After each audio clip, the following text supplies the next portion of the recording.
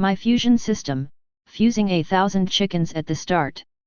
Chapter 461, even his mount was extraordinary. That's a magic symbol made up of all the elements in the world. I've never seen that tree-shaped symbol before. Is it a brand new element? The Light Dragon King looked up at the 8 magic symbols above his head. His gaze fell on the 8th magic symbol, and he looked surprised. With the Dragon King's experience, he could see what the magic symbols in the sky represented. After the magical symbols that symbolized life appeared, the source of the life element also appeared in the sky. Just by looking at that, the Dragon Kings could feel the enormous energy contained within it. No wonder Nidhogg is so much stronger than us, despite being a Dragon King. He is a dragon who has lived for tens of thousands of years, and he has the ability to use the life element, which is different from other elements in the world. Fafnir could not help but sigh. No, I do not control the life element. I only had the water from the spring of life in my body. The source of the life element only appeared after my life form evolved. In other words, Watson helped me achieve that. I am very clear about how many things I had because those were important rights and interests that I needed. Now that my rights and interests have become, even more, I have to thank you for that. After the evolution, Nidhogg's eyes sparkled as he looked at Watson. Watson replied modestly, Nidhogg, you're too kind. I did not do anything. It's all thanks to you that I was able to create an element that the world doesn't have. As he spoke, he sighed in relief. He was terrified that after Nidhogg obtained the life element's source, he would say that it did not belong to him, his rights and interests had been violated, and then attacked him. Fortunately, even though Nidhogg's brain circuits were not quite normal, he still knew how to be grateful after obtaining the benefits. As Watson was thinking about that, the 8 elemental symbols in the sky, along with the life element's source, were dissipating. Even though the source was dissipating, everyone knew that it was only concealing its figure. It still existed in a certain part of the world, and because of the appearance of the life element, the world became more vigorous and stronger than before. I knew that Nidhogg was stronger than us. Once he received Watson's gift, he would become even stronger. I did not expect him to become so strong and create an element that did not belong in the world. When can we achieve that? Just that alone can prove that the dragon that Nidhogg transformed into is a higher tier than us. I remember a similar situation happened in the past. A few months ago, a 7th element that did not belong to the original 6 elements appeared in the world. At that time, I only saw it from afar in other kingdoms and did not know what that element was. 2 new elements appeared in the world in a short period. It seems like the world is undergoing changes that we cannot predict. I saw the symbol of the 7th element just now. Do you guys feel like the symbol looks very similar to the Dragon Emperor's aura? As the Dragon Kings discussed, some of them could not help but look at Watson. When they saw the Chaos Dragon Watson had transformed into, they felt like it was a dragon they had never seen before. However, at that moment, after witnessing the other elements of the world that appeared because of the life element created by Nidhogg, they realized that the 7th magical element was not very similar to what Watson had displayed, it was exactly the same. The Dark Dragon King, who had just fought with Watson, also felt the same way about that element. Dragon Emperor, you can obviously use the 7th element. Do you know the person who created that element? Watson possessed all kinds of magical abilities, so he was obviously not an ordinary person. Therefore, it was not impossible for him to know someone who could create a brand new element. They were still very cautious in their guesses. They did not guess that Watson was the person who created that element. Faced with everyone's questions, Watson smiled and nodded. Your guess is correct. I can use the 7th magic element. That magic element is called chaos. However, you are wrong about one thing. I do not know the person who created that element because I created that chaos element. What? You created it? For a moment, the Dragon Kings were in an uproar. I sensed that new magical element in the world a long time ago. At that time, I was still wondering who had the ability to create a new element to change the pattern of the world. I had even specially investigated it, but there was no progress. So, the Dragon Emperor had created the Chaos element, and then, after coming to the Dragon Lair, he created the Life element. 2 of the 8 elements in the world were created by the Dragon Emperor. How powerful is he? It seems like the Dragon Emperor is the messenger sent by the gods to improve the dragon race.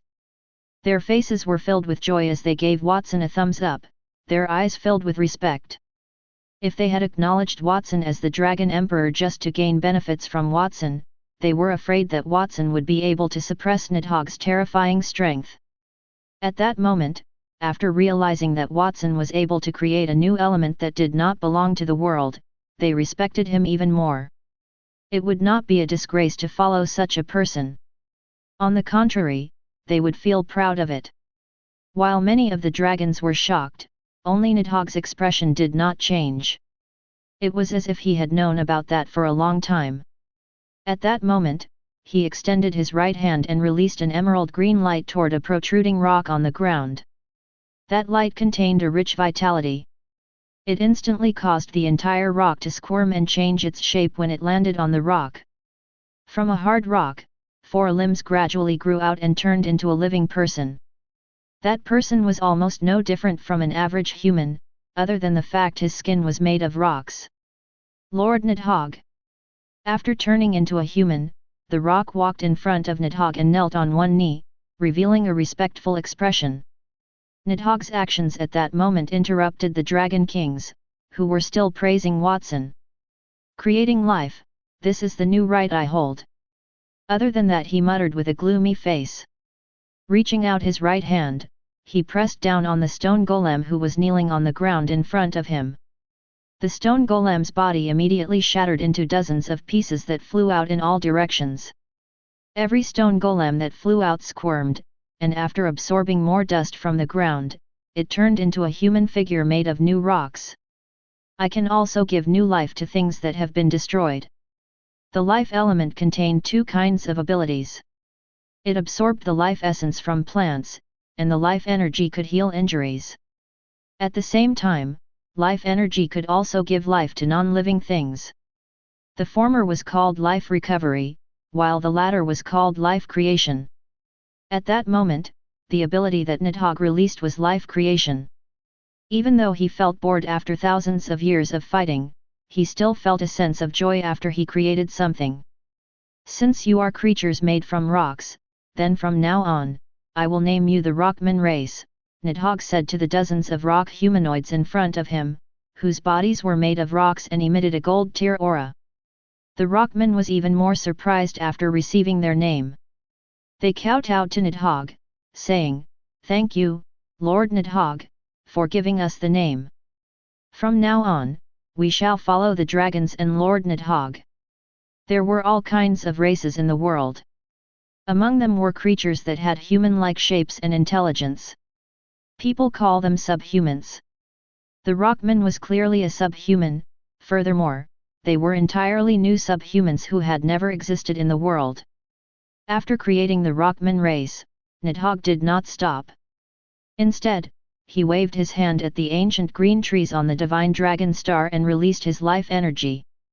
Under the effect of the life energy, a large group of trees squirmed from the shape of the trees into a puppet-like creature with wood veins. From now on, you are me, a hybrid under Nidhogg's name. I will name you the puppet race. After the puppets, Nidhogg looked around and waved at a volcano that was flowing with lava and where many young dragons were playing. The lava outside the volcano turned into a humanoid made of sticky and hot lava after enduring the life energy. The lava was covered with a layer of black rock armor. It looked like a warrior who had climbed out of hell. I will name you the Hellfire race. After that, Nidhogg began to bestow all kinds of non-living beings on the divine dragon star. A palace that Watson originally built was stained with life energy. It grew arms and legs and began to move freely. It was named the Palace Man by Nidhogg. Nidhogg cut off a river that ran through the forest with a powerful force. The water elements in it were forcefully gathered by the life energy into the shape of a human, turning into the Riverman race. Even the air was given a special kind of life by Nidhogg with life energy, turning it into a race that was utterly invisible to ordinary people, the transparent men. Nidhogg, that's enough. If you continue to give life to everything in the entire divine dragon star, how will we use those things in the future? How are we going to eat it?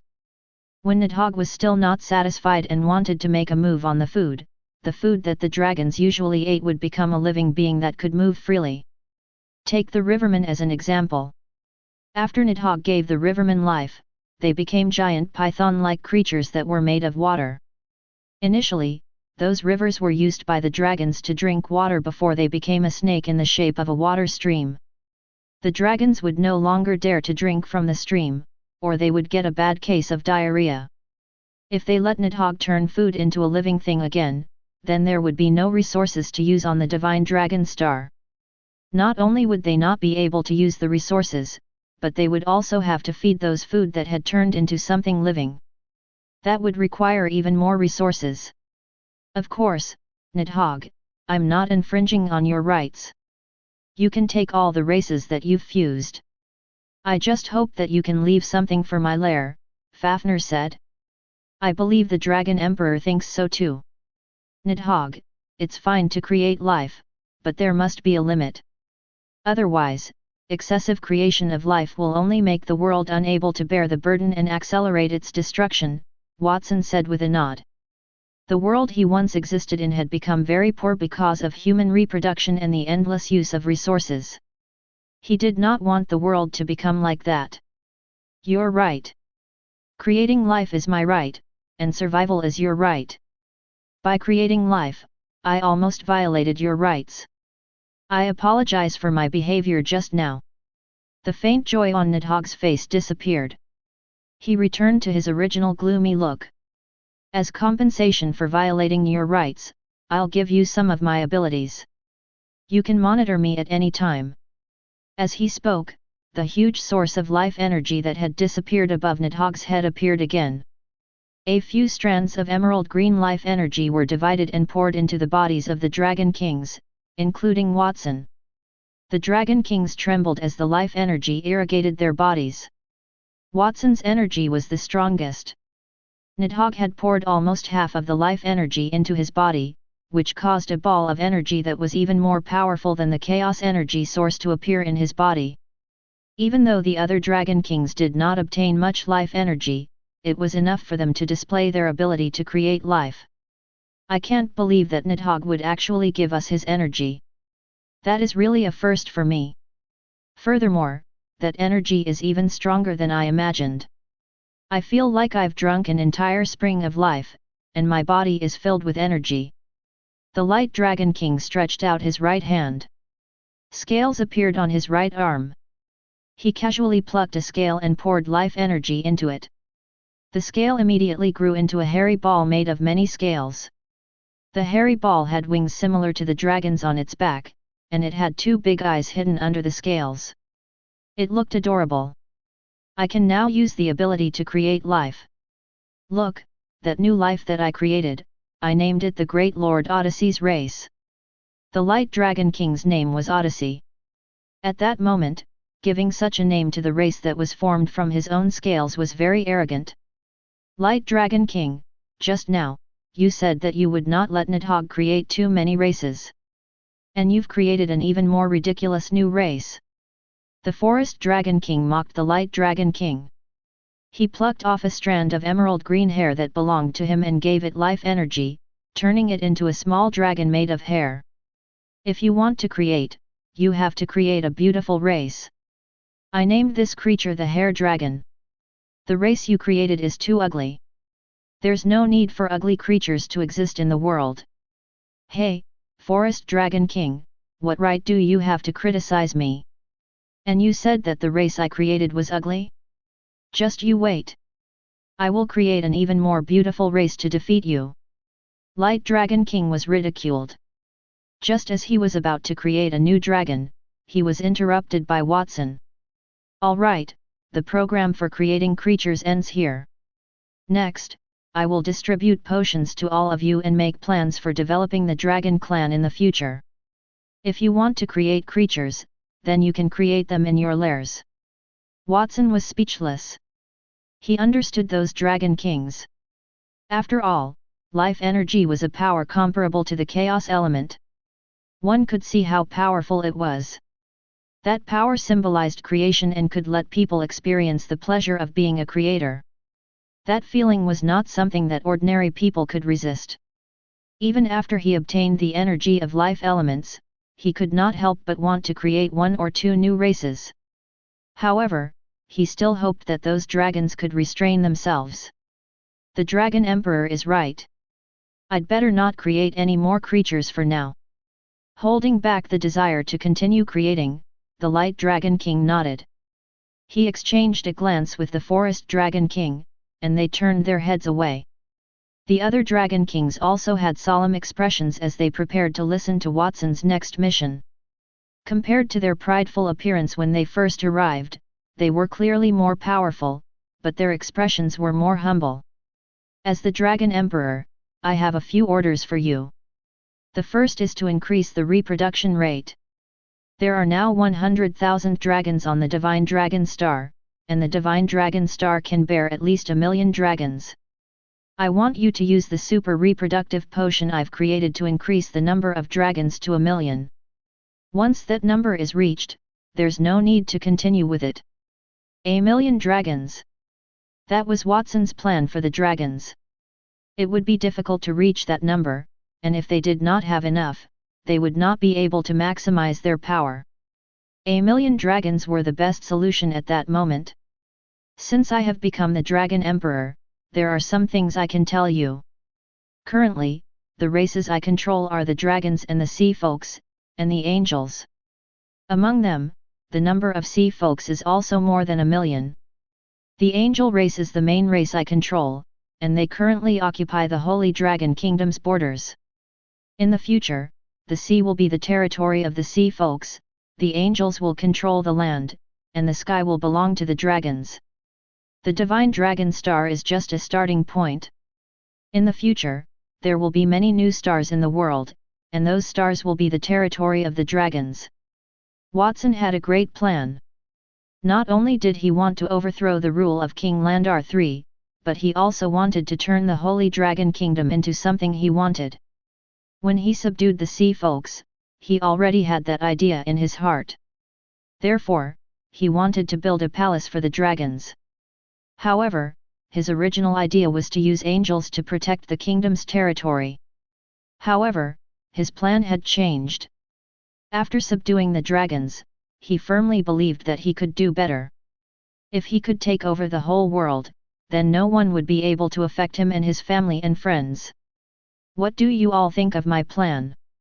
If you feel that it is a violation of your rights and interests, you can choose not to participate. After proposing the plan, Watson explained it appropriately, but the Dragon Kings did not object. It was more like they were excited. Nidhogg also said, "The Dragon King accepts your plan. That is my duty, not a violation of my rights and interests." Unexpectedly, Watson agreed. "Since you don't object, then I'll make a second request. I hope you can gather all the treasures in your respective lairs onto the Divine Dragon Star, and I'll start to modify it to make the Divine Dragon Star better. Of course, that is only a suggestion and not mandatory. If one of your dragons offers a particularly rich resource, I'll reward him. Don't worry, Dragon Emperor. When I return to my lair, I will move all the treasures here, leaving none behind. Oh, by the way, does my wife count as wealth?" The Light Dragon King said hurriedly after Watson finished speaking. Although Watson said that it was not mandatory and that they should give the reward voluntarily, all the Dragon Kings understood that only by giving as many resources as possible could they receive Watson's reward, which was much better than the various treasures they had accumulated before. "Light Dragon King, don't count those vulgar wives of yours. The Dragon Emperor would never take a fancy to those people," the Forest Dragon King mocked disdainfully. Then she said, "Dragon Emperor, I also have a question. If it's a treasure from other races, does it count? The Elven King invited me to join the army that was attacking the Holy Dragon Kingdom. He promised me a sufficient amount of water from the spring for life. Can I offer those to you? That's exactly what I'm saying. Regardless of whether they are treasures from the dragons or not, as long as it's a treasure, it will be fine. Sending it to the Divine Dragon Star will count as your contribution. However, you must use proper actions to obtain those treasures. Other than the treasures, I also want you to gather information about the various kingdoms. Your lairs are located in different kingdoms. That should be a very simple matter for you. Just like the information that the Forest Dragon King has sent me is pretty good. I didn't know that the Elven Kingdom was going to attack the Holy Dragon Kingdom. Tell me about it later. I'll reward you. Thank you, Dragon Emperor. The Forest Dragon King lowered his head and bowed. His bright and beautiful face raised his eyebrows, revealing an expression of extreme joy. That scene made the other Dragon Kings look envious. They were all wondering if there was any explosive news that they could tell Watson later. As Watson issued his orders, the meeting officially ended. Almost an hour had passed. He turned around and left the dragon lair after telling the Dragon Kings everything. While floating under the Divine Dragon Star on the way to the Holy Dragon Kingdom, Watson looked up at the stars hidden under the sunlight. The corners of his mouth curled up, revealing a confident smile. When I came here, I only thought of becoming one of the Dragon Kings, relying on my identity as the Dragon King and the various resources I controlled to influence the choices of the other dragons. I did not expect that I would become the Dragon Emperor and control the entire Dragon clan. This is far beyond my plan. I can only say that the Dragon Kings are reasonable people. They understand that the Dragon clan can develop better under a leader's command. As long as we follow a leader's plan, the Dragon clan will soon expand to 1,000,000 dragons. The strength of the population and the weapons they possess will also greatly increase. The day when the Dragon clan will dominate the skies is not far away. I am looking forward to the next meeting in a month. The god-armed dragon, Sebastian, who had 2 spears on his back, had spoken respectfully. At the end of the meeting, Watson had set up a monthly Dragon King meeting. At that time, no matter where any of the Dragon King was, they would have to go to the Divine Dragon Star. The Dragon Kings could exchange information and resources. He would also make a ranking based on the information given by the different Dragon Kings. As that was the first Dragon King meeting, Watson did not give them any ranking. Instead, he kept a portion of the potions he had fused and gave the rest to the Dragon Kings. He let them use the medicine to return to their respective lairs to complete their tasks. I'm also looking forward to the next Dragon King meeting. I believe that the next time I see all the dragons, I'll see a different scene. Watson nodded. He had multiple identities. Not only was he the young master of Mount Creation, but he was also a candidate for the throne of the Holy Dragon Kingdom. He was also the Black King for the Severed Fingers Gang, and then he had become the Dragon Emperor. As the saying went, the greater the ability, the greater the responsibility. He bore the expectations of so many people, and he had to work hard not to disappoint them. After the meeting ended, the Dragon Kings, including the Forest Dragon King, revealed to me a lot of information about different kingdoms. The most important thing was indeed the information about the Winter Nation and the Elven Kingdom in the Forest of Eternity sending troops to attack the Holy Dragon Kingdom. I have to go back and digest it. Let's go, Sebastian. Yes, my honorable master. After Watson gave the order, Sebastian's body suddenly expanded. He transformed from a human into a dragon, with 2 godlike arms protecting him. He carried Watson and flew toward the royal city. Soon, he turned into a streak of light. Not long after Watson left, the Dragon Kings also bade farewell to Fafnir and returned to their own lairs. At the Forest Dragon King's lair. After leaving the Divine Dragon Star, the Forest Dragon King, who had transformed into a divine nature dragon, returned to the Elven Kingdom stationed at the border between the Forest of Eternity and the Holy Dragon Kingdom. It only took 1/10 of the time to arrive at the Dragon Star. It took less than an hour. She returned to the Elven Kingdom's army base, which was a few kilometers walk in the dense primitive forest. The Elf King treated her to a grand banquet. During the feast, the Elf King began to inquire about what had happened when the Forest Dragon King made a short trip to Fafnir's lair. Forest Dragon King, why did Fafnir summon you to her lair in a hurry? Is there something urgent? Not really. Fafnir recently helped the Holy Dragon Kingdom's king build a new army of dragon knights, expanding the number of dragon knights to 100. In return, the Holy Dragon Kingdom developed a potion that could increase the dragon's reproductive rate. Fafnir called us to give us that potion. The Forest Dragon King shook the wine glass in her hand and explained calmly, "You understand that reproduction has always been a top priority for the dragons." "Yes, I understand that, Forest Dragon King. You just mentioned that the Holy Dragon Kingdom developed the potion. Would you continue to participate if we were to go to war with the Holy Dragon Kingdom and they refused to supply that potion to the dragons? Also, is it true that the Holy Dragon Kingdom's Dragon Knight Legion has expanded to 100 members? The Elf King was a little nervous, and he tightened his grip on the wine glass slightly. It was difficult for him not to be nervous. It was the first time the Elven Kingdom had made such a big move by conspiring with the Winter Nation to attack the Holy Dragon Kingdom. They had even used a treasure like the Spring of Life. If they failed, the Elven Kingdom would probably end up in a miserable state. He had not heard that the number of dragon knights in the Holy Dragon Kingdom had expanded to 100. If he had known that, he would have brought even more troops. The initial 10 dragon knights were enough to make every kingdom feel scared, let alone 100 of them. It was equivalent to having 100 dragons to help the Holy Dragon Kingdom in the war. Your Majesty, don't worry. Since I've agreed to your request, I won't let you down. Even if the Holy Dragon Kingdom has 100 dragon knights, we have 100 dragons on our side. In addition, you have 100,000 soldiers that have consumed the Spring of Life. That won't affect the battle situation. Of course, if you're worried, you can give me more water from the Spring of Life. That way, I'll mobilize more dragons for you. I have to think about it. Take your time to think about it. We've just returned from Fafnir's lair. My subordinates and I are very tired, so we'll go back and rest first. You must remember that war with the Holy Dragon Kingdom is only a few days away. If you want to think about it, try to be as quick as possible." She pretended not to see the dissatisfaction in the Elf King's eyes as she led her subordinates out of the banquet tent.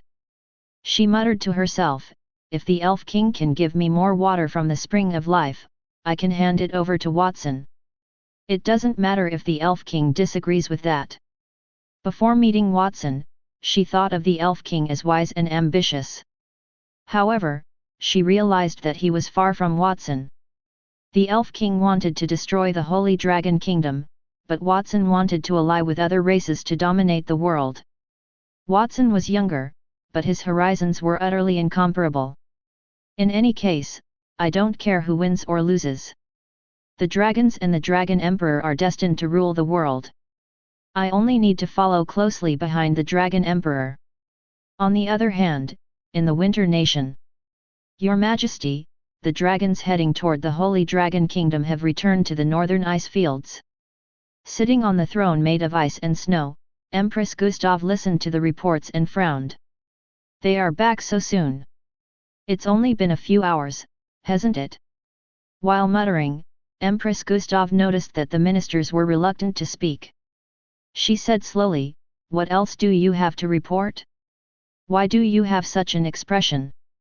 As one of my most capable ministers, that doesn't seem like your style." "Your Majesty, I do have one more thing to report.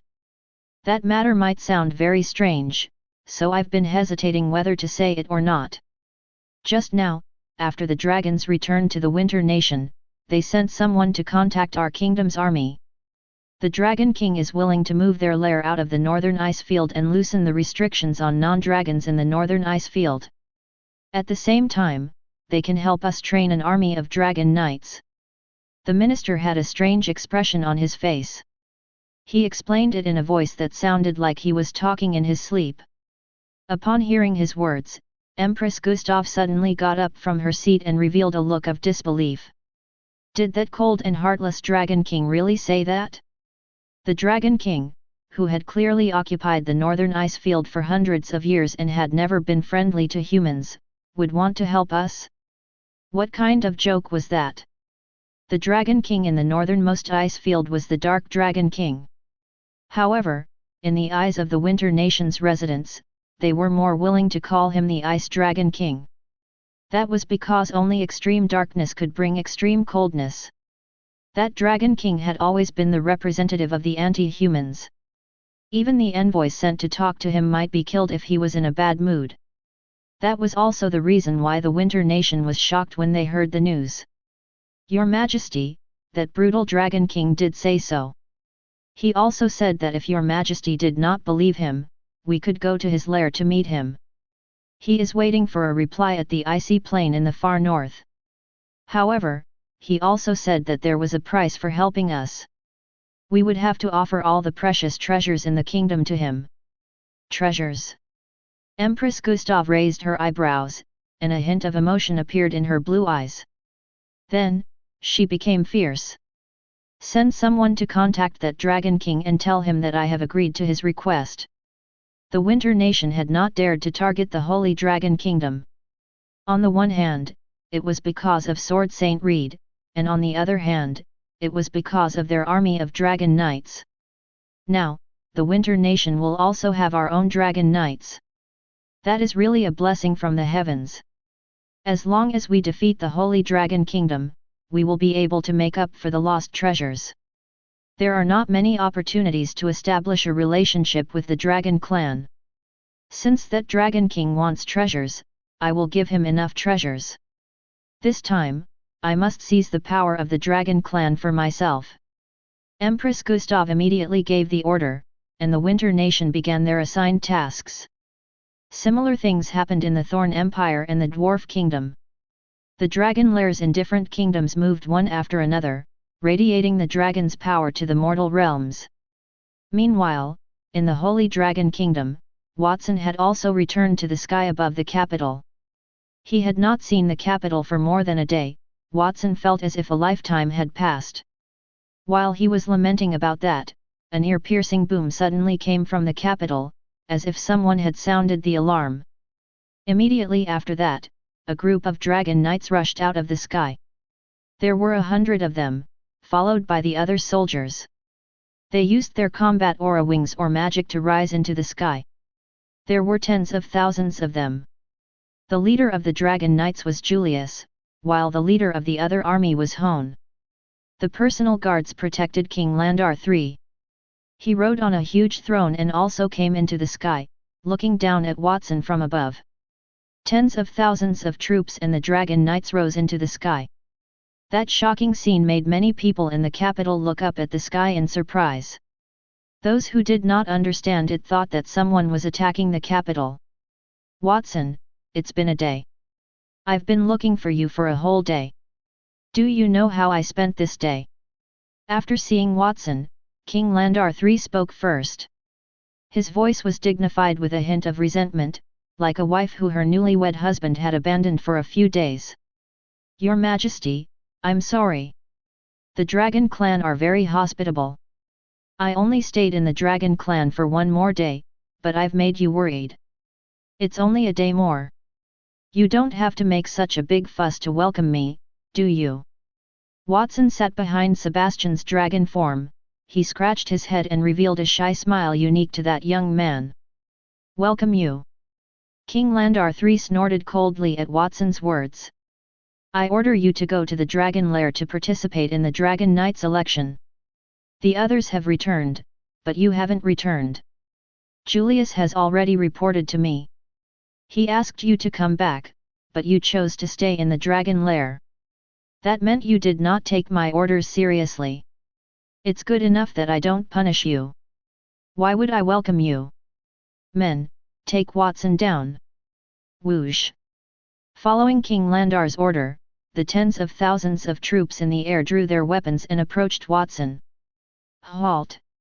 If you come any closer to my master, don't blame me for being impolite." Sebastian opened his mouth, which was full of fangs. Even the breath that it spat out when it spoke turned into a hurricane, blowing away a group of silver-tier soldiers who were approaching them. The gold-tier guards could only barely resist him. Then, the two-colored arms of the god began to clench their fists. The intense fluctuations they emitted were so strong that even the gold-tier guards could barely stay where they were. They retreated, their faces filled with fear. They knew that Watson was the strongest genius in the kingdom, and his strength was extraordinary. However, Watson had yet to make a move. The dragon beneath him was enough to stop their approach. Was he that powerful? They had seen all the dragons that had returned to the kingdom. None of them were as terrifying as Watson's mount. Watson was not only a genius, but even his mount was also extraordinary. Chapter 462, The Prisoners in the Underground Prison. "Sebastian, don't be agitated. His Majesty won't do anything to me. Don't make a move. I'll take care of it." Watson patted Sebastian's back and comforted him. "Yes, Master." Sebastian responded in a muffled voice.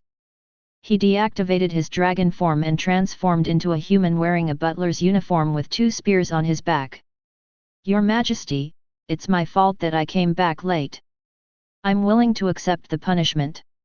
I wonder how your Majesty plans to punish me." Watson reached out his hand with a smile on his face. He was not nervous at all. On the contrary, he looked relaxed. "I haven't thought about how to punish you. In short, I'll throw you into prison first. I'll think of the rest of the punishment later." King Landar III seemed very dissatisfied with Watson's attitude. He snorted coldly and waved his hand. "Take him down. Young Master Watson, I've offended you."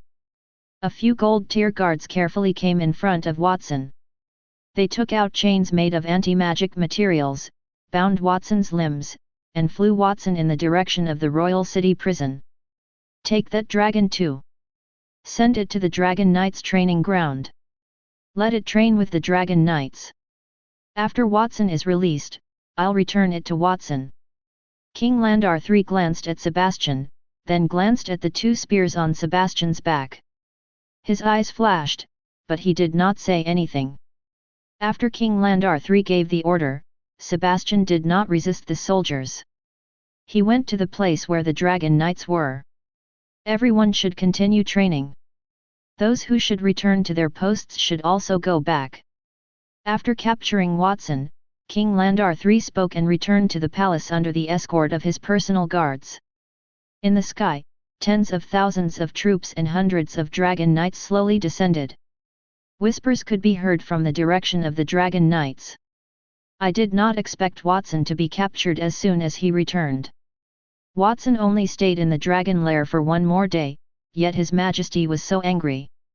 "Watson appears to have enraged His Majesty," a Dragon Knight gloated. "Watson stayed behind after being invited by the Dragon clan. I feel that he did not do anything wrong." "Why is His Majesty so angry?" another Dragon Knight asked curiously. "You don't know about that?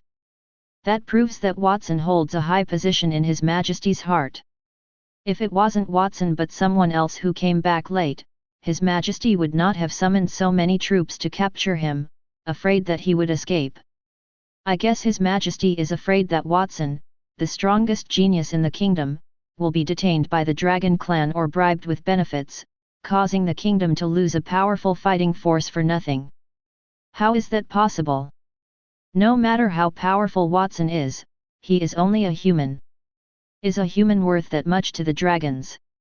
If it is not worth it for them to do that, why did the Dragon clan send us back but leave Watson there?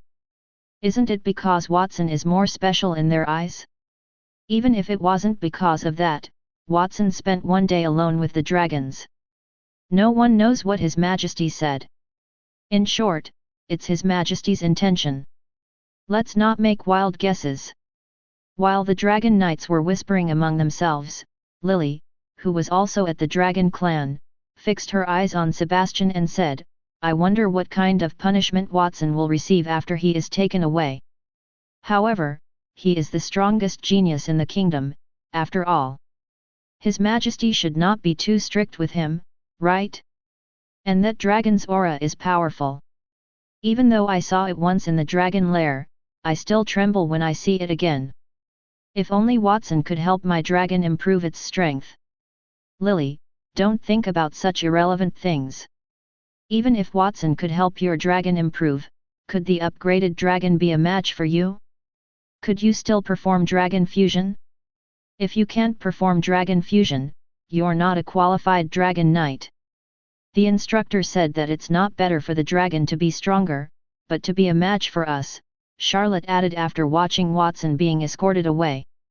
"Of course, I also hope that Watson can help my dragon improve. I'm different. I'm very compatible with the Golden Holy Dragon. Even if its strength has improved, I can still control it." "Charlotte, you're the one who should stop bragging." Her words angered Lily. While Lily was arguing with Charlotte, "Miss Christina, don't you want to say something about Watson being taken away?" a Dragon Knight asked Christina. In his opinion, Christina and Watson had a good relationship and lived together. She should have been very anxious to see Watson being thrown into prison, but at that moment, Christina was not. Instead, she looked very calm and had no intention of pleading with His Majesty. Christina replied, "Watson did indeed come back late. I have no objection to His Majesty's decision. Instead of worrying about those things, why don't you think about the Dragon Knight training that will take place today? That training is not that easy to pass." They had just arrived at the royal city yesterday and had been in harmony with their dragons for less than a day. Then, King Landar III had ordered them to participate in the training with the Dragon Knight Legion. The training of the Dragon Knight Legion was rigorous. It was completely incomparable to the courses of the Royal Academy. Take the simplest training, for example, maintaining the dragon fusion for an hour. During the dragon fusion, the humans and dragons would fuse together. That would tear the Dragon Knight's muscles. If someone did not have a particularly strong body, using the dragon fusion for a few minutes would cause their entire body to ache, and they would be unable to get up from the ground. Maintaining the dragon fusion for an hour was only the basic training of the Dragon Knight Legion. The Dragon Knights had to maintain that for a day. It had only been less than a day of training, and there were already many Dragon Knights who were complaining. They had no interest in learning their courses at the Royal Academy. Miss Christina is right. Becoming a Dragon Knight is not a good thing. At least that training is too difficult for us. If we had half of Miss Christina's strength, we would not have to train so hard."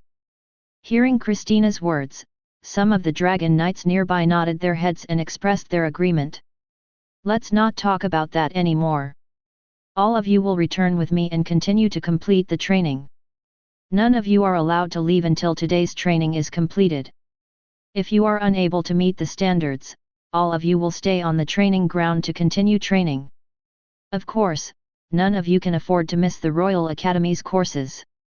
I will send people to teach anything that you have missed because of the training. In other words, if all of you are unable to meet the standards in time, shorten your rest time." At that moment, the newly promoted leader of the Dragon Knights, Julius, spoke. His words were filled with dignity, and many of the students present turned pale as they started to wail. "No way! The leader is simply a devil." Not everyone was wailing, the veteran Dragon Knights were relatively calm. They were discussing another matter. "Do you feel that Captain Julius has become a different person after he returned to the royal city? Do you feel that he's more dignified or more magnanimous than before?" "I can't tell, but I'm a little afraid to look into his eyes now. Maybe His Majesty said something when he was appointed as the new captain of the Dragon Knight, which inspired him. Or maybe when he was in the Dragon Lair, he was ridiculed by Watson and ended up being slapped in the face instead. That incident stimulated him and changed him." The Dragon Knights were whispering among themselves. Suddenly, Julius turned around and glanced at them. His eyes seemed to contain thousands of rays of light.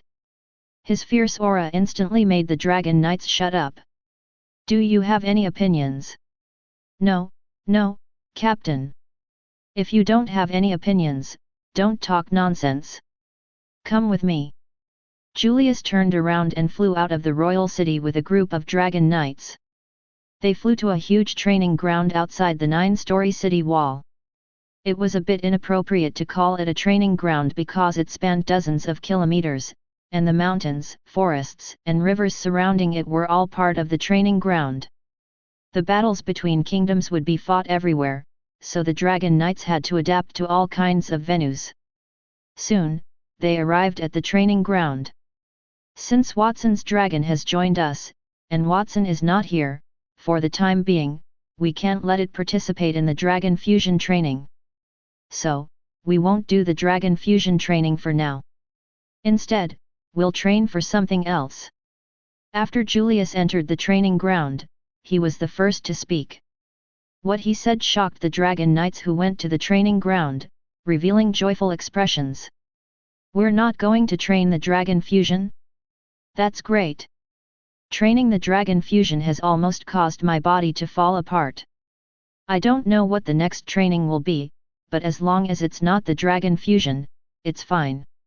When Julius heard everyone's words, he could not help but raise the corners of his mouth, forming a playful arc.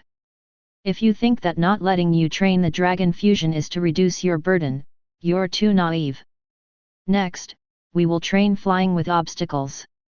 When you fly, you must pass through the specific terrain of the training ground.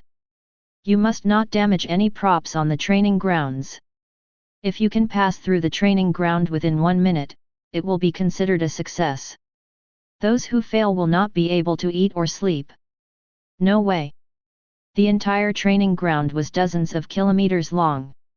There were not only mountains but also trees and rivers that would inevitably break or blow up after flying over them due to the powerful strength of the dragons. Traveling dozens of kilometers in a minute was not a simple matter either. Stop talking nonsense. Every minute you waste here will increase your chances of failure. Julius looked around. Who's first? Everyone looked at each other in dismay. No one was the first to step forward. Since no one has stepped forward, I'll call out names. Watson's dragon. I remember that your name is Sebastian, right? I'll let you be the first to demonstrate it to everyone. As a dragon, you should be able to complete the task that I set for you. Julius raised his hand and pointed his finger at Sebastian. His words caused many of the people present to look at Sebastian with eyes filled with pity. Indeed, even after Julius returned, he was like a different person, filled with dignity and honor. However, he still did not forget to target Watson. Should I go on stage first? Sebastian stood up. Okay, I won't let my master lose his dignity. See that? It's a wind elemental circle marked with magic in the sky above the training ground. You need to fly in the circle. If you damage anything, it will be considered a failure. Since you are Watson's dragon, I'll add another obstacle for you. You can't use any magic while flying, you can only use your own power. It can't touch anything, and it can't use magic. Aren't you deliberately making things difficult for it? Some of the Dragon Knights could not help but complain after hearing that. They could see the green wind circles in the training grounds. The arrangement of those wind circles was very irregular. Some were close to the mountain peak, and some were above the water surface, less than an arm's length away from the water surface. Some of them were distributed among a few trees. It was hard to imagine that those things would not be damaged by the wind pressure caused by dragons flying among those wind circles. As the strongest knights in the kingdom, the Dragon Knights' training is naturally stricter. On the battlefield, the enemy will not care so much. Whether you are chasing or ambushing someone, if your flight causes damage to the field, there will be enemy scouts who will judge your position and the number of Dragon Knights based on the traces of damage. Often, a single mistake can lead to destruction. Don't treat the enemy as a fool. If you are dissatisfied with my training, you can resign from your position as a Dragon Knight. I believe that many people in the kingdom want to become a Dragon Knight. Julius's words silenced the Dragon Knights who were discussing what Julius said made sense. Furthermore, they were able to become Dragon Knights through their hard work. They were asked to resign from their positions as Dragon Knights, but no one was willing to do so. Most importantly, Julius was targeting Sebastian. They did not need to stand out at all. It seems like Watson is not here. Julius has set his eyes on Watson's dragon and wants to take that opportunity to get back at him. Even if Watson's dragon has been upgraded to a very powerful tier, it would be difficult for him to pass that test without using magic. Many people had such thoughts in their hearts, wanting to see what Sebastian would do. Sebastian did not hesitate. He flew into the air and transformed into a dragon that was dozens of meters long. Such a body was considered small compared to his complete form. After all, as a god-armed dragon, he had the ability to change the size of his body. When he was at his largest, his body could stretch for hundreds of kilometers, longer than the training field in front of him. In that case, there would be no way to carry out the test. Julius obviously understood that principle. He did not say anything about Sebastian's actions at the moment. He just looked at the sky and said, "Are you ready? If you are ready, I will start the timer." "I am ready." "Okay, go." As soon as Julius's voice fell, Sebastian rushed out, turned into a phantom, and came to the nearest wind circle. He was flying very fast, but when Sebastian flew, he did not bring any wind with him. That surprised many of the Dragon Knights. What's going on? Why is Sebastian's power different from what I imagined? I thought he would blow the people standing next to him when he took off. He did use magic, didn't he? No, Sebastian did not use magic. He did it entirely with the control of his muscles. It was true that the dragons were huge, but their scales had the ability to reduce wind resistance when they flew. If they could fully utilize every inch of their muscles and follow the direction of the wind, they could hide their bodies in the wind and fly like the wind without causing any ripples. Flying is an ability that the dragons have been training for since birth. Many dragons can fly, but there are very few dragons who can fly perfectly. As far as I know, besides the Dragon Kings, there are only a few diamond-tier dragons who can fly perfectly in the dragon lair. I did not expect Sebastian to be able to do it. As expected, that has something to do with Watson's ability. If it were in the past, he would not be able to do that. Some of the dragons answered their masters, who did not quite understand, their tone filled with envy. Even without the control of a Dragon Knight, Sebastian could do that. Sebastian had only been a relatively weak platinum-tier dragon in the lair. If they were Watson's pets, they would probably be able to do the same. Sebastian was putting on an amazing dragon flying show. At that moment, Sebastian had already flown past more than 10 wind circles in front of him, and there were still dozens of wind circles behind him. The distribution of the wind circles became more and more concealed, but Sebastian had successfully flown past them. The wind circles close to the mountain peak were no more than 10 meters away from the mountain peak. After Sebastian flew past the wind circles, his huge body almost struck the mountain peak, making everyone sweat. Then, Sebastian's body crossed the mountain peak and dived down into a stream, passing through the wind circles on the stream. During that process, the stream rippled slightly as if it was about to be blown up. However, the stream only shook a little, and Sebastian's body had long disappeared into the distance. Watching Sebastian fly was more exciting than letting those Dragon Knights go on the field in person. Every time Sebastian flew past the difficult wind circle, they could not help but hold their breath. After Sebastian passed, they were relieved again. Under the repeated stimulation, Sebastian had flown past all the wind circles and arrived at the other end of the training field. He turned into a human form with a relaxed expression, and in a flash, he returned to the top of the training field. How was my performance? Did I pass the test? Not bad. You flew for 32 seconds. You did not damage anything during the flight, and you did not use any magic. You've passed. Julius praised him. However, in the eyes of the other dragon knights, he seemed to want to make things difficult for Sebastian, but he did not do it. He was trying hard to suppress the dissatisfaction in his heart. I can't believe that Sebastian really did it. It's really amazing. He's worthy of being Watson's dragon. A wave of exclamations came from the dragon knights on the field. Today's training is about obstacle flying. You've passed it. You can leave now, Julius said to Sebastian and stopped looking at him. He turned his head to look at the other dragon knights. One of you has passed the test. Which one of you will be next? As long as you pass the test ahead of time, you can leave early. I'll go first. Seeing that Sebastian had passed the test easily, some people thought it was easy to pass it. They raised their right hands to sign up. Soon, those people suffered a crushing defeat. You failed.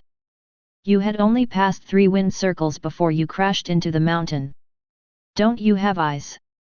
Julius frowned as he watched a dragon knight with a bruised face return from the hole in the mountain peak.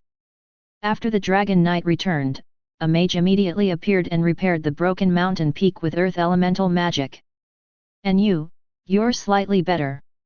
After passing through 12 wind circles, you fell headfirst into the stream. Why are your dragons thirsty for water halfway through the flight? You, and you, all of you failed. The dragon knights who were tested immediately failed without exception. The best one barely passed the test, but it was too late. It took a full 5 minutes. Do trash like you deserve to be called dragon knights? If you're slow on the battlefield, you'll be caught up in the enemy's attacks, and if you make a mistake, you'll be tracked. I can guarantee that idiots like you won't last for more than 10 seconds in the battle.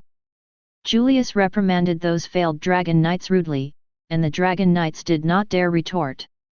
They lowered their heads dejectedly and silently endured. You are dragon knights. You are not even as good as Watson's dragon.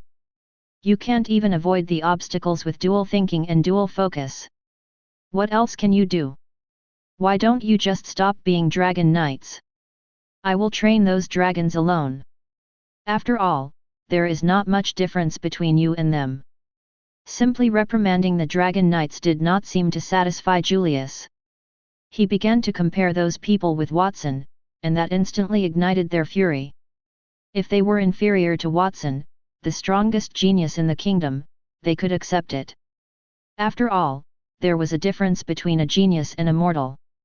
However, Julius said that they were inferior to a dragon, so they were not happy. When they were in the dragon lair, the 2 childlike dragons beside Watson talked about choosing a pet for Watson. Although Watson later called Sebastian his companion, they all knew that it was just a formality.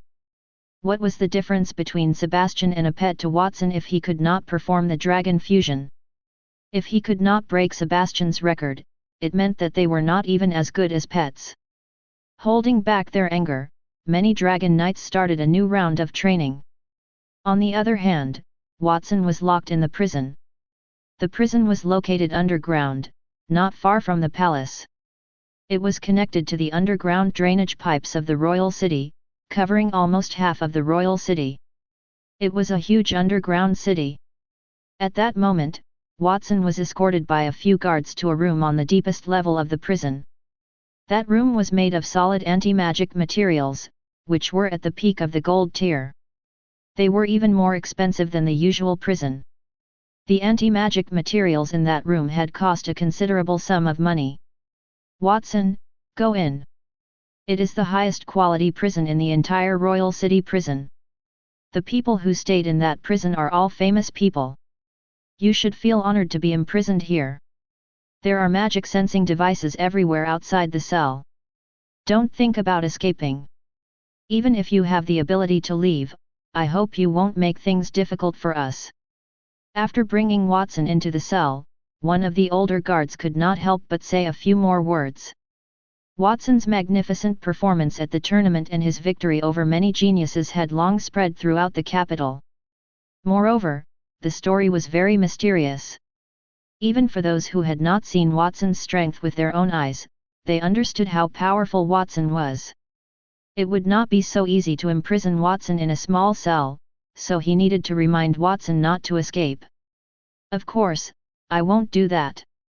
This prison cell is built on the underground waterway of the royal city, but it's not damp at all. What a clever construction! It has complete furnishings too, and there was a big, soft bed. Why would I escape? After Watson entered the prison cell, he looked around and found that much of the furniture in that prison cell was made of precious solid wood. Murals were hanging on the wall, and most importantly, there was a huge office desk. It did not look like a prison but rather a nobleman's office. As he spoke, he walked to the soft bed near the wall and sat down. He patted the bed with a smile on his face. "Young Master Watson, you're a prisoner now, so we should not listen to your orders. But if you have anything you want to eat or use, you can tell me. I'll help you get it." In contrast to the mature guard, the other guard rubbed his hands respectfully toward Watson. "What are you talking about? Buying things for a prisoner? That doesn't fit our status. What does it matter? What's wrong with a genius like young Master Watson wanting to eat something good? My daughter is only 6 years old, and she admires Watson very much. If she knew that I locked up Watson, she would definitely ignore me. In addition, the food in prison is not good. At least let me do something for young Master Watson that's within my ability." "Very well, I won't care about that. But you have to be careful. Don't let His Majesty find out about that and remove you from your position. A figure like young Master Watson would not be locked up in prison for long. Perhaps His Majesty was just angry for a moment, and after a while, he would release young Master Watson. He would even reward me for taking good care of young Master Watson." "Are you dreaming? When have you ever seen His Majesty change his orders at will? His Majesty has always been a man of his word. In my opinion, it will be difficult for Watson to leave after being locked up. Even if Watson is the strongest genius in the kingdom, His Majesty can still let him die if he is angry." The two guards were arguing non-stop outside. Watson, who was sitting inside the prison, said, "Stop arguing. Speaking of buying things, I do have something I want to buy." "What's your name?" Watson asked the guard, who was very respectful to him. "My name is Paul," the guard immediately replied respectfully and stopped arguing with his companion. "Paul, right? I want to eat some fruits. Go and buy me some fruits. Anything is fine. As for money, I don't have any on me right now. I'll just take some small things to make it up to you." As Watson spoke, his gaze fell on the shackles on his hands and feet. An emerald green color flashed in his eyes, and the restraints on his hands and feet seemed to come to life.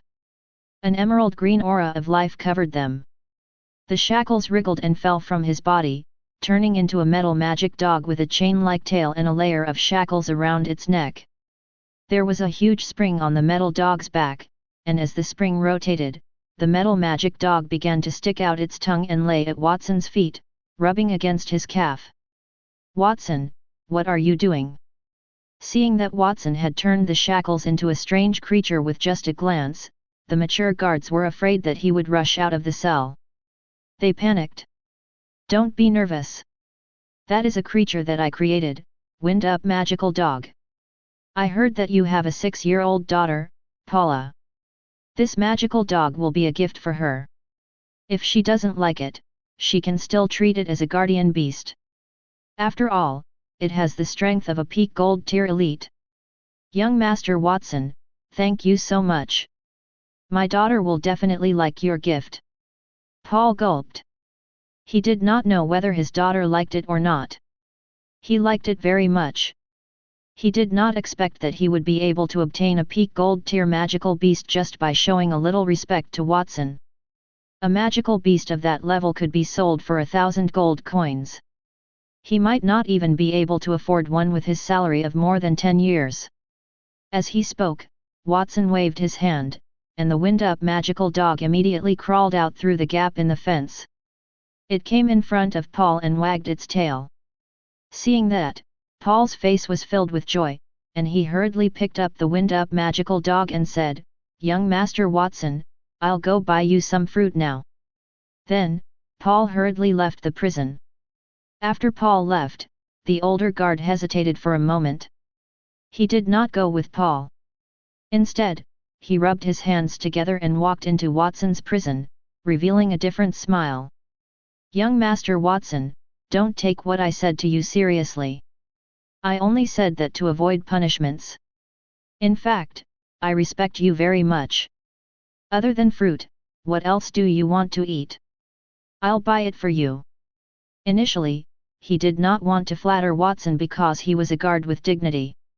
However, after seeing Watson's gift to Paul, he admitted that he was tempted. Only a fool would not be tempted by a gold-tier peak magical beast that could be obtained just by helping him to buy something. "Other than fruit, I also want to eat a delicious steak. It would be great if someone could get it for me." A few minutes later, another guard left the prison with a wind-up magical dog.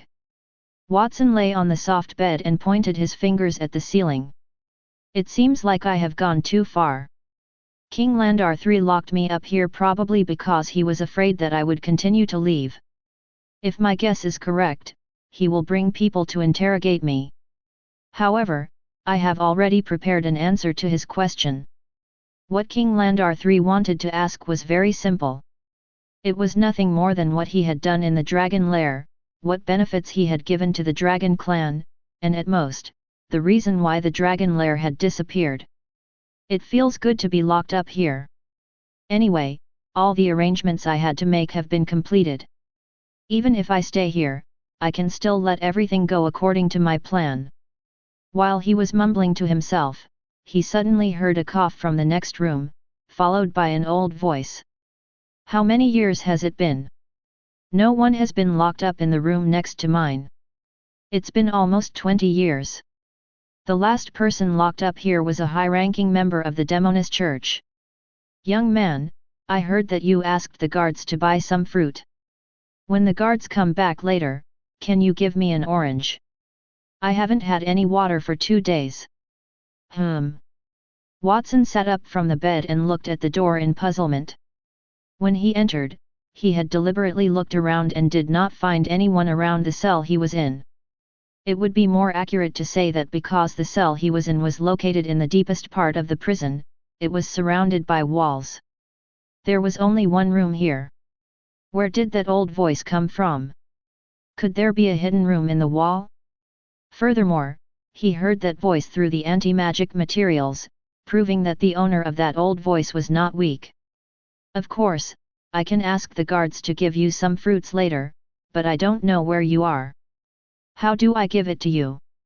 "Don't worry. When the guards come back later, you only need to tell them to give one of the fruits to the poor old thing in the next cell. They will know what to do." "All right."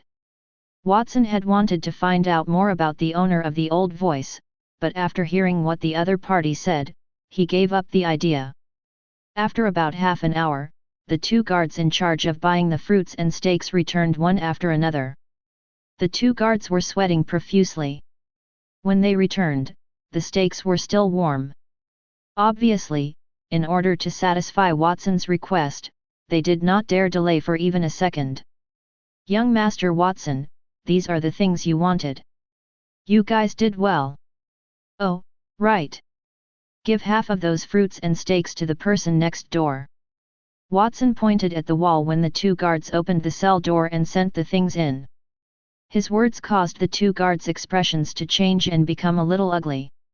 "Young Master Watson, what's wrong? As a fellow prisoner, can't I care about the person in the next cell? Or is there a reason why you can't send things to them?" "No, young Master Watson. The person next door has a unique identity. His Majesty specially built the room he's in. It's called the Invisible Room. After King Landar III built that prison, he told us that we didn't need to send anything to the person inside. And no matter what the people inside request, we can't listen to them. Otherwise, we will be severely punished. There's only one key in the entire prison that can open the door to that invisible room. According to the older guards, the person in prison is a devil who can bewitch people. Once that prison is opened, the devil will come out and harm the royal city, turning everything into ruins.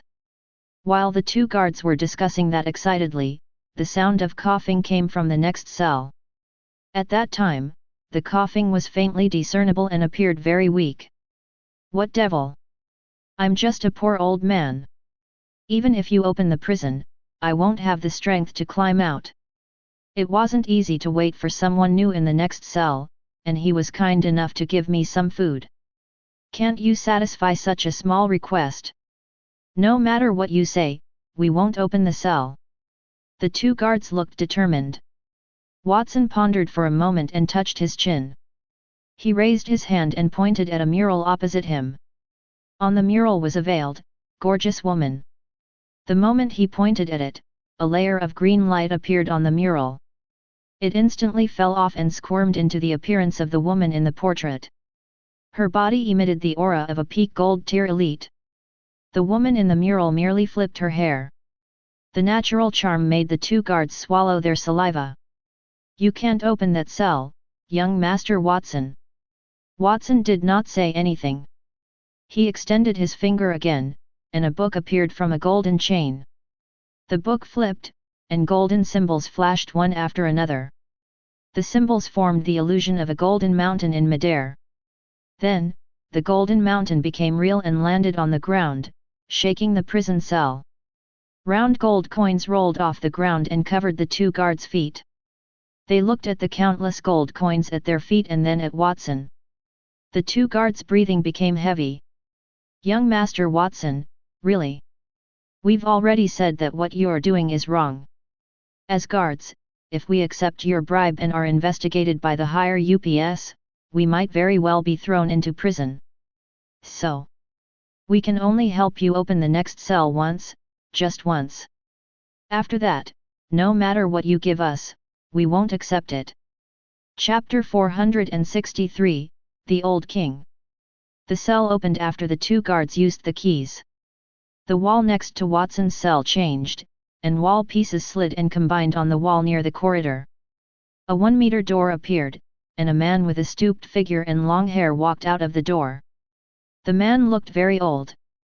His hair was brown, and he had a thick beard. It was also dirty, covering his entire face. His body was hunchbacked, and he was coughing with his right hand covering his mouth. While he was coughing, the sound of clattering on his arm attracted Watson's attention. Only then did Watson see that the man's hands were tied with strong shackles. They were all made of materials that were even more advanced than anti-magic materials. The number of shackles was even greater than Watson's. They locked every inch of the man's body, including his neck, making it difficult for him even to move. I am finally out.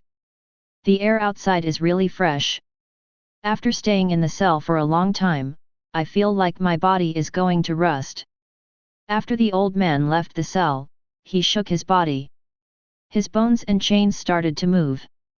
The noises mixed and sounded very loud. Then, the old man reached out with his right hand toward the two guards in front of him.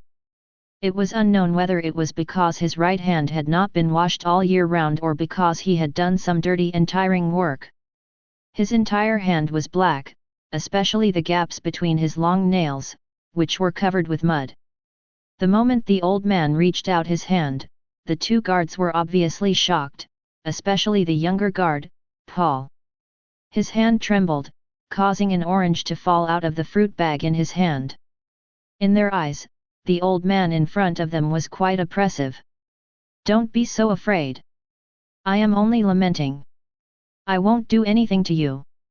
As he spoke, the old man bent down and picked up the orange from the ground. He put it into his mouth without even removing the outer skin, he directly tore at it. That scene was like a wild beast that had been hungry for a few days tearing at a person's neck.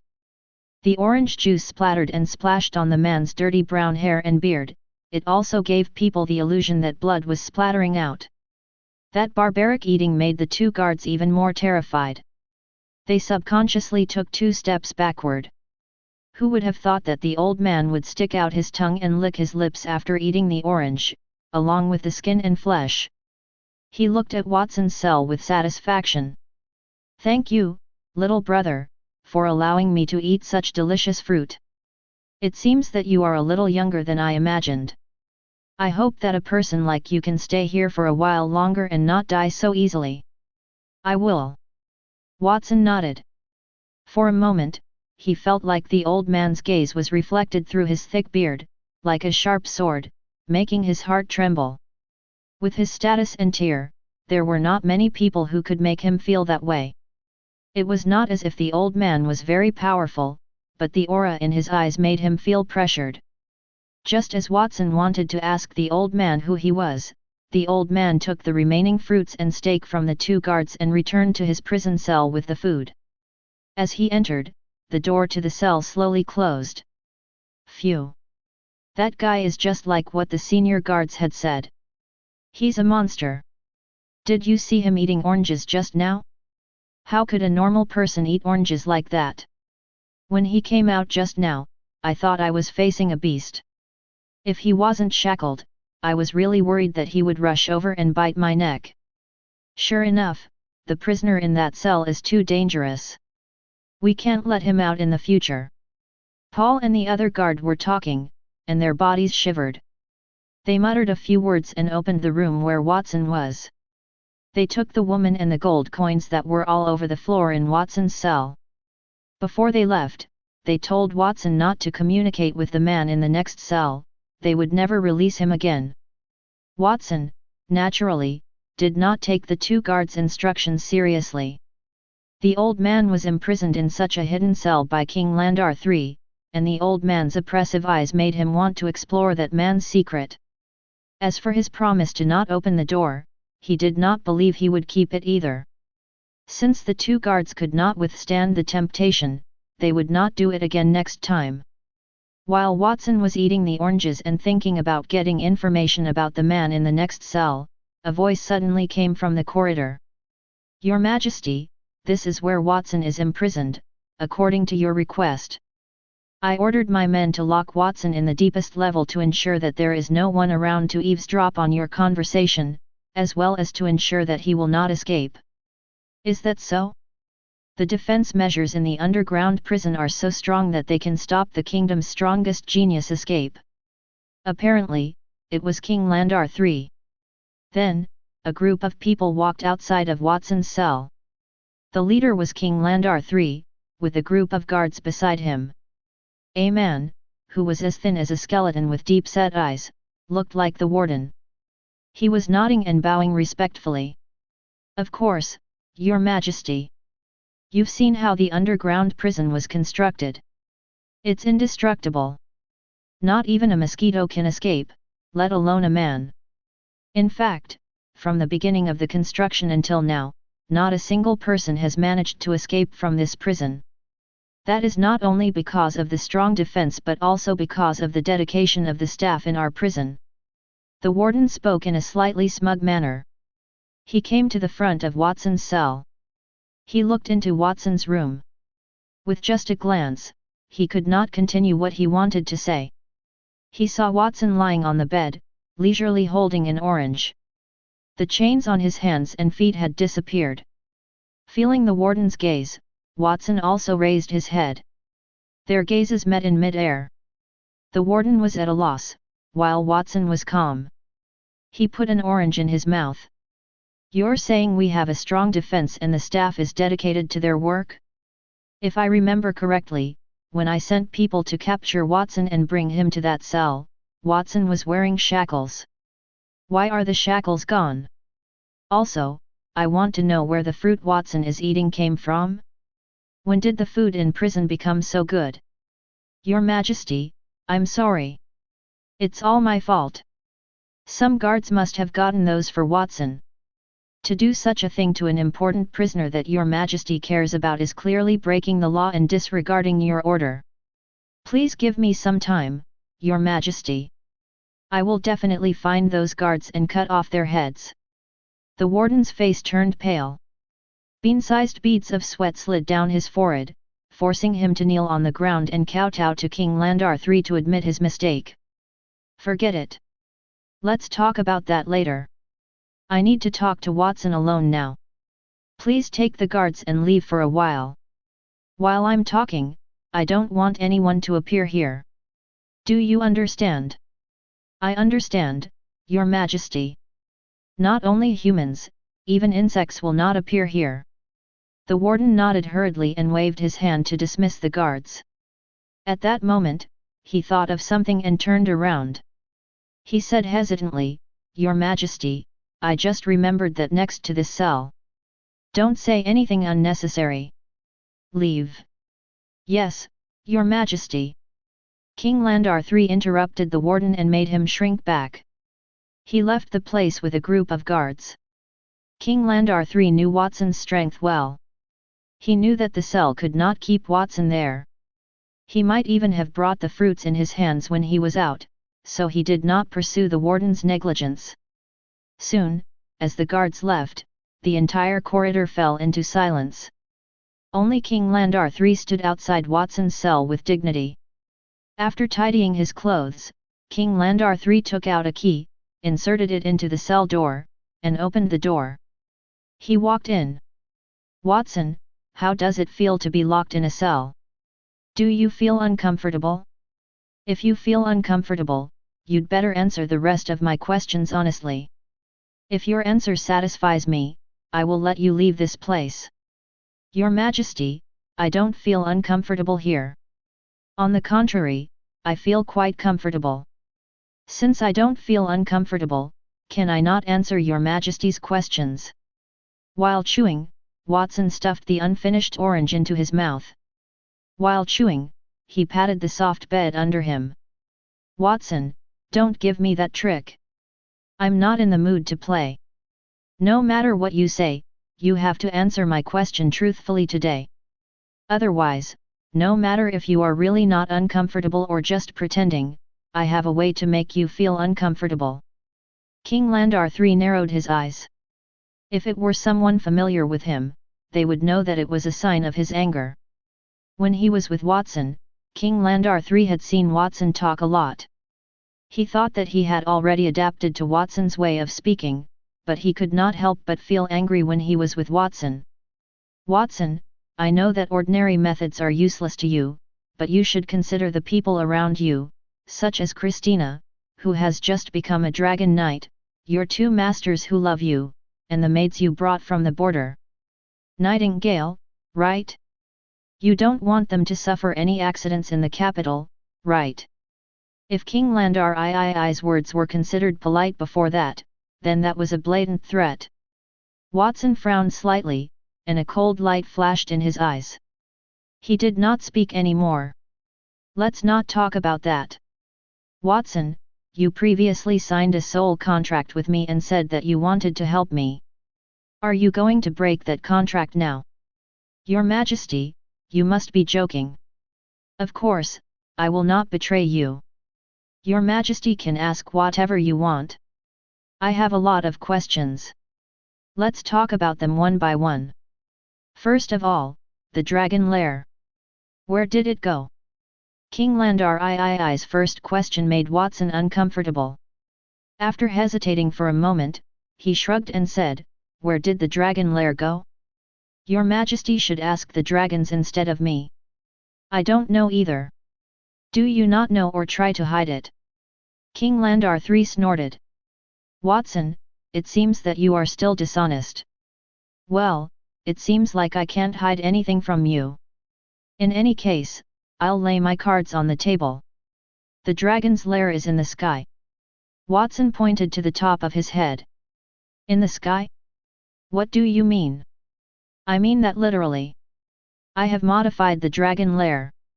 Now it has become a star, hanging high in the sky. I'm afraid it's impossible to reach there before one becomes a Starlight Tier elite. It was a word game. Everyone knew that the place where the gods lived was a star in a distant world. Even though it did not look far, the actual distance was thousands of miles away. Even though the divine dragon star created by Watson was also a star, it was not as high as the world where the gods lived. Instead, it was located between the godly realm and the mortal realm. In addition to that, the divine dragon star had defensive measures. Only the dragons could enter it, and humans who were below the starlight tier would not be able to enter it. Since he was not lying, King Landar III did not sense any signs of lying from him. Move the dragon clan's lair into the sky? Watson, why did you do that? Did the dragon clan ask you to do that? What else did you do? Tell me.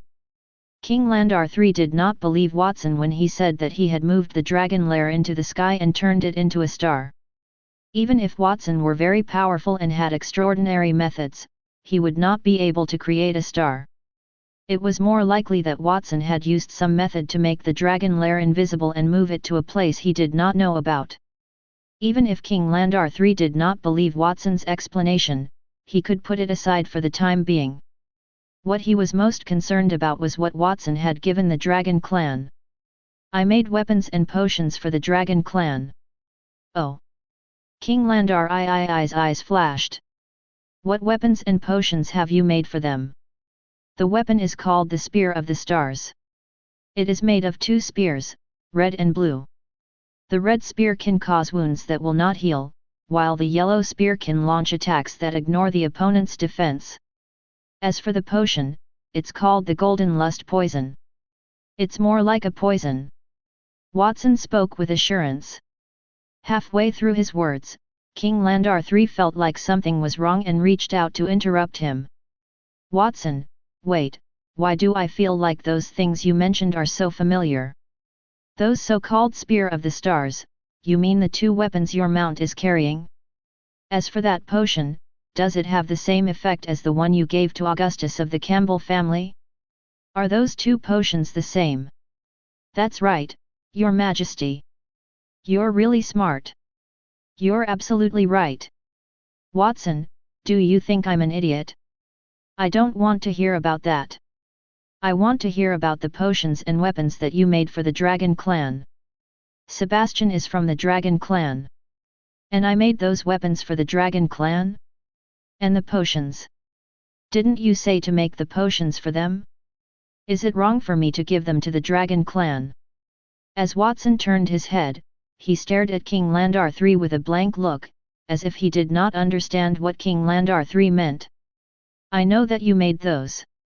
I mean, what did you do in the Dragon Clan's territory?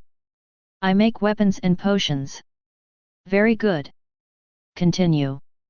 What potions did you make? I made the Spear of the Stars and the potion that can increase the Dragon Clan's reproduction rate. I've already told you that's not the case. King Landar III's lips trembled in anger as he stood up abruptly. Are you playing a guessing game with me? What I want to know is, apart from those things, what else have you created? So that's what Your Majesty wanted to ask. Your Majesty should have told me earlier. Watson smiled slightly. His words caused the corner of King Landar III's mouth to twitch more and more violently. It was clear that Watson had deliberately avoided the truth and said something insignificant. Was Watson to blame? Fortunately, it seemed like Watson had answered the truth eventually. Under the expectant gaze of King Landar III, Watson stroked his chin and said in a low voice, in addition to the spear that penetrates the stars and the potion that increases reproductive ability, I have also created a star that floats in the sky, which is the new dragon lair. Wow! King Landar III clutched his chest. If not for his strong will as a king, he would have spat out a mouthful of blood at that moment. He had been expecting Watson to say something exciting. In the end, the so-called star that Watson said was something he had asked about from the very beginning. Your Majesty, what's wrong? Are you feeling unwell? You don't look well. Is it a problem with your throat? Eat an orange to moisten your throat. I don't want it. I warn you, don't play those tricks anymore. My patience is limited. With a wave of his hand, he sent the orange in Watson's hand flying. King Landar III gnashed his teeth and asked, You only made reproduction potions, a weapon, and modified the dragon lair. I already know that. I want to know if you have done anything else besides that. Yes, Watson said after a moment of silence. What is it? I found the 8th magic element in the world. It's called the life element. The life element energy is a very powerful force. It can be used to heal life, and it can also give life to some non-living things. Watson spoke with confidence. King Landar III took a few deep breaths and looked up at the ceiling. His expression changed several times. The 8th new element had appeared in the world. That was what he was about to ask. When that life energy source appeared, he sensed it as he was a peak diamond tier elite, just like how he sensed the 7th magical element a few months ago. Antonio, who had also perceived that magical element at the time, rushed to the border and quickly accepted a disciple. That made King Landar III understand that the genius who had created that magical element was Watson. The power displayed by Watson in the tournament at the Royal Academy proved that his guess was correct. The life element was created within the kingdom, not far from the original dragon lair. If King Landar III's guess was right, that element was created by Watson. After all, a genius at Watson's level could create a new element and then create a second new element. There was nothing strange about that. Since Watson had admitted it, he could confirm that Watson created that life element. The kingdom's strongest genius had become stronger, which was a good thing for the Holy Dragon Kingdom, but King Landar III did not care about that at all. What he wanted to know was not what Watson had obtained but what the dragons had acquired. From the moment he entered the door, all of Watson's answers had made him furious. The anger in his heart was about to reach its peak, especially when he saw Watson looking at him with an innocent and bewildered gaze. King Landar III became even angrier. He understood that Watson must have done something, but the young man did not tell him. He knew that it would be a waste of time if that continued. Watson, I won't stay here with you anymore. I just want to ask one thing. Do you want to leave this prison? If His Majesty wants me to leave, then I will leave. If His Majesty doesn't want me to leave, then I will stay here. It seems like your desire to leave is not that strong. In that case, you are prepared to stay here for the rest of your life. With a cold snort, King Landar III stopped talking nonsense with Watson. He turned around and angrily closed the cell door, and left the corridor. After King Landar III had left, Watson picked up the orange. He put it in his hand and wiped the dust off it, revealing a dissatisfied look. If you don't want to eat it, then don't eat it. Why are you so angry? Little brother, you're really an interesting person. That is the first time I've seen Friar get so angry. You must not be an ordinary person to have made him angry. Just as he was complaining, an old voice suddenly came from the next cell, interrupting his thoughts. Friar? Who is that? I'm sorry, it was a slip of the tongue. You can just interpret it as King Landar III. It seems like you know His Majesty very well. Do you actually know his previous name? Watson's eyes flashed. There might be quite a number of people in the kingdom who knew King Landar III's real name. After all, King Landar III had only been in power for 20 years. The number of people who could use King Landar III's real name could be counted on one hand in that kingdom.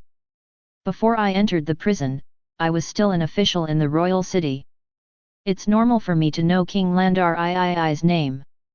You probably won't believe it. Of course, I want to know who you are and why you were put in that prison cell. That topic is very long. Are you sure you want to hear it?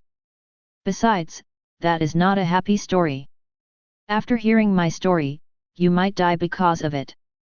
Staying in prison is no different from dying. Anyway, we're all going to die. It doesn't make any difference whether they die sooner or later.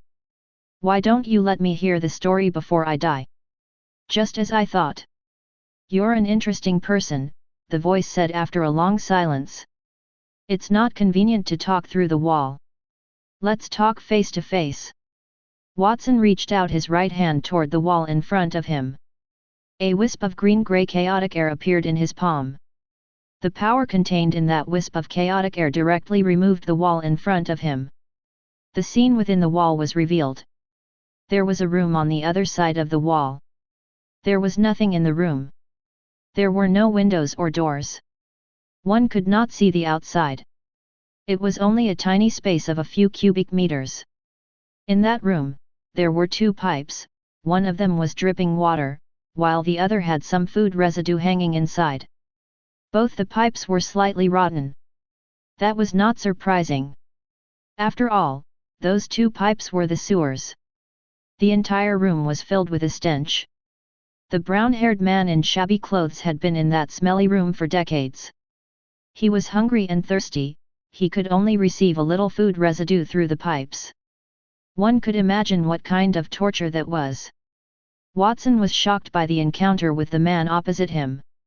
Suddenly, he discovered an even more shocking scene.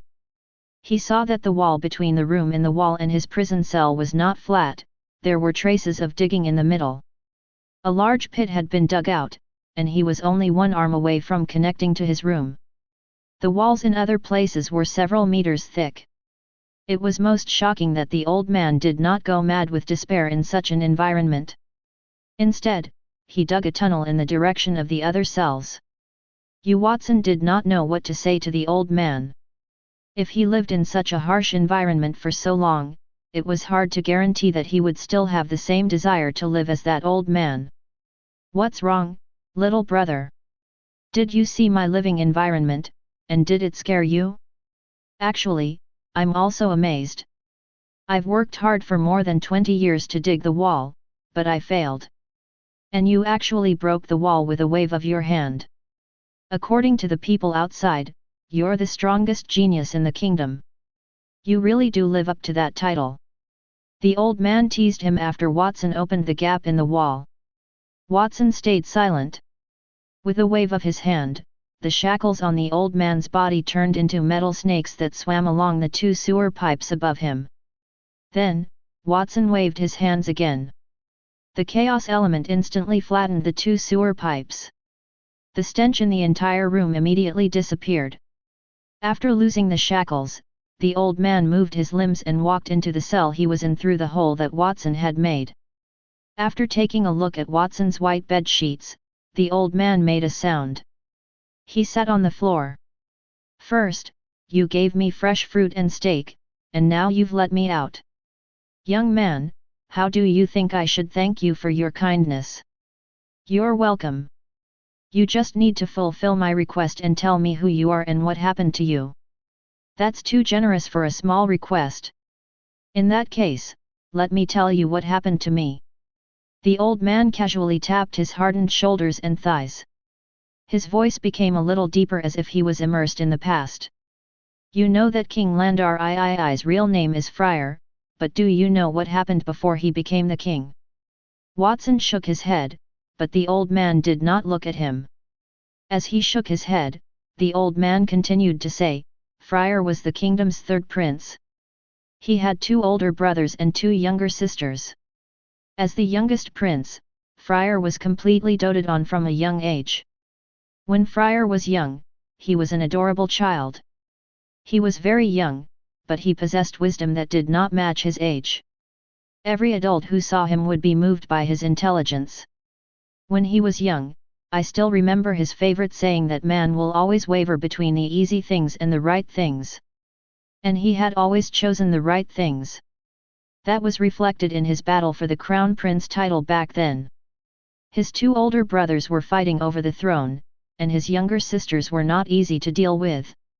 At that time, he preferred to spend time with the 2 siblings from the Elven kingdom compared to fighting for the throne. At that point, the old man paused and coughed twice. Watson walked over and handed the man an orange. The man took it and ate it. After saying thank you, he continued his story. Originally, his older brothers fought with each other and let the victor become the king of the Holy Dragon Kingdom.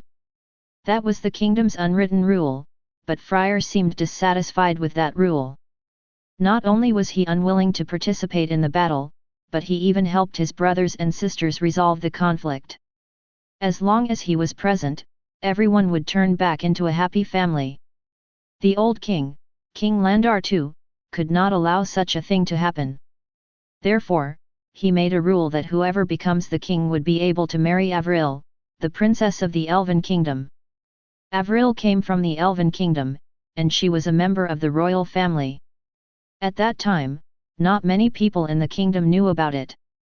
Then, Friar, who did not want to fight with his family, had no choice but to start a fight. Now that I think about it, that was the beginning of a tragedy. In order to defeat his brothers and sisters, Friar used the fastest and cleanest method. First, he used Avril to establish the Demonis cult and spread his faith throughout the kingdom, making more than half the people in the kingdom become his people. That directly caused the other brothers and sisters to lack the strength to resist. Later, Friar also used Avril's identity to sign an agreement with the Elven kingdom. He borrowed the elves' power, and he even used various means to replace the generals guarding the old king with his own people. The entire capital felt suffocated by his thunderous actions. Not only did the other princes feel suffocated, but even the old king was also a little afraid of him. In order to curb Friar's unlimited expansion of power, the old king issued a secret decree to annihilate the Demonis Church and its master, Avril. Wait a moment. When the old man said that, Watson suddenly interrupted, as far as I know, didn't Avril die after King Landar III became the king? Furthermore, he also destroyed the Demonis Church. I feel that the timeline doesn't match. As far as he knew, the Demonis Church was exterminated 10 years ago, and the story the old man told him had clearly happened about 20 years ago. Your question is very good. I don't know what will happen in the future. After all, I was imprisoned about 20 years ago.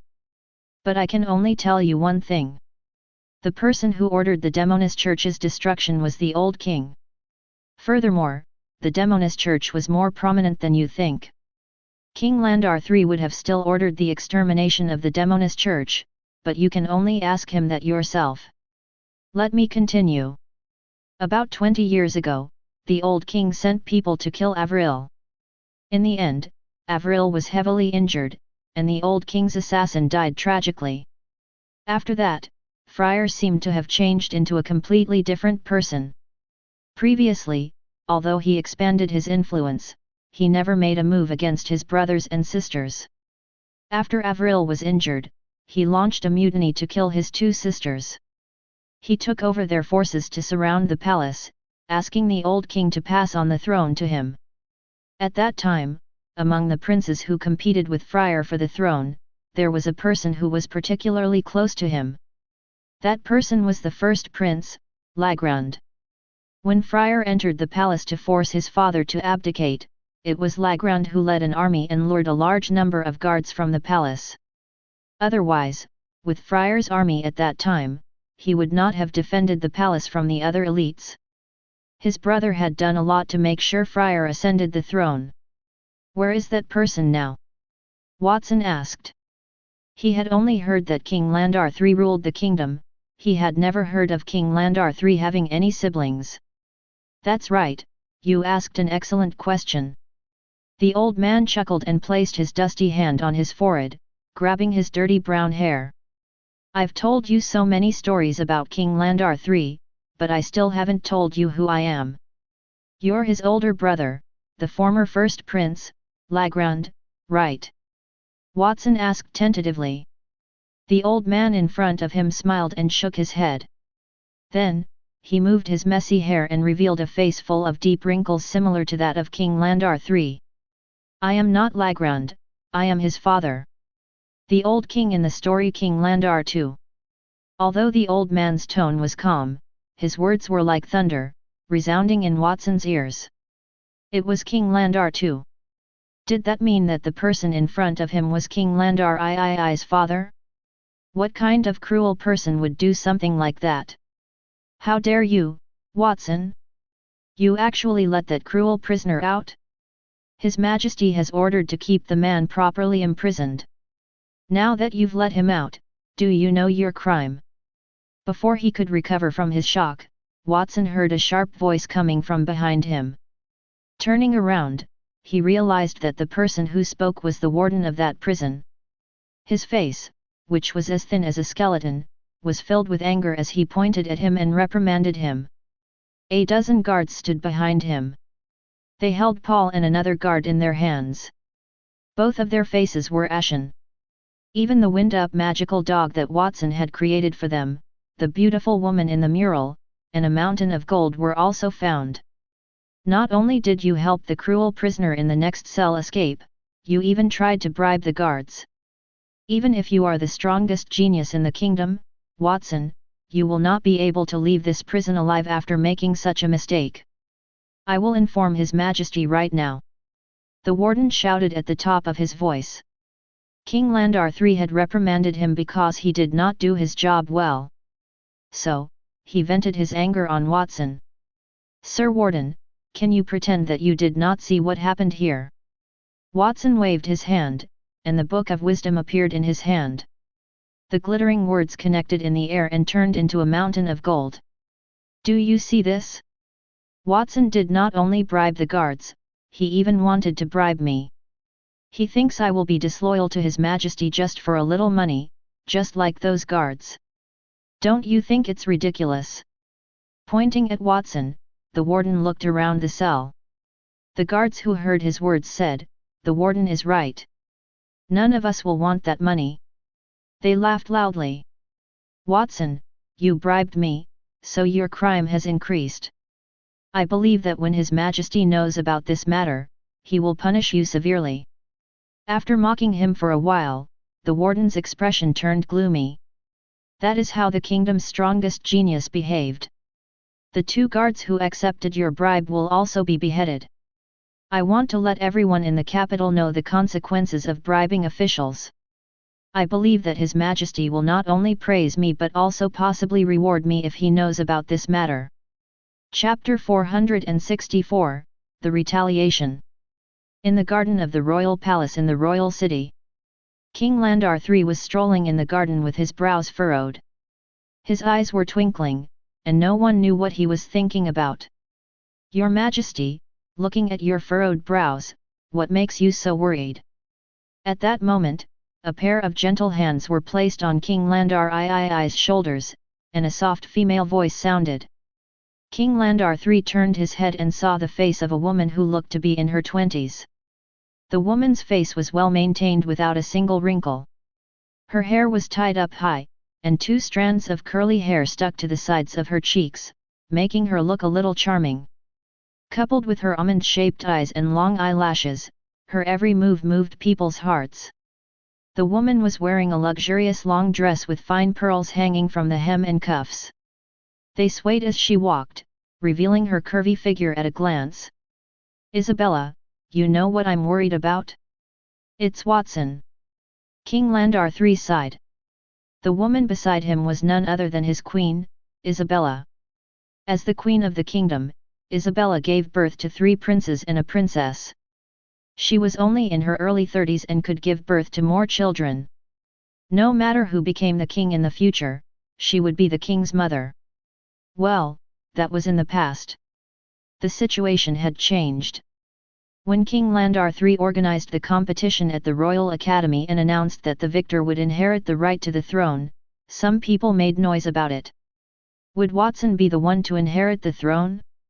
Such voices were still relatively low in the kingdom, but Isabella could not turn a blind eye to them. She had already sent people to investigate Watson, ready to find out if Watson had violated the rules. It would be best to find that so Watson could be deprived of his right to inherit the throne. So, it was a good thing that King Landar III sent Watson to prison. Isabella rolled her eyes and said, "Your Majesty, even though Watson is the strongest genius in the kingdom, it would not be good if he doesn't listen to us. I think he is too proud. If he did something that made you angry, you should punish him severely. A jade would need to be polished. Watson would only grow if he removed his pride." That makes sense. King Landar III glanced at Isabella, and a profound look flashed in his eyes. "I wonder if you have any good ideas on how to punish Watson." Isabella's face lit up, and she subconsciously wanted to tell the king to remove Watson's right to inherit the throne. However, she knew the king well. He would not like anyone manipulating him, so she changed her words. "Well, Your Majesty, that is up to you. I wouldn't dare to suggest so recklessly. Isabella, you are the person I love the most in this world. It's okay to make suggestions. Your advice is how I can become a better king." King Landar III reached out and poked Isabella's nose. The coldness in his eyes disappeared. "Your Majesty, you sure can joke." Isabella smiled and took King Landar III's hand. She began to talk about other things as if nothing had happened. Soon, the two of them passed by a flower bed in the garden. That flower bed was different from other places because there was a huge tombstone in front of it. When they arrived at the tombstone, King Landar III stopped in his tracks with a nostalgic look on his face. "Isabella, do you still remember? This is my eldest brother Lagrand's tombstone. If it weren't for him, I would not have been able to break through the palace and replace my father as the new king. It's a pity that my eldest brother was injured by my father's subordinates. Even if I hired the best healer in the kingdom, he wasn't able to cure him. What a pity. Isabella, since we're here, let's bow to our eldest brother. Sometimes I think how good it would have been if I was the one who died." "Your Majesty, Prince Lagrand was the person who loved you the most. I can understand the pain in your heart, but he can't come back now. He is already dead. Your Majesty, don't be overly sad. I think Prince Lagrand would not be happy to know that you're sad because of him. I understand the logic, but I still can't help but be sad. Isabella, you should head back first. I want to stay here and be quiet." "Very well, Your Majesty." Isabella looked like she wanted to say something, but she hesitated. After seeing the sorrowful expression on the face of King Landar III, she held back what she wanted to say. She bowed and turned to leave. After she left, the sadness on the face of King Landar III suddenly disappeared. He became cold and reached out to touch the tombstone, muttering to himself, "I'm sorry, eldest brother. You helped me back then. I should have let you live. Unfortunately, you saw something that you should not have seen, so I could not let you live, no matter what. After all, what you saw father has been replaced by me. No one can know about it." Whoosh! While he was muttering, a sound came from behind King Landar III. A man covered in wounds and muscles slowly walked out. "The work of the Dragon Knights has been completed." Without turning his head, King Landar III knew who the person was. "It's all done. By the way, King Landar III, you really know how to order people around. Don't forget that my true identity is Baldur, the god of light, one of the kingdom's 7 gods. I've only occupied the body of the person named Julius.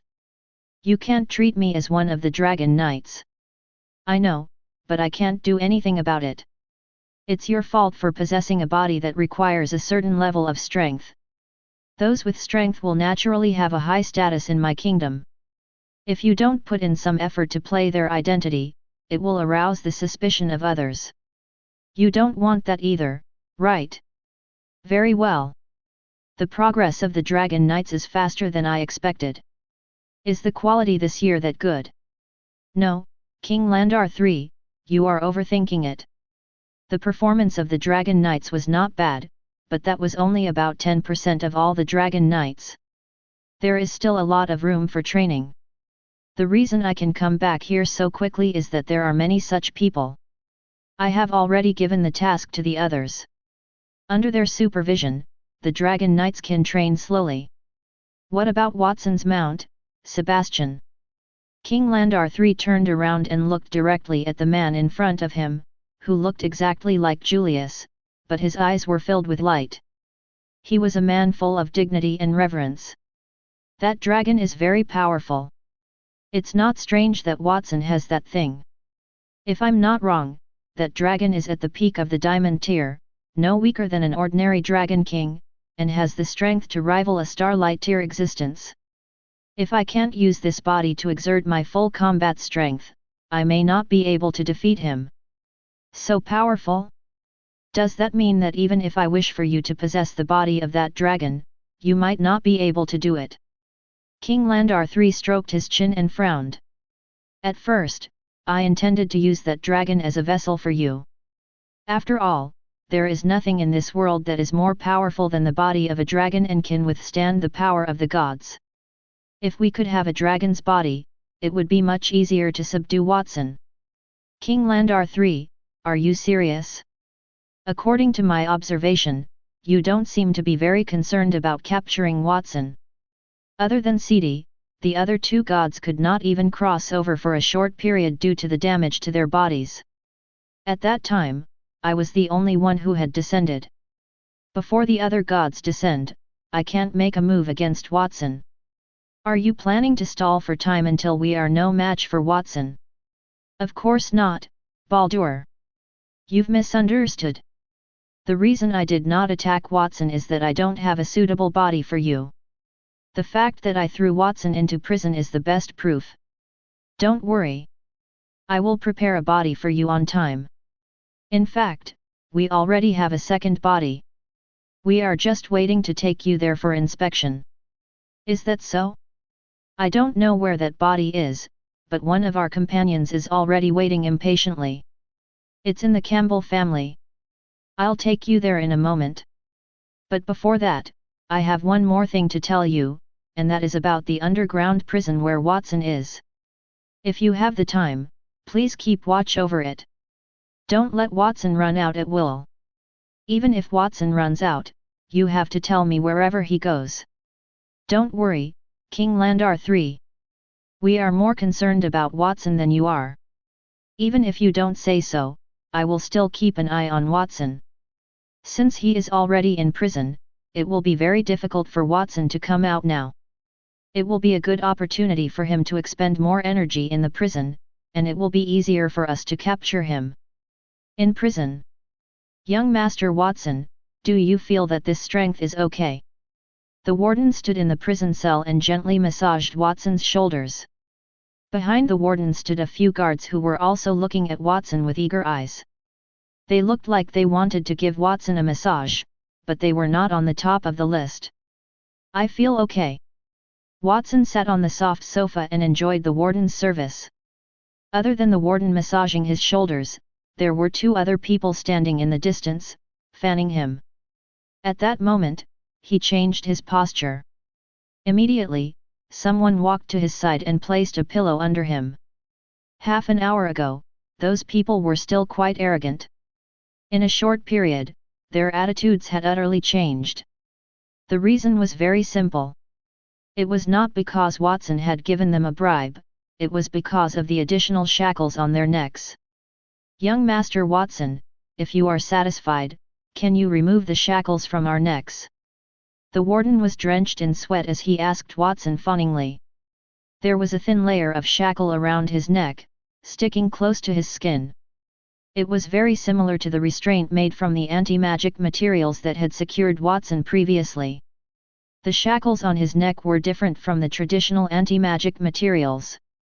The shackles were slowly wriggling as if they were alive. They kept contracting and expanding. Every time they contracted, the warden would break out in a cold sweat and find it difficult to breathe. As prison staff, they were more or less wearing shackles. Those things had just been given life by Watson, turning into magical beasts that covered their bodies. If Watson willed it, they would die, so they had no choice but to obey Watson's orders. When I leave the prison, I will remove them for you. Young Master Watson, that is too long, the warden exclaimed. Why? Do you have a problem with it? No, no. They had no choice but to lower their heads. Even if the warden felt aggrieved, he could only endure it. He did not know when King Landar III would release Watson.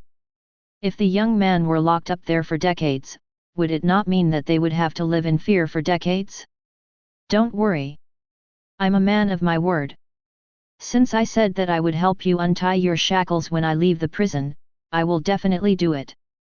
By the way, let me remind you that the shackles I created are of magic. Even if you want to go out and ask others for help, you won't be able to unlock them. I'm the only one who can unlock them." Watson's words dispelled many of their thoughts. "Next, I'll continue chatting with that old gentleman. If you have nothing else to do, then leave. Don't forget to prepare fruits and steaks for tonight." "Oh, right. I'll also drink the sun and moon fruit wine from the Holy Dragon Tavern." "Yes, young Master Watson. We'll definitely do as you say." The warden even had the heart to curse him. The sun and moon fruit wine from the Holy Dragon Tavern was worth 1,000 gold coins. His annual salary was only a few hundred gold coins. That was killing him. Unfortunately, his life was in the hands of others, and he could not resist. He could only respectfully agree and leave Watson's cell with his subordinates. Paul and another guard followed him out. Before they left, the two guards nodded gratefully at Watson. They had been found out about the bribery, and the warden had almost killed them. Fortunately, with Watson's help, not only were they safe, but they were the only two guards who were not shackled. After all the prison staff left, Watson turned to look at the man who called himself King Landar II and who was sitting not far from him. "Sir, you look a little dirty. Do you mind if I help you clean your body?" "Of course not." The old king nodded. Watson immediately stretched out his right hand and cast a water elemental spell. The water washed over the old king's body, disintegrating the sludge on his body.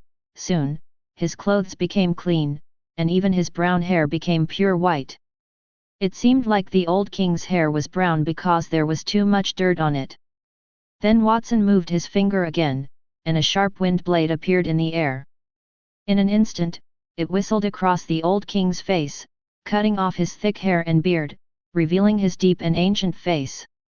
Raising his hand to touch his face, the old king smacked his lips. "Little brother, are you a mage? To be able to control your magic to such an extent means that you don't look like an ordinary mage. May I know who your master is?" "I have two masters. The one responsible for teaching me magic is Master Antonio. The astrologer? It's no wonder you are so skilled. It turns out that you have a master who has taught you well. What about your other master? You said that you have two masters. I want to know who is qualified to be your master besides Antonio." "My second master is Reed." "Reed? Sword Saint Reed?" The old king's eyes could not help but widen. After receiving Watson's affirmative answer, he sighed. "I should have thought of it. Only he has the qualifications to be on the same level as Antonio. I can't believe that in the blink of an eye, 20 years have passed, and they have nurtured the kingdom's strongest genius. I also don't know what had happened in the outside world during those 20 years. What has the kingdom become? If you want to know that, won't you know when you have the opportunity to leave the prison and take a look?" Watson said with a sigh of relief. "Little brother, do you think that we still have a chance to leave this place?" "Well, you might have a chance, but I'm not so sure about me." The old king sighed and revealed a sorrowful expression, looking pitiful. Unfortunately, Watson was unmoved by that. Instead, he curled his lips and said, "As long as you can give me enough information, I can get you out and give you the power to take your revenge on King Landar III. However, your information should satisfy me. You said that King Landar III had an elder brother. How did he disappear?" Watson did not let down his guard. He had already determined that the old king was a ruthless person. He was probably no less ruthless than King Landar III, but at that moment, the old king looked like a miserable old man. Perhaps he was just putting on an act. No matter what the other party's intentions were, he just had to carry out his plan. After hearing Watson's words, the miserable expression on the old king's face disappeared, and he laughed. "You're right. There is no free lunch in this world. Before asking for help from others, we have to pay the price. That is the rule." Just as Watson had guessed, the series of actions that King Landar II had done before was to seek Watson's help. His original plan was to dig a hole to connect to the next cell and escape. He had prepared that plan for a long time. King Landar III made a rule that no one should open the door to see him. There were even rumors outside that he was a demon, and that was the cage that bound him and also facilitated his escape. Since no one entered his cell, no one would find the hole he dug. He would have been able to leave the room in a few more years. At that time, he heard the voice of the new prisoner in the next cell, Watson. That made him decide to talk to Watson and see if he could get information from the outside world. He told Watson that he was the second prisoner to move into the next cell. It was not true. In fact, there were many prisoners in the cell before Watson. Some of those prisoners were sent by King Landar III to test whether he was still alive, and some were criminals who had committed heinous crimes. They were deliberately sent to that cell to be put to death to stimulate his mind. No matter what kind of prisoners they were, the old king did not try to deal with them. At that time, it was the first time in more than 20 years that he had taken the initiative to talk to Watson. It was not because Watson had a natural affinity, it was because he could take advantage of him. A 12 or 13-year-old child genius had been thrown into prison by King Landar III. The old man was not convinced that he could use his power to escape. That was what he had originally thought. However, after King Landar III went there to interrogate Watson, his thoughts had changed. The old man knew his son better than anyone else. King Landar III had been so angry at Watson that he almost vomited blood. Then, King Landar III left with just one harsh word. If Watson had not been of great use, King Landar III could not have done that.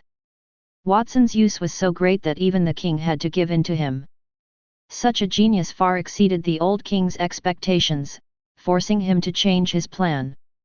The plan to use Watson to escape from prison was changed to make Watson sympathize with him and become his companion. Unfortunately, after Watson said those words, he felt like it was unlikely to be realized. Watson's strength was far beyond his expectations, even his intelligence was like that of an intelligent adult. Watson was like an old fox. Let's continue with the story about Lagrand. In fact, Lagrand's story is very simple. At that point, Lagrand helped Friar because he thought Friar had already taken control of the situation. Even if he resisted, he would not have a chance. Furthermore, he had a good relationship with Friar. It would be better to help him. If Friar won the throne, he might spare Lagrand because of their relationship. Unfortunately, there was a problem with his idea. That was a good idea. What was wrong with it? Watson was a little puzzled. If he could survive, surrendering to the enemy to accumulate strength was a good method. Was King Landar III too suspicious and did not want to believe his brother? The problem with that idea was that he thought that after he helped Friar, Friar would let him go, and he did not use that as a condition to make a deal with Friar.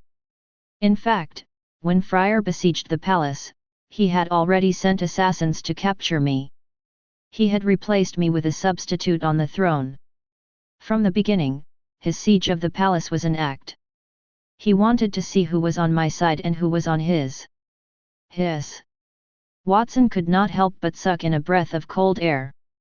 After fighting with King Landar III for so long, he had always felt like that king was an unfathomable and capable person. However, after hearing about King Landar III's past, he understood that he had underestimated him. He had used a fake king for an act, pretended that they could not attack the palace, and forced the king's men to come to their rescue. That plan was not something that an ordinary person could imagine. Lagrand died because he thought that Friar needed his help, so he led his troops to attack the palace. In the end, he discovered that the palace was not what he had imagined. It was all Friar's men, and the king was also a fake. Because he found out Friar's secret, he was silenced. Am I right? Watson said after he collected his thoughts. The old king looked at him in surprise and nodded. You're right. It seems like you have a talent in power and tactics. The most important thing for a king is to always hold on to other people's secrets and not show his trump card to others. That is just like a sword master always pointing his sword at the outside. After Friar succeeded in usurping the throne, he pushed all the blame onto Lagrand. He said that Lagrand wanted to usurp the throne, Lagrand wanted to kill me, and he did not stop all of that because he was late. What a wicked person! Watson sighed. He could think of that scene and even imagine that Friar must have prepared a scapegoat before Lagrand. Lagrand had only accidentally barged into his plans, and he was a better tool. He felt cold when he thought about King Landar III's plans that he had seen through the Book of Wisdom. Little brother, I've already told you my story. That should be enough to pay you for saving me. Next is my personal request. You've just heard my story, but I know nothing about the current kingdom. I wonder if you can tell me about it. I'm sorry, I can't. Watson shook his head. His words made the old king's eyes dim. At that moment, he said, King Landar II, I just said you should go out and take a look yourself. I wonder if you have any thoughts of leaving the prison. You want to take me out? The old king's eyes lit up. He saw with his own eyes that Watson had made everyone in prison, from the warden to the ordinary guards, submit to him with just a single move. He did not doubt that Watson would be able to take him away. I won't be the one to take you away, but you will be the one to leave. I won't leave, and I don't think I will be able to leave either. King Landar III must have set up an inescapable net outside the prison. As soon as I leave, he will know. King Landar III replaced his father and performed a grand play. I wonder what effect it will have on him if I perform the same play now. What do you mean? The old king's eyes lit up. I want to get you out and create a fake person in the next cell. Watson waved his hand, and the mural on the wall fell off again, squirming and turning into a person like the old king. Whether it was his frail appearance or the deep wrinkles on his face, they were all exactly the same. Why would you do that? King Landar III will not let you off so easily if your actions are discovered. If Watson was a simple genius with a mind like a child, he might have done that because he was moved by his previous words and pitied him. However, he was not sure. You will know why I let you go when you leave this place. After you leave, you should go to the Sword Saint's courtyard to find my two masters. They will tell you everything. Watson crossed his arms behind his head. He got up from the sofa and came before the old king. He whispered into his ear. As a reward for the secrets you have just told me, I will tell you one thing. This is the reason I must go against King Landar III. I once eavesdropped on King Landar III's plan. His plan is... After telling the old king what he knew about King Landar III's plan, the old king's mouth subconsciously opened wide. Then, he said, as expected of Friar. After so many years, he is still the same. He hasn't changed at all. Little brother, no, I should call you Watson now. Since we have the same goal, as long as you get me out, I'm willing to go to the Sword Saint's courtyard to meet your two masters and help you. Then it's a deal. Watson reached out and held the old king's hand. The moment his hand touched the old king's, a huge teleportation magical array suddenly appeared under the old king's feet and instantly teleported him away. There were many anti-magic materials in the underground prison. It was not easy to release magic there, let alone long-distance teleportation magic. However, those were not a problem for Watson. After teleporting the old king away, he returned to the sofa and sat down. He looked at the fake old king and pretended to talk to him. I did not expect that the person who lives next to me is King Landar II. Originally, I had prepared a lot to deal with King Landar III. However, with the addition of the old king, I have greater confidence in overthrowing King Landar III. If the previous king can stand up and denounce King Landar III for his crimes, with my power, perhaps I can replace King Landar III in a legitimate manner. It is time for me to start a formal counterattack. Outside the prison, a beam of light from a teleportation spell lit up. The old king's body appeared in an alley. Taking a deep breath of the air outside, the old king looked at the familiar yet unfamiliar streets around him and revealed a cold expression. I'm finally out. That young man just told me something incredible. Should I tell Friar about it? That young man seemed to have misunderstood something. Even though Friar locked me in prison and deprived me of my rights, treating me like I'm not a human, I did not blame him. Rather, it's more like the opposite. As a king, I'm very satisfied that I can do that. He had tried to dig a tunnel for 20 years. No matter who found out about that for the first time, they would probably think he was running away to take revenge on his son, but he did not think so. He wanted to go out because he wanted to see what kind of kingdom his son, who had won the throne, had created after locking him up. No matter what my son has done, the kingdom belongs to the royal bloodline. In the future, it will also belong to another King Landar. I won't allow that to change. Forget about that young man. I did not expect that Antonio and Reed, who have always protected the kingdom, would betray us. Perhaps more people will betray the kingdom. I will go to the Sword Saint's courtyard to see how many people have betrayed the kingdom. Then, I will tell Friar about this matter. After making up his mind, the old king walked toward the direction of the Sword Saint's courtyard. What he did not know was that a pair of eyes in the sky was staring at him while he was making his move. It was Baldur, who looked like Julius, and he was on his dragon. Baldur, you have to be focused when you fly the dragon. I feel that you are absent-minded. Did you find anything? As the leader of the Dragon Knights, it's easy for others to find flaws in your absent-mindedness. Others will also criticize my decision to appoint you as the leader. I understand, Baldur replied. He was preparing to go to the Campbell family to receive another body suitable for another god. In the end, he saw an aura of magic from the prison. An old man had left the prison. It did not look like Watson, so he did not report it to King Landar III since it had nothing to do with Watson. As the two of them conversed, the purple lightning dragon quickly landed in the courtyard where the Campbell family was located. Is that a Dragon Knight's dragon, and is that His Majesty on the dragon's back? Quick! Inform the family head. A few maids were cleaning the courtyard.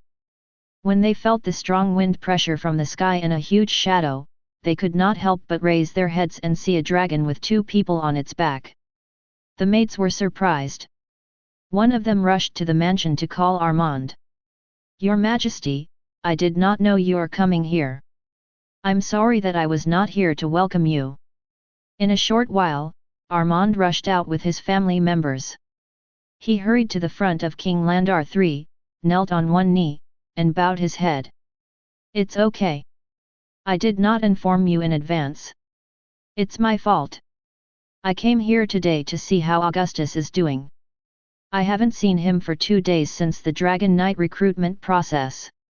Although he could not participate because of an accident, and I sent people to treat him afterward, I still feel uneasy because I don't know if he has recovered or not. Your Majesty is too kind. My grandson, Augustus, has been staying in his room for the past few days.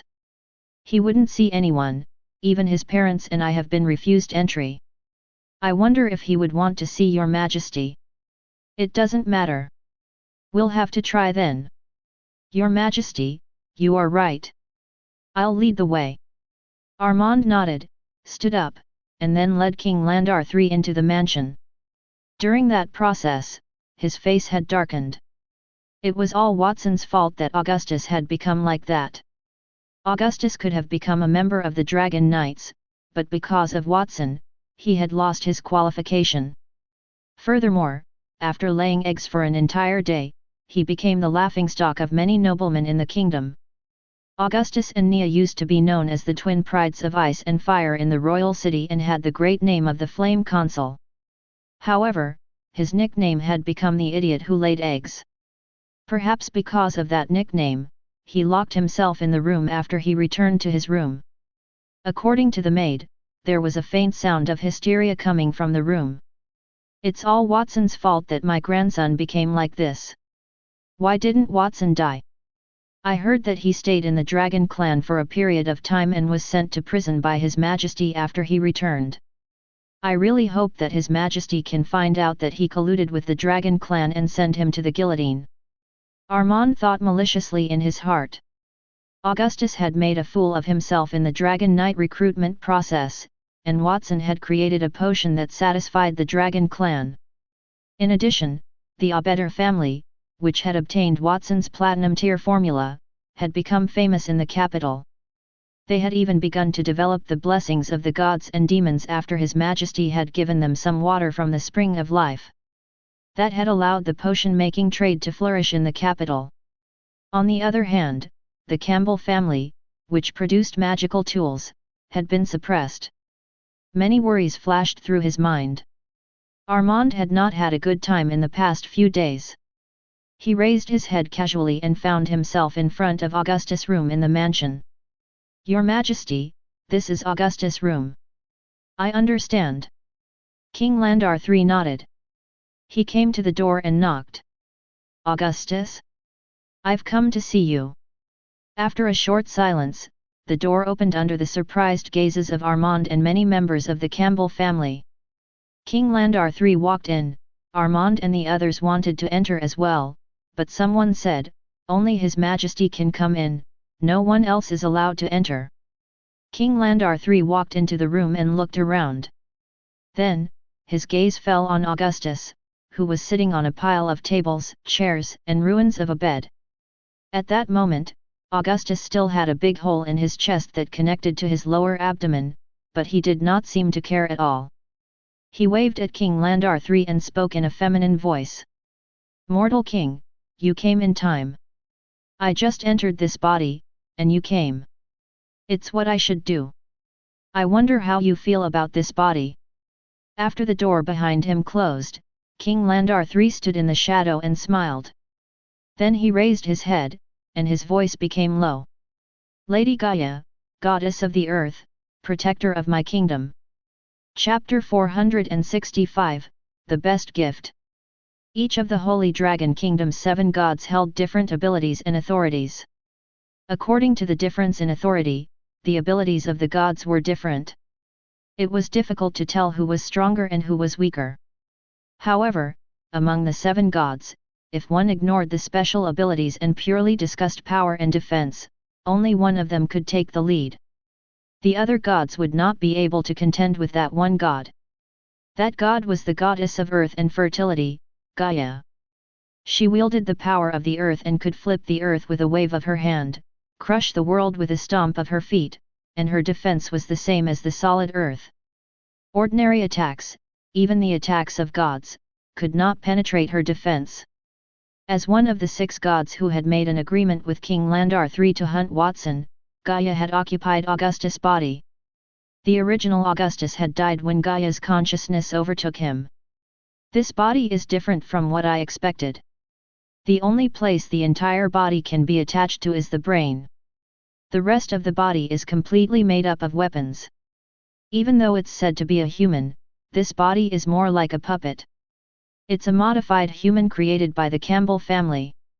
There's no problem with calling Augustus a puppet. King Landar III chuckled at Gaia's rib. Originally, Augustus was the kingdom's 3rd-ranked genius. However, he had lost his room for improvement due to his modified body, which was still a powerful combat strength for the kingdom. After he fought Watson a few times, his weapons had been reduced to platinum tier, and his self-esteem was damaged. The golden lust poison had also corroded his mind. He was no longer worthy of being called a genius. Instead of letting Augustus die, it would be better to use his body as a tool to carry the gods and do something meaningful. Now the 2nd god has successfully descended, I have to prepare for the 3rd god's descent, King Landar III muttered to himself.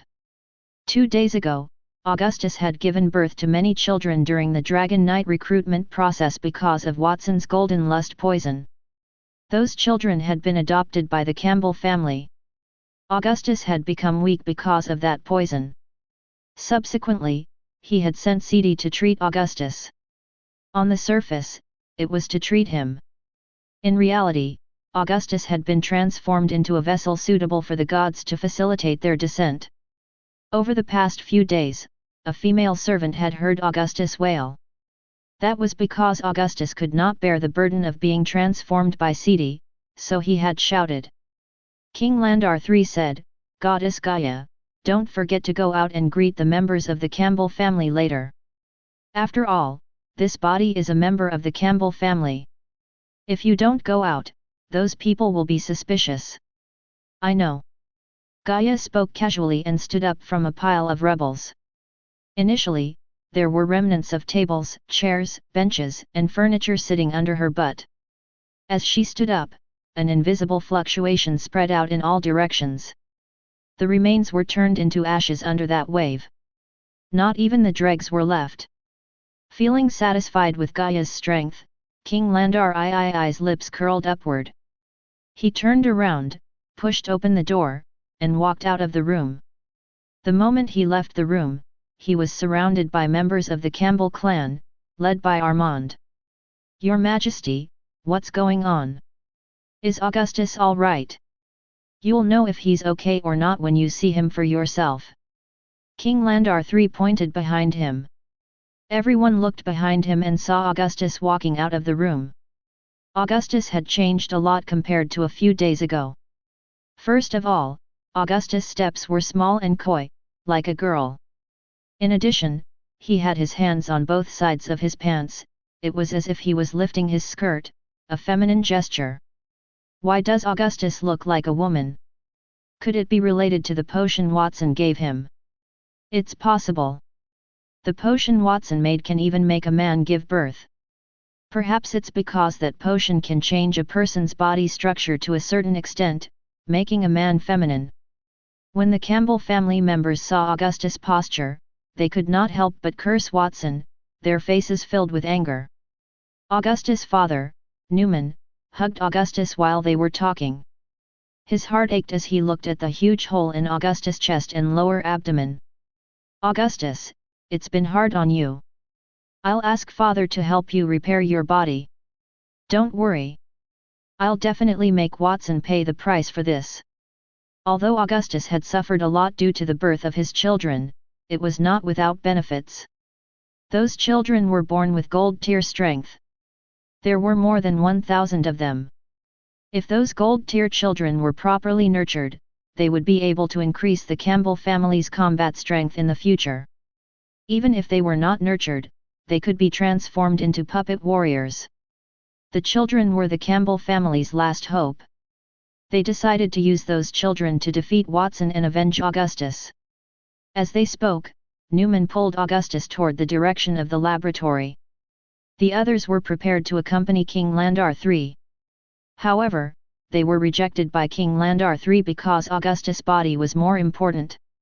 After strolling around the Campbell family's manor, King Landar III quickly left and arrived outside the manor.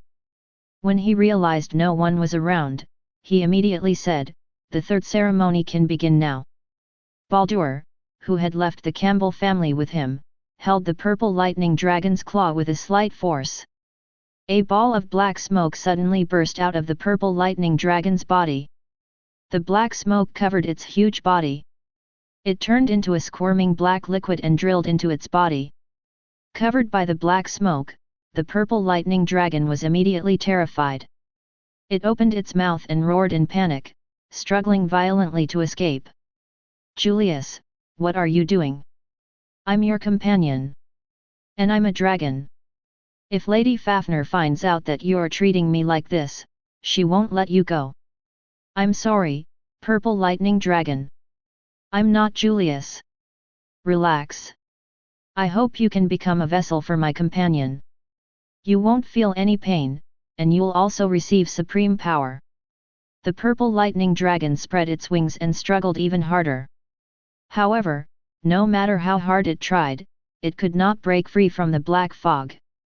No matter how much it screamed, its voice could not be heard. Soon, its body was completely covered by the black fog. It was daytime in the sky, but a dark red moon appeared next to the sun, giving off a seductive light.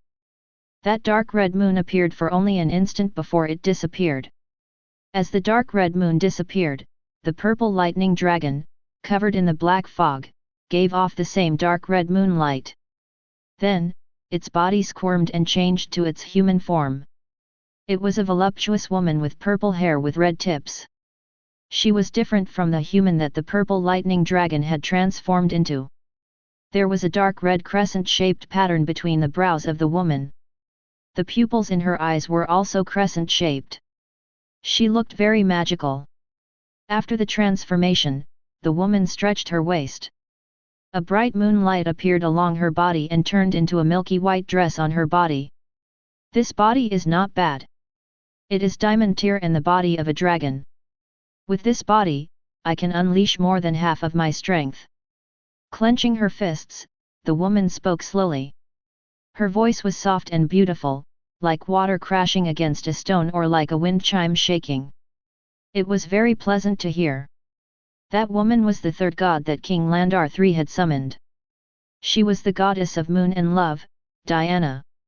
After the purple lightning dragon transformed, the Campbell family's manor door was pushed open, and Augustus walked through it. At that moment, Augustus had already completed the surgery. He looked much smaller than before.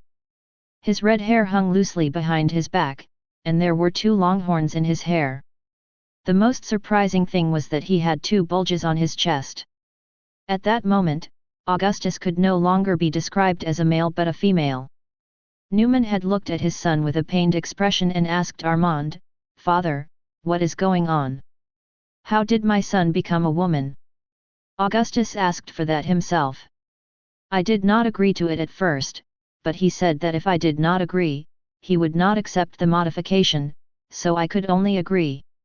Anyway, his main body only has his brain, and the other parts are all made of weapons. It doesn't make a difference whether he becomes a man or a woman. If he becomes a woman, he'll have 2 more platinum shields to his chest. It doesn't make sense. It's not that simple. The Campbell family's great, my son, has become a woman. If other people in the capital knew about this, wouldn't they laugh at us? Do you think there are still people not laughing at our family? All right, since the transformation is completed, it will consume a lot of energy to enter time again. For the time being, I can't do it. If I want to transform Augustus again, it will take some time. Why would Augustus request to change his appearance to a woman? That is different from the Augustus I know. As expected, he must have been provoked by Watson. Newman knew that he could not change his son's appearance even if he wanted to, so he could only suppress his unwillingness and shift his dissatisfaction to Watson. "Gaia, I did not expect you to care so much about your appearance. Do you really want to look like a woman? Anyway, your body is just a lump of metal. What's the point of doing that? It will increase the risk of you being discovered." The conversation between Armand and his son had reached Diana's ears. She could not help but mock Gaia. "Shut up, Diana. What I want to do is my trade. Furthermore, what right do you have to criticize me? Aren't you famous for being a social butterfly in the divine realm? You like to use your beauty to seduce other male gods. If I remember correctly, the dragon body you're occupying was originally a male. Even if you use magic to change your appearance, you can't change its essence. In other words, you're only a transvestite now." "Gaia, what did you say? Are you courting death? Am I wrong?" Gaia and Diana glared at each other. Their gazes collided in midair, creating intense sparks. It seemed like their relationship was not too harmonious. "Stop arguing. We're here with only one goal, and that is to obtain the thing in Watson's body. If you two start a fight, I don't mind sending the 2 of you back to the divine realm." Baldur crossed his arms. The pride in his voice caused Gaia and Diana to shut their mouths. "Did you bring the item that I asked you to bring?" Seeing that Gaia and Diana were no longer arguing, the coldness in Baldur's eyes faded as he continued to speak. "No, we gave it to Ares and Agars. After all, that item is not easy to move. Ares and Agars lost their bodies because of their recklessness. That will be considered a punishment for them, Gaia replied. That item? What is that? King Landar III was only listening from the side. When he heard Baldur mention something, he could not help but ask. It's nothing. It's just a gift that we prepared for Watson. Watson is strong because he has that item in his body. However, that item is not invincible. The item we prepared can temporarily cut off the connection between Watson and that thing in his body, Baldur said indifferently. As an experienced god, he knew what the thing in Watson's body was. Naturally, he had a corresponding countermeasure. If Ares and Agars had not been too anxious and thought they could subdue Watson with their own strength, they would not have delayed it for so long. At that time, the 6 gods that participated in the hunt would have descended simultaneously. With the addition of that thing, they would be able to seal Watson's power and remove the thing inside his body to ensure that nothing would go wrong. After pondering for a moment, Baldur collected his thoughts and shrugged. King Landar III, including Sidi, we have 4 gods here. We are still lacking Ares and Agars. I wonder what bodies you have prepared for them. There is no need to be anxious. I have already prepared for those 2. Please follow me. In front of the king's bedroom in the royal palace. The 3 princes stood in front of the bedroom, pacing and talking. Father told us to wait for him in front of his residence, but why is he not here? The second prince held a gift box in his hand and muttered to himself with a frown. The first prince heard his words and glanced at him. He said, "What's wrong, second brother? Father must have his reasons for asking us to come here at this time. Perhaps father has been delayed by some important matters. Aren't you willing to wait for a little while?" "Who says I'm not willing? Eldest brother, don't spout nonsense. As long as father wants me to wait, I'm willing to stand here for an entire day, let alone an hour." The second prince stuck out his chest and defended himself. He glanced at the similarly beautifully wrapped gift box in the first prince's hand. "However, it doesn't matter how long we wait here. Before father called for us, he specifically instructed us to bring the treasures he had previously asked us to collect. The quality of the treasures is the most important. To prove their worth, King Landar III had previously asked them to each collect a treasure that was not inferior to the one made by Watson to prove their worth. If they could not collect them, they would be severely punished. The time was not up yet, and King Landar III had asked for it. They could only do their best to bring the treasure that they thought was precious. "Second brother, don't worry about that. The treasure I found is quite good. It will definitely satisfy father." "Is that so? I am also very confident in my treasure." "Eldest brother, you are so full of yourself. If father is not satisfied, you will be slapped in the face." The second prince's eyes flashed. He turned his gaze to the third prince, who had been standing behind them with a big box in his arms. He had not spoken since the beginning. "Third brother, I wonder what treasures you have collected. My things are not very valuable. They can't be compared to my 2 older brothers' treasures." The third prince smiled awkwardly. His face looked a little worried. Just a few days ago, when King Landar III issued the order for them to search for treasures, his 2 older brothers immediately headed to the kingdom's border, Watson's hometown, under the army's protection. They were prepared to search for treasures in Watson's hometown. He had wanted to go with them, but his carriage encountered problems halfway, causing him to arrive at the border a whole day later than his 2 older brothers. When he arrived at the border, his 2 older brothers had already obtained the corresponding items. He did not know what his 2 older brothers had obtained, but he only knew that the things he had acquired were not very good. The gift he prepared for King Landar III was very simple. It was just a few magic crystals. Those magic crystals could record images. If it were a normal purchase, the price would only be a few hundred gold coins. He had used those magic crystals to record some of the customs at the border, including the wealth they possessed. Those were counted as the magic crystals' added value.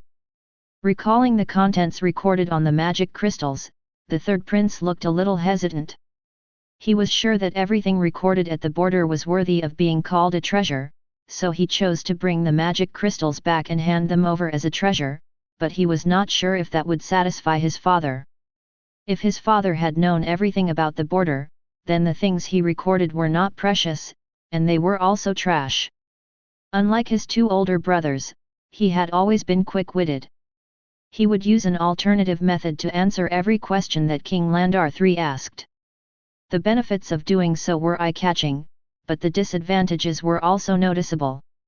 While the third prince was in a dilemma, a dignified voice suddenly came from behind them. "You're all here. It seems like I've made you wait a long time." Turning around, the third prince realized that the person behind them was their father, King Landar III. Besides King Landar III, the leader of the Dragon Knights, his dragon, and a red-haired girl with horns on her head were also there. The girl was wearing a long dress and had a petite figure. It seemed like that girl was a dragon in human form. After all, only giant dragons in human form could retain dragon horns to distinguish themselves from humans. However, the girl did not look like one. Some kind of platinum-tier steel supported the two horns on the girl's head. Whether it was the arc or the reflection of the platinum arc, they were all filled with the aura of artificial sculpting. Furthermore, the girl's face looked very familiar to the three princes.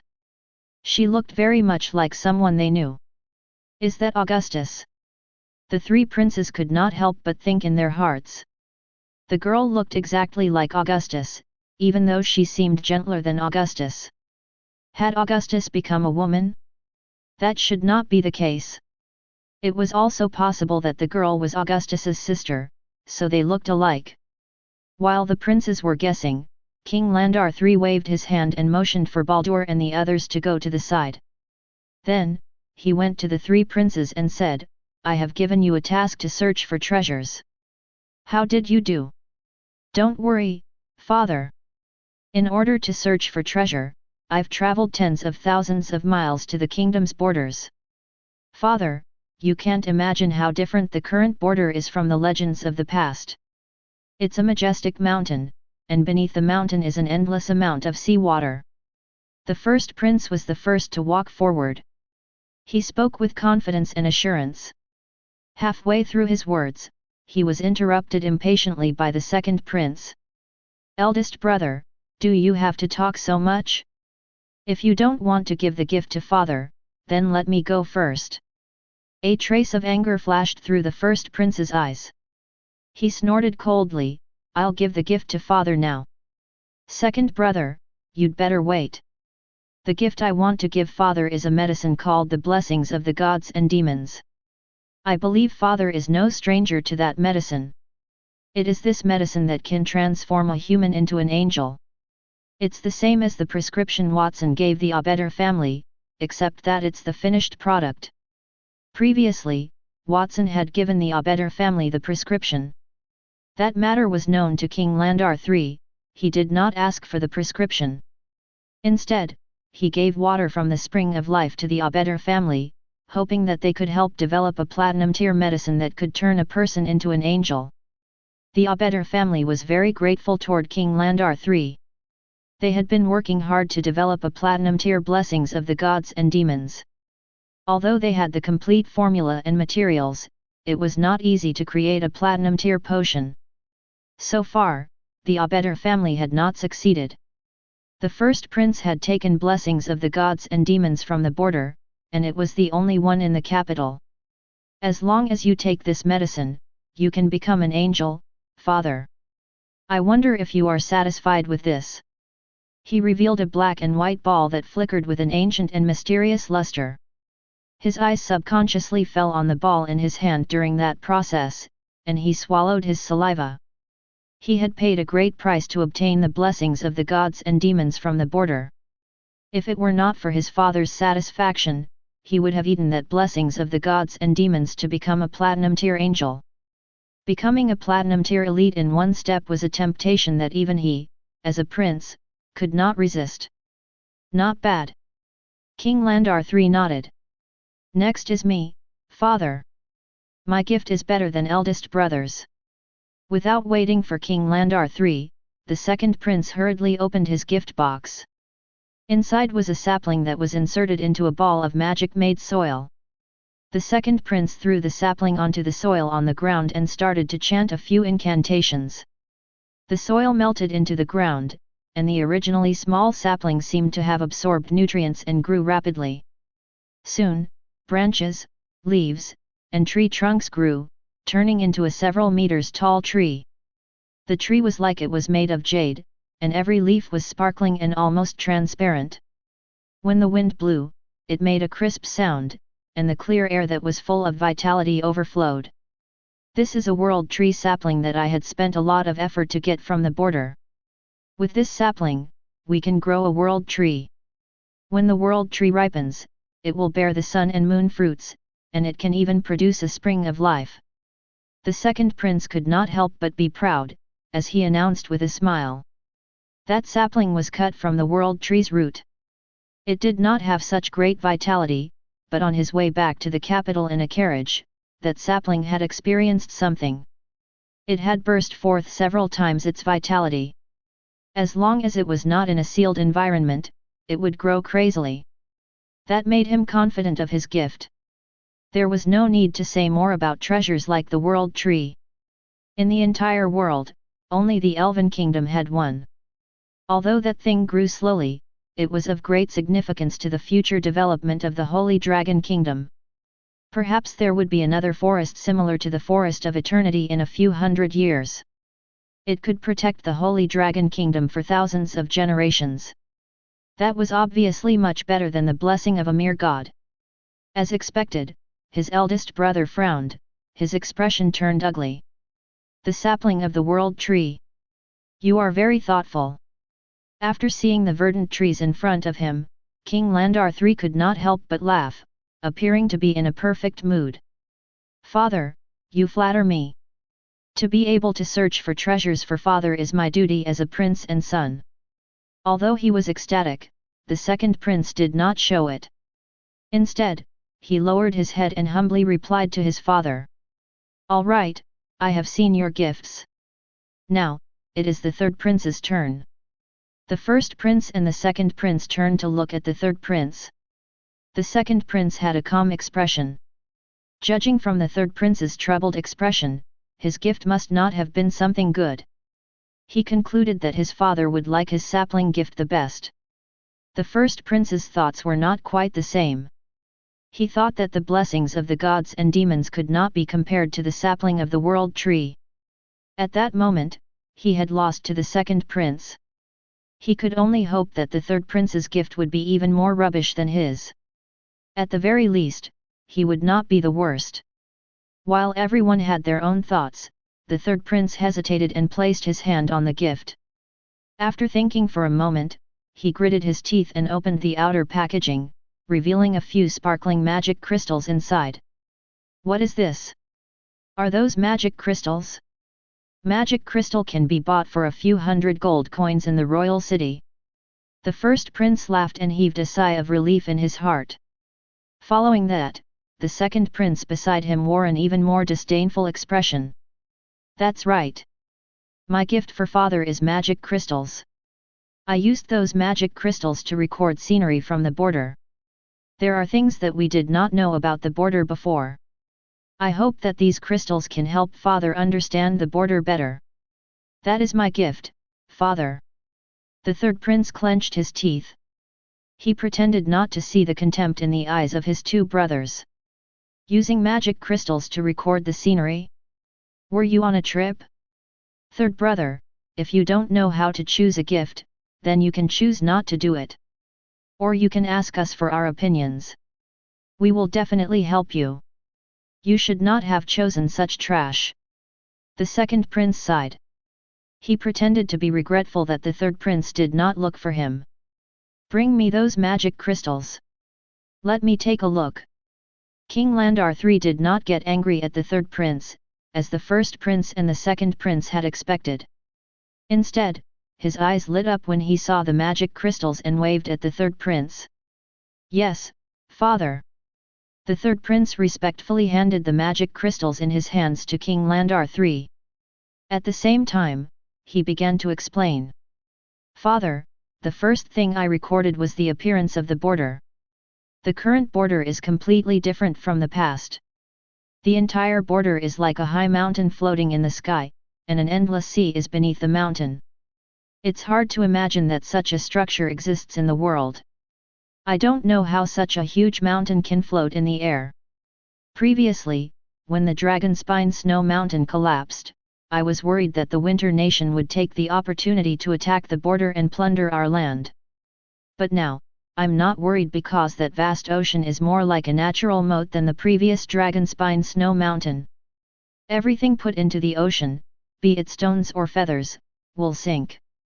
Nothing can swim across that ocean. If you want to pass through that sea, you'll have to walk through the sky, and the sky is not that easy to walk through. There is a special world tree growing at the border. Its branches and leaves spread out to cover the sky and the sun. Although it is not as tall as the one in the Forest of Eternity, its height is far higher than the Dragonspine Snow Mountain. In addition, there is a mountain peak named Mount Creation between the sea and the world tree. The current border is more like a natural moat than what the Dragonspine Snow Mountain was in the past. I am certain that it is a defensive measure against the Winter Nation, and the Winter Nation will not be able to attack the border. The third prince pointed at the image on the first magic crystal and said, the second one shows the scenes of Mount Creation, the world tree, and even the ocean below. Mount Creation majestically. The ocean below is also magnificent. King Landar III could not help but narrow his eyes when he saw that image. Those are only changes in the appearance of the border. The differences inside the border are even more dramatic. The third prince pointed at the second crystal. Father, please take a look. On Mount Creation, there is a ladder made of pure platinum tier materials. That platinum tier ladder can send people to wherever they want to go without any command. If the kingdom has such a ladder installed everywhere, you can imagine how convenient it is to transport our supplies to everywhere in the world in an instant. I went up that ladder, and I saw an even more astonishing scene. There were platinum tier wheat fields everywhere. The wheat fields bore platinum wheat, and fruit trees surrounded the wheat fields. The fruits on them were the sun and moon fruits that had gained popularity in the capital. Even their equipment and clothes were platinum tier, and there were even quite a few diamond tier ones too. When I first saw those people, I thought I had gone to the wrong place. It was as if I had gone to some divine kingdom. Following the third prince's words, a few pieces of magic crystals in King Landar III's hands lit up, displaying the entire content of the third prince's narration, including the platinum tier wheat fields that moved with the wind. Some farmers were lying under fruit trees, enjoying the sun and moon fruits as ordinary wild fruits, or casually throwing diamond tier hoes to the side. In the sky above those people, one could occasionally see angels with wings on their backs gliding by, carrying supplies in their hands, or training in groups in the sky. Next, I will introduce the most important part of the border. Currently, the border consists of 5 towns, namely Fairy Town, Black Moon Town, Torch Town, Monty Town, and Vermilion Town. Except for Black Moon Town, the other 4 towns are located in the north, south, east, and west of Mount Creation and are responsible for different tasks. As for the owner of Black Moon Town, Edward, it's said that he was originally from the Saint Laurent family in the royal city. Later, he betrayed the family. Watson was one of the 8 men in Edward's family. When I was recording the scenery at the border, I received special treatment from their family. I found out quite a bit about Watson's childhood. According to his family, Watson has been a monster since he was young. He did not have any magic talent, but one day, he suddenly learned magic. He even turned all their 1,000 ordinary hens in his family into pentacolor fragrant chickens and began to expand. Even the border count was polite toward him. It's not just Black Moon Town. The entire Mount Creation is Watson's handiwork. On Mount of Creation, in addition to the abundant resources, there are also many powerful armies. Those armies are known as the Black Moon Knights. Each of them has taken the blessings of the gods and demons. They are platinum tier angels. According to my estimation, there are at least tens of thousands of people in that army. It's a pity that some places are important in Black Moon Town. I could not enter them without any permission. Otherwise, I would have been able to obtain more information. The third prince sighed as he said that. The magic crystals in King Landar III's hands were all displayed at that moment. King Landar III's gaze fell on the few magic crystals behind him. Those magic crystals recorded Mount Creation's skyline. Soldiers dressed in black armor that looked like angels of the night flew across the sky in an orderly manner. The sky was close to the World Tree, and a glass walkway extended infinitely upward. The walkway was filled with countless supplies. A golden dragon and the phantom of a blue phoenix burning with white flames could be vaguely seen in the high clouds. I expected the border to be Watson's birthplace. With Watson's help, it will definitely develop well. However, I did not expect the border to be so powerful. Even the farmers have diamond-tier farm tools? Why didn't Watson do the same thing in my royal city? There are also tens of thousands of platinum angels. That means Watson can mass-produce the blessings of gods and demons. He told me that he obtained that potion from an ancient ruin. Other than the dragons, there are also phoenixes at the border. It seems like what Watson has shown in the royal city is only the tip of the iceberg. He can hide quite well, indeed. King Landar III exerted a little force in his hands, and he managed to cause a few cracks on the magic crystals. King Landar III snapped back to his senses and let go of his hand. He was furious. He wanted to go to the underground prison immediately and use those magic crystals to interrogate Watson. What had happened? At the same time, he was also glad that he had sent people to the border to learn about the army that Watson had created. Otherwise, he might have been caught unprepared if he had made an enemy of the border without knowing about the tens of thousands of angels in his army. Since I've seen all your gifts, it's time for me to give you an answer. Which gift gave me the most satisfaction? Previously, I told you to search for sufficiently precious treasures. Whether the treasures are precious or not varies from person to person. My firstborn has given me a blessing of the gods and demons. With the formula and raw materials, that thing can be quickly manufactured by someone else. It's not considered precious. King Landar III's words made the first prince's gaze dim. The second prince looked proud. Unfortunately, his expression did not last long when King Landar III said, "World tree sapling given by my second son looks good. If it can be cultivated continuously, it can create a protective net similar to the one Forest of Eternity had. It can even create a spring of life. That is very good, but it is not good enough. Only my third son's magic crystals, which recorded information about the border, make me satisfied. That is because information about the border is equivalent to our enemy's lifeline. If I want to obtain the blessings of the gods and demons and the world tree's sapling, I can get them at any time. I can even obtain phoenix eggs and other precious weapons. That is the importance of information. I declare that my third son is the victor in this test. Third son, you can leave now. The remaining two can stay behind. I have something to say to you. It must have been hard on you when you went to the border. I want to reward you well." "Yes, father." The three princes responded respectfully to King Landar III. They looked puzzled. The third prince was not the only one who was puzzled. The first prince and the second prince were also a little confused. First of all, the king had liked the third prince's gift the most. That was something they had not expected. Furthermore, the third prince had the best gift, but he was not told to stay to receive a reward from the king. It was strange to keep the first and second prince there instead. However, they did not overthink it. In any case, it proved that their father still held them in high regard. The second prince rejoiced. Even though his father said that his third brother had the best gift, perhaps he still liked the sapling the best. Chapter 466, the race chess pieces. Under the orders of King Landar III, the third prince quickly left the palace.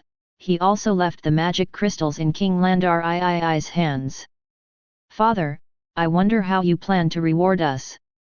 After the third prince left, the second prince licked his lips and rubbed his hands in excitement. The first prince might be mature, but he also felt happy in his heart. Their gifts did not satisfy King Landar III, but he still kept them. What did that mean? That meant they had a higher status in King Landar III's heart. Even if they did not give him a better gift, King Landar III would still praise them. He believed that King Landar III would be more willing to hand over the throne to one of them. In other words, the third prince had already lost the right to compete for the throne. "Don't worry. I will reward you now." King Landar III walked up to the first prince and picked up the blessings of the gods and demons in the gift box that the first prince had given him. After sizing it up for a moment, he placed the potion in his hand in front of the first prince and said, "My dear son, thank you for being so respectful and for finding such a precious potion for me. Unfortunately, I am already old, and even if I start cultivating now, I will not be as good as you young people. Therefore, rather than giving this potion to me, you should eat it yourself." "Father, how can you say that? That is a gift from me to you. I cannot accept it. Listen to me and eat that potion." Since it was an order, the first prince hesitated for a moment but still nodded. "Very well, father." He had always yearned for that potion. During the journey, he could not help but want to swallow the potion several times. However, for his father, he endured it. Then, with his father's approval, he could not hold it in any longer. As soon as he finished speaking, he swallowed the blessings of the gods and demons. A set of 6 enormous wings appeared on his body in a flash of light, and a halo also appeared above his head. A holy aura spread out from the first prince's body, making him look noble. Seeing the first prince transform into an angel, the second prince looked envious. At that moment, King Landar III said, "As for the world tree sapling that my second son gave to me, I won't be able to use it for a while. I might as well return it to you." The second prince opened his mouth to refute his words. Before he could speak, King Landar III had already stretched out a finger to stop him. Then, he turned his head to look at Baldur and the other two standing not far away. "I want to use that world tree to increase the strength of my second son. I wonder if you have any good ideas. I know a way to combine plants and the human body. However, that method requires the crops to ripen first. If it's just a sapling, even if it's a sapling of the world tree, it would be difficult for it to last until the moment of perfect combination with the human body." Gaia, who looked like Augustus, crossed her shoulders and walked out to speak. Controlling the crops was part of her power as the goddess who controlled the earth and fertility. "Leave the ripening of the crops to me." After Gaia spoke, Diana, who was riding the purple lightning dragon, waved her right hand at the sapling, which had already grown to several meters on the ground. A huge, dark red moon immediately appeared above the sapling. Under the illumination of the dark red moon, the world tree, which was several meters tall, grew rapidly. Soon, its size expanded dozens of times, and it became dozens of meters tall. That scene surprised the first prince and the second prince, and they could not help but retreat. At that moment, Diana walked quickly to the second prince's side. She stretched out her slender arm and hooked it around the second prince's shoulder. Then, before the second prince could react, she bent down, her soft lips pressed against the second prince's mouth. That kiss made the second prince's pupils dilate, and a red cloud quickly rose on his face. As a prince, he had seen countless beautiful women. However, Diana was different from all the beautiful women he knew. It was as if the woman in front of him was the most beautiful of all the women. She was the goddess that he was destined to meet. A long breath of aftertaste accompanied the sweet and delicious kiss. It made him feel as if he had fallen into a dream and could not extricate himself. "Humph! I did not expect Diana would not let even a mortal off. I think she should not be called the moon goddess, but the wanton goddess. Gaia saw what Diana had done and stood to complain. Even though she was complaining, she still extended her right hand toward the world tree that had become dozens of meters tall. With a light pinch, the world tree immediately shrank. She pinched it into a ball of emerald green liquid. Not only did that liquid have the aura of life in the color of emerald, but it also had the glittering blessing of fertility from her goddess of the earth. One after another, illusions that looked like plump wheat ears rose from the emerald liquid. With the name of the goddess of the earth and fertility, Gaia, I hereby bless that young man in front of me to be able to bear the energy of the world tree. He will be able to bear everything just like the earth. As Gaia prayed, the world tree sap turned into a stream of emerald light and entered the second prince's body. As the liquid entered his body, the second prince's body immediately emitted a thick and heavy aura, and his tear continued to rise. The second prince's strength was not weak. He was at least gold tier. However, as the aura of the world tree entered his body, his tier instantly rose by an entire tier. He had entered the platinum tier and was still rising. He did not stop until he reached peak platinum tier. I've also reached the platinum tier. Feeling the powerful strength coming from his body, the second prince pushed Diana away. He casually extended a finger from his right hand. An emerald green vine immediately stretched out from his hand and swept across the ground. It broke the ground, leaving a ditch that was more than 10 meters long. Eldest brother, I seem to have become stronger than you.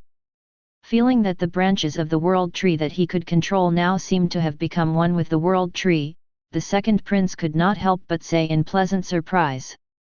The first prince's expression was very ugly when he heard that. He had finally eaten the blessing of the gods and demons and turned into a platinum tier angel. He had thought that he would be able to suppress his other two younger brothers, but he did not expect his second brother to become even stronger than him. Do not be anxious. That level is not considered powerful. Next, you can become even more powerful. King Landar III's voice rang out behind the two of them. You have been my sons for more than 20 years, especially my eldest son. Previously, I was a little too harsh on you, and I have never given you any rewards. At that time, I will make it up to you. Thank you, father. The first prince and the second prince agreed in unison, their hearts filled with doubt. Usually, King Landar III was not only strict with them, but he also always had an expression of disappointment. At that time, King Landar III was so amiable that they were not used to it. That was the first time King Landar III had said such a thing. While they were puzzled, the two princes could not help but feel ecstatic. If King Landar III had made them feel as if they were distancing themselves from the third prince, then at that moment, after hearing their father's words, they no longer held the third prince in any regard. They had become platinum tier elites, they would definitely become stronger. The third prince was not even a gold tier elite, what right did he have to compete with them? Filled with joy, they saw King Landar III beckon to the leader of the Dragon Knights. The person called Julius immediately took 2 transparent bottles for their father. Inside the bottles, 2 dark, unknown things were squirming. Come, you two, eat these. The 2 princes subconsciously felt nauseous and disgusted by the things that King Landar III had given them. They opened the bottle, thinking that it might be of great use if it looked disgusting. They swallowed the dark, viscous liquid. How does it taste? King Landar III asked coldly. Father, thank you for your gift. It tastes pretty good. Ugh. The second prince gave a thumbs up. Just as he was about to praise it, his facial features twisted, and he could not take it anymore.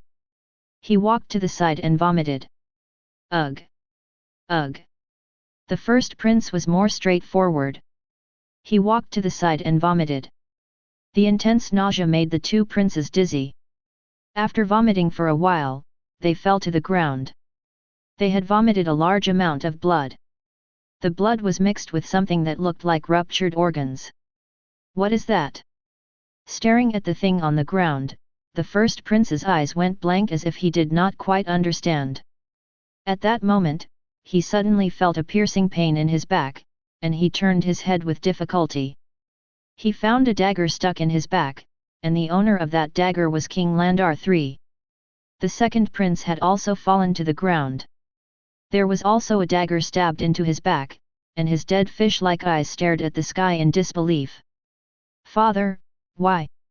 He never thought that his father, whom he had always respected and loved, would attack him. Just a moment ago, his father's face was kind, and he had wanted to help them improve their strength.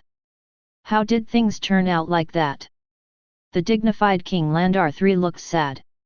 Tears slid down the corners of his eyes. I'm sorry, my sons. I did not give you enough fatherly love, and now I have killed you. As a father, I can only say that I am not qualified to be one. The only thing I can give you in return is to let you enjoy the feeling of becoming strong before you die. Father, you. The first prince's lips moved. He wanted to say something, but he could not say anything. His eyes rolled up, and he fell straight to the ground, turning into a corpse. King Landar III took the dagger on the first prince's back and wiped the blood. He threw it on the ground. The flashing platinum light showed that that dagger was a platinum-tier weapon, thus, it could destroy the hearts of the two princes who had improved their tiers. King Landar III, you are a ruthless guy. You wouldn't even let your own son go. I did not expect that you'd use your sons' bodies. Baldur crossed his arms, he said indifferently from the side. When King Landar III led them to the palace, he thought that the bodies that King Landar III had prepared for them were the bodies of the palace guards. He did not expect King Landar III to kill two of his three sons with his own hands. The aura of a peak diamond tear emerged from his body, evaporating the tears at the corners of his eyes. King Landar III's face remained sorrowful. Don't say anything anymore. I'm also very sad to have made such a decision. If I could, I would not want to kill my son. Unfortunately, I have no choice. If I let them live, they would die sooner or later because of my plan. I might as well let them be the vessels of the gods and contribute to the descent of the gods. My eldest son took the blessing of the gods and demons.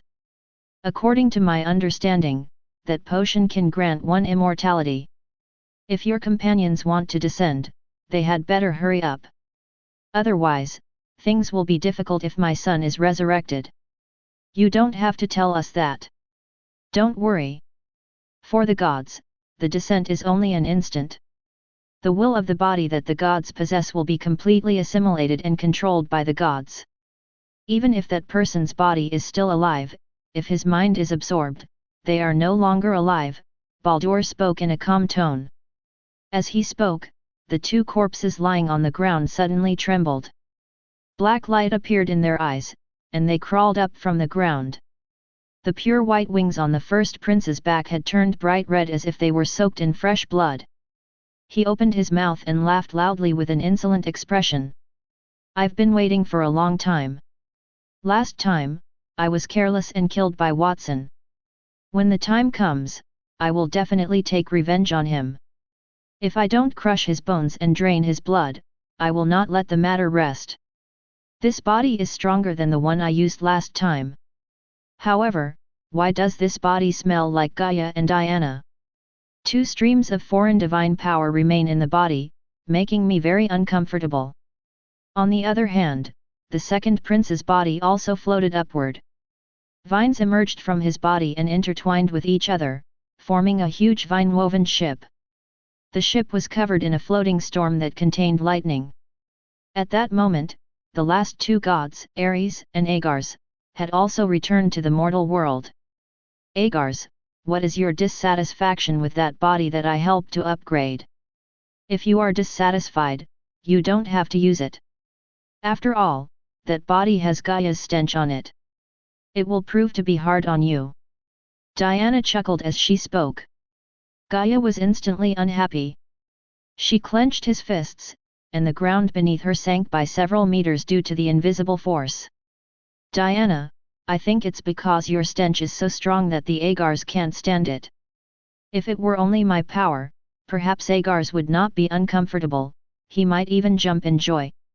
The divine power of different gods involved different domains. If it was not a god with a similar domain, the divine power would not increase its strength and even weaken due to conflict. That was also the reason why Agars complained. Gaia, you are so confident.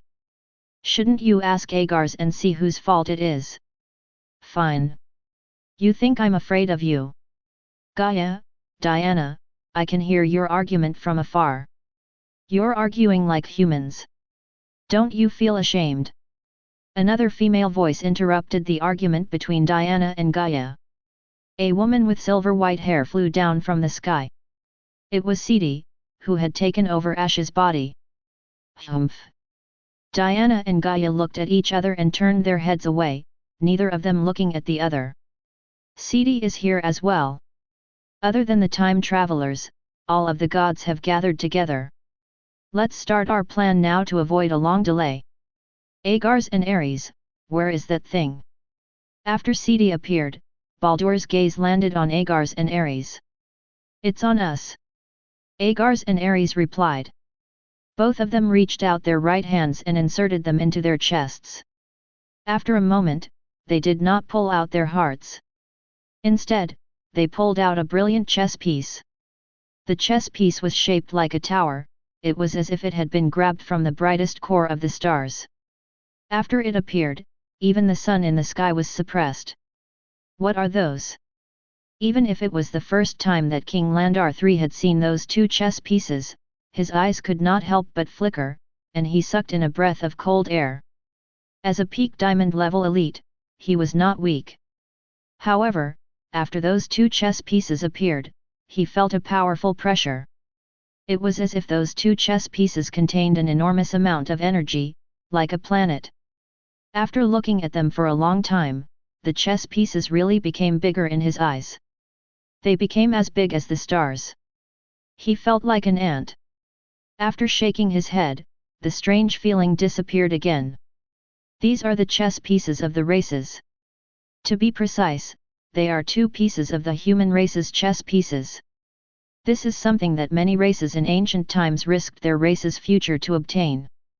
As Baldur casually explained, he extended his right hand toward the two chess pieces that appeared on Agars and Ares' chests and grabbed them gently. As he moved, the two chess pieces merged in midair and turned into an even bigger chess piece. After the chess pieces left their bodies, the two gods heaved a sigh of relief. They looked much more relaxed. The race chess pieces are something that existed before this world was destroyed and even before life appeared. Their function is to identify the races that live in a world. Only the races that possess the race chess pieces are qualified to live in that world. The races that lost their race chess pieces would be destroyed. Even their descendants or even a drop of the race's blood would not survive. There are many legends about race chess pieces. Most of them are spread throughout the world where the gods live. I won't explain them all. I only need to briefly introduce its effects. Apart from ensuring the existence of the race, it can also be used to enslave the race. As long as the corresponding race chess is planted in the body of a certain person of that race, the same race will be controlled. Even if it were Watson, it would not change. As Baldur spoke, he released his right hand that was controlling the race chess pieces. The chess pieces instantly turned into a ray of light and flew across the sky before falling to the ground. It fell to the ground on top of the underground prison where Watson was. When that ray of light flew across the sky, the hearts of all the humans in the royal city, including King Landar III, were filled with panic. It was as if something was watching them from the shadows. Something terrible was about to happen. On the street not far from the underground prison, the old king was on his way to the Sword Saint's courtyard. He did not go straight there. Instead, he walked and stopped on the road, trying to see as many changes as possible in the capital. He even went to every shop and every deserted alley, which meant that he still needed some time to reach the Sword Saint's courtyard. At that moment, he was standing in front of a weapon stall, admiring the platinum tier weapons there. Suddenly, he seemed to have sensed something. He raised his head and looked at the sky. A burst of light streaked across the sky. A huge, broken chess piece that was faintly glowing appeared, enveloping the entire area of the royal city. The chess piece was made of starlight. It was so big that it overlapped with the sky, all the people could only see the outline of the chess piece. What is that thing? What a big chess piece! Recently, there have been frequent anomalies in the sky of the capital. Was it caused by Watson, who might not have anything better to do? But is he not currently in prison? Perhaps Watson had nothing better to do in prison, so he created a huge chess piece that could emit light to play with. The discussions in the surroundings entered the ears of the old king, causing him to narrow his eyes. To the residents of the royal city, the appearance of a huge glowing chess piece in the sky did not cause them to panic. During the battle between Watson and Reed, Watson's performance in the match had caused the sky to hold grand scenes like the Divine Kingdom or the Source of Magic. The residents were used to such phenomena. I did not expect the young man would be so popular in the capital. The residents immediately thought of him the moment the phenomenon appeared in the sky of the capital. However, I think he did not cause the phenomenon in the sky. It makes me feel uncomfortable and somewhat familiar. I seem to have seen it somewhere before. Where have I seen it? Stroking his chin, the old king narrowed his eyes and stared at the sky for a long time, unable to leave. In the direction of another street, Nia was wearing a long black dress and carrying 2 large bags of fruits and fresh pastries in her hands as she walked toward the underground prison. After Watson was thrown into prison, she immediately rushed over, despite the obstruction of her family. As Watson's servant, she should accompany Watson when he was suffering in prison. I don't know what Master likes to eat either. I bought all these fruits and pastries according to Charlotte's advice. I hope that Master will be satisfied. As she walked, Nia muttered to herself. Suddenly, the illusion of a huge starlight chess piece appeared in the sky. It made her subconsciously raise her head. When she saw the scene above her head, her eyes suddenly widened, and the pastries and fruits in her hands fell to the ground, scattering all over. That is, a race chess piece or a human chess piece. Within the area covered by that chess piece, all humans will be enslaved by it. That kind of thing should exist in the divine realm and be controlled by a few god kings. Why would it appear here? Has a god king invaded the world? As Nia muttered, she noticed that a meteor-like light was falling toward the underground prison under the illusion of the huge starlight chess piece in the sky. That caused her expression to change. She suddenly rushed forward and turned into an illusion, disappearing from where she was. There was only one sentence left in the air. Not good. Master is in danger. Watson was sitting cross-legged on the bed, talking to the old king that he had created using life elements. He wondered, if I time it right, the old king should have arrived at the Sword Saint's courtyard by now. However, I can't rule out the possibility that he betrayed me and did not go to the Sword Saint's courtyard. After all, he is the father of the current king. I just told him about King Landar III's plan. It was only a part of what I heard. Even if he betrayed me and spread the news, it would not be a big deal. As for the border, now that I'm in prison, King Landar III must have sent people to check it out. That is inevitable. After all, the border is the border count's territory, and he has always been at odds with King Landar III. It's normal for the king to check it out. I want King Landar III to see the border's power and the Black Moon Knights. After he checks it out, I can use the potions I created in the Dragon Clan to strengthen the border. Before leaving the Divine Dragon Star, Watson did not bring the Golden Flash and Charcoal with him. Charcoal had returned to the Tower of Babel and continued to be the 100th level boss. The Golden Flash returned to Mount Creation with the 10 potions he took from the Dragon Lair. After King Landar III's people had finished exploring the border, they would start mass-producing those potions using the Wish for the World rings. That would transform the people on Mount Creation from platinum-tier angels into dragons, thus becoming a dual race of dragons and angels. According to his instructions, Mount Creation would let the Black Moon Knights patrol the mountain in their angelic form while the others would completely conceal their auras, making King Landar III believe that only the Black Moon Knights had the angelic form on the Mount Creation. After having that misconception, he could proceed to the next step of his plan. Finally, how could he guarantee that King Landar III's people would go to Mount Creation, and how could he ensure that King Landar III would receive false information? That would depend on the intelligence network that he had ordered Elven to build at Severed Fingers Gang.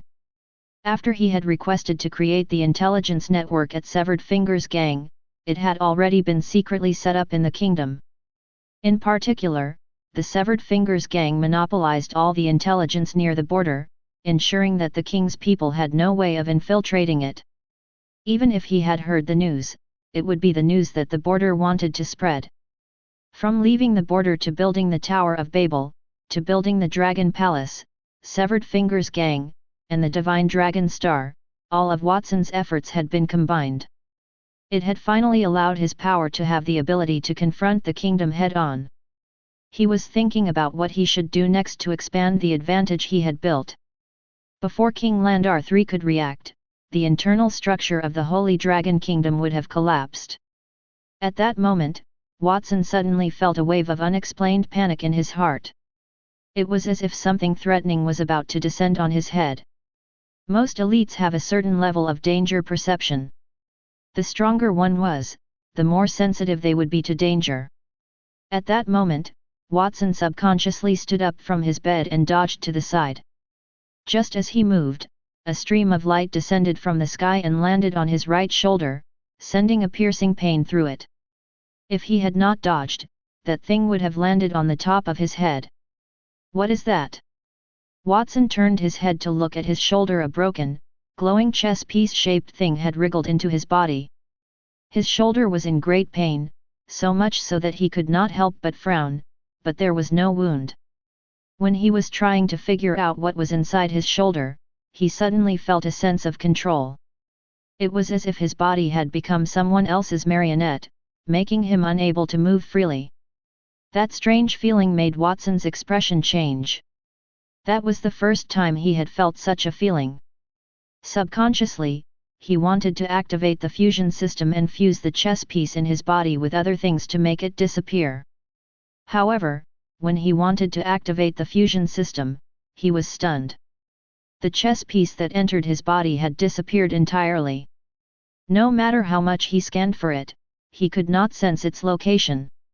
He had even looked through the two magic sources, chaos and life, but he could not find it. Other than the feeling of someone spying on his fate in someone else's hands, reminding him of the strange situation in his body, he felt like what had just happened was just an illusion. How could that be? Is there something in this world that can't be found after entering a person's body? Watson was a little flustered. Ever since he had transmigrated to that world, he had not been afraid, no matter how powerful the enemy was, because he could fuse them. Even if he had very few resources, he could surpass the strong with just a little accumulation. However, it was different then. That magical chess piece disappeared after entering his body. How could he fuse with something that he could not find? Young Master Watson, what's wrong? Are you not feeling well? While Watson was puzzled, the prison guards outside seemed to have heard his voice. They walked into the cell with flattering expressions and asked respectfully. I'm fine. You two can leave. Watson waved his hand. The two guards nodded and subconsciously touched the shackles around their necks. With a regretful expression, they turned around and left. They were people controlled by Watson, and they hoped that something would have happened to Watson. He reached out and pressed his arm. Watson looked shocked and uncertain. Then, he gritted his teeth and stabbed his right hand into his throat. With a sound, his throat was pierced, and blood spilled all over the ground.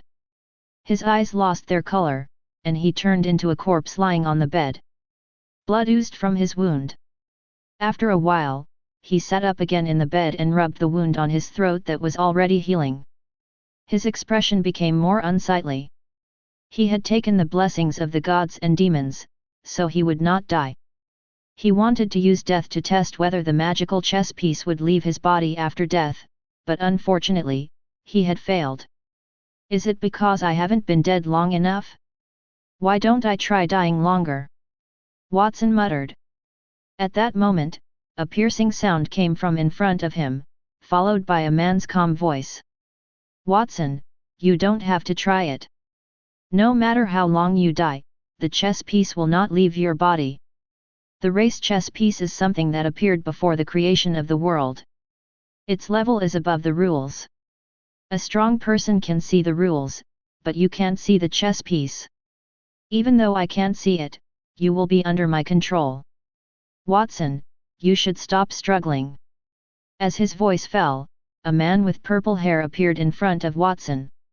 It was Julius, and a few more people appeared in the room after him. They were the gods who had occupied different human bodies. King Landar III was among them. From the looks of it, you should be one of the 7 gods. 6 of the 7 gods had come for me. You must really think highly of me. His gaze swept past King Landar III and focused on the 6 people behind him. He could feel that those people were emitting an unusual aura, and there was also Cicada in the crowd. That made Watson instantly confirm his guess.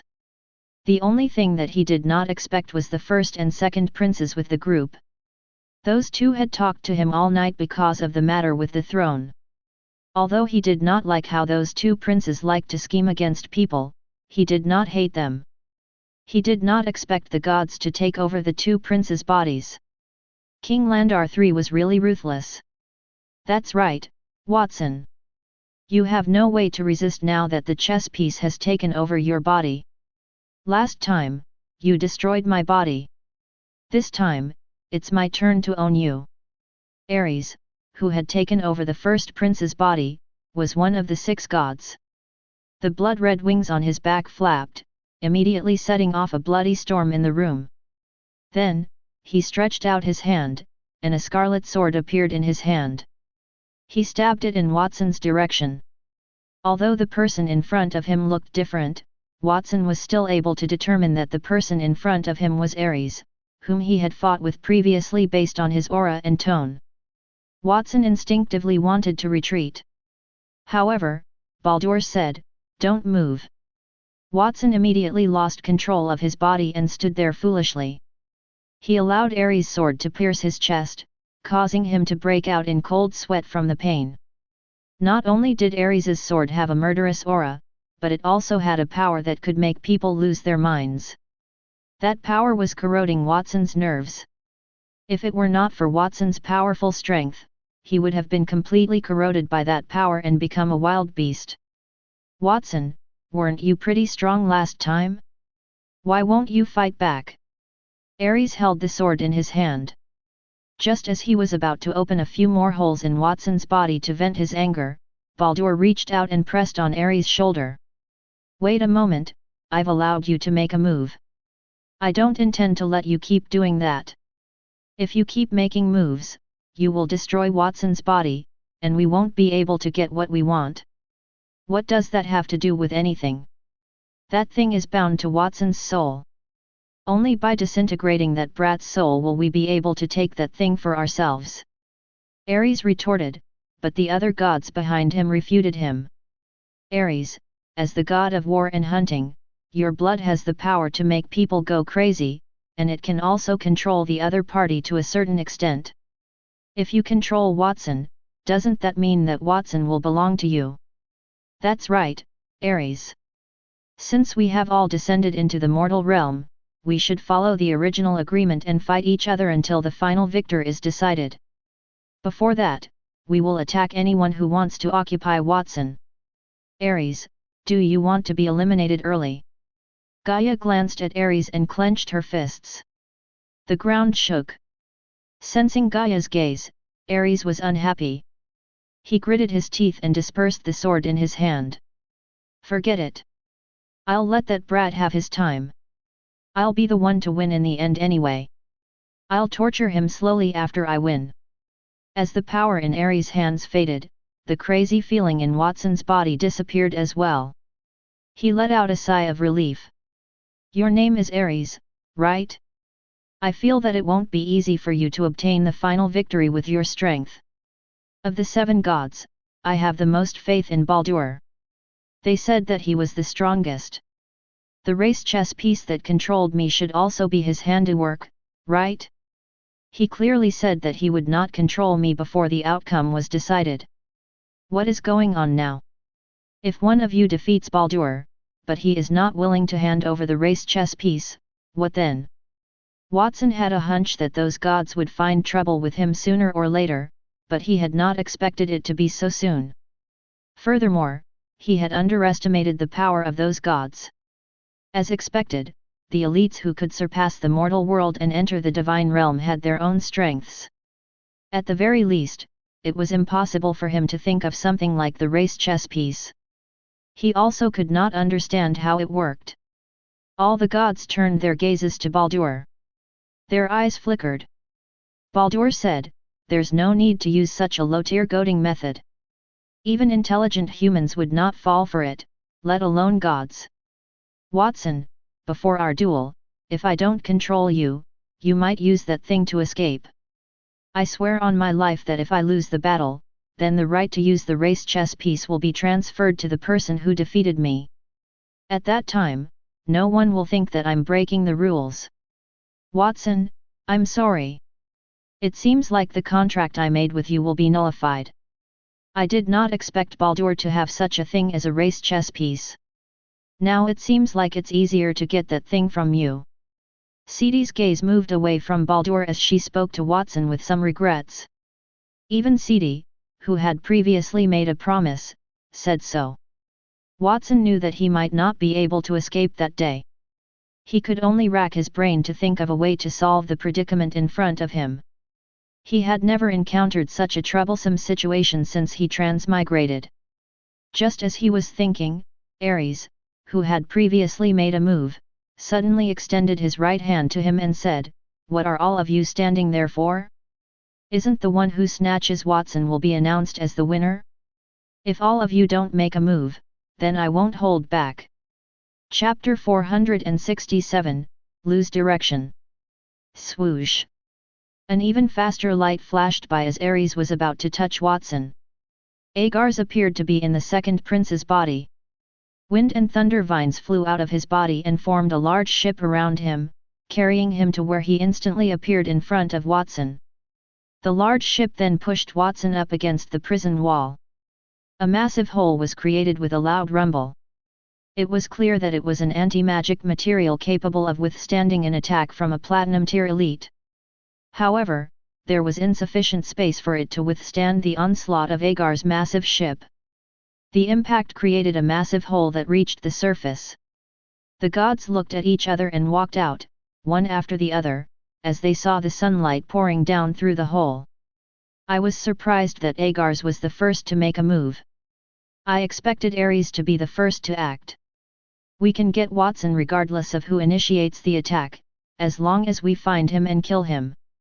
Agar's is the fastest of us all. It will not be easy to apprehend him. It all depends on who gets lucky. As they left the big hole, the gods moved their shoulders and arms, still talking. The sound of the underground prison being breached reverberated throughout the entire prison at the same time. Many guards rushed to Watson's prison cell under the direction of the warden. What happened? Why is there a loud noise coming from inside the prison cell? Where's Watson? Why is Watson missing? Did you do it? The warden approached the cell door and yelled at the man with his back to him. There was only the prisoner in the cell next door at the time, aside from the man whose back was to him. Under his questioning, the man with his back to him slowly turned his head, revealing King Landar III's face. The warden was taken aback by what he saw. "Your Majesty."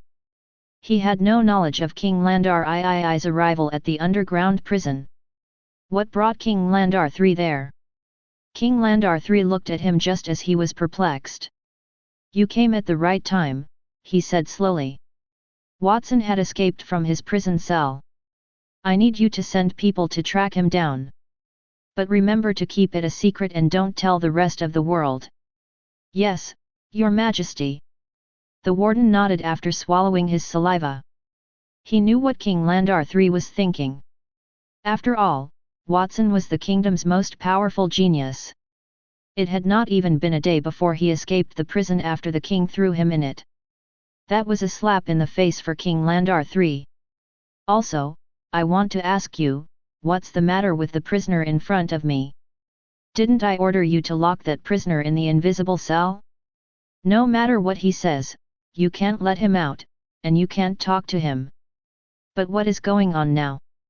King Landar III's expression turned cold as he pointed to the old king sitting on the ground in front of him. He had just entered the prison cell when he noticed the old king sitting next to Watson. His clothes had been washed, and he had trimmed his hair and beard. He did not have the appearance of someone who had been imprisoned for 20 years. The gods were anxious to control Watson, so he did not say anything.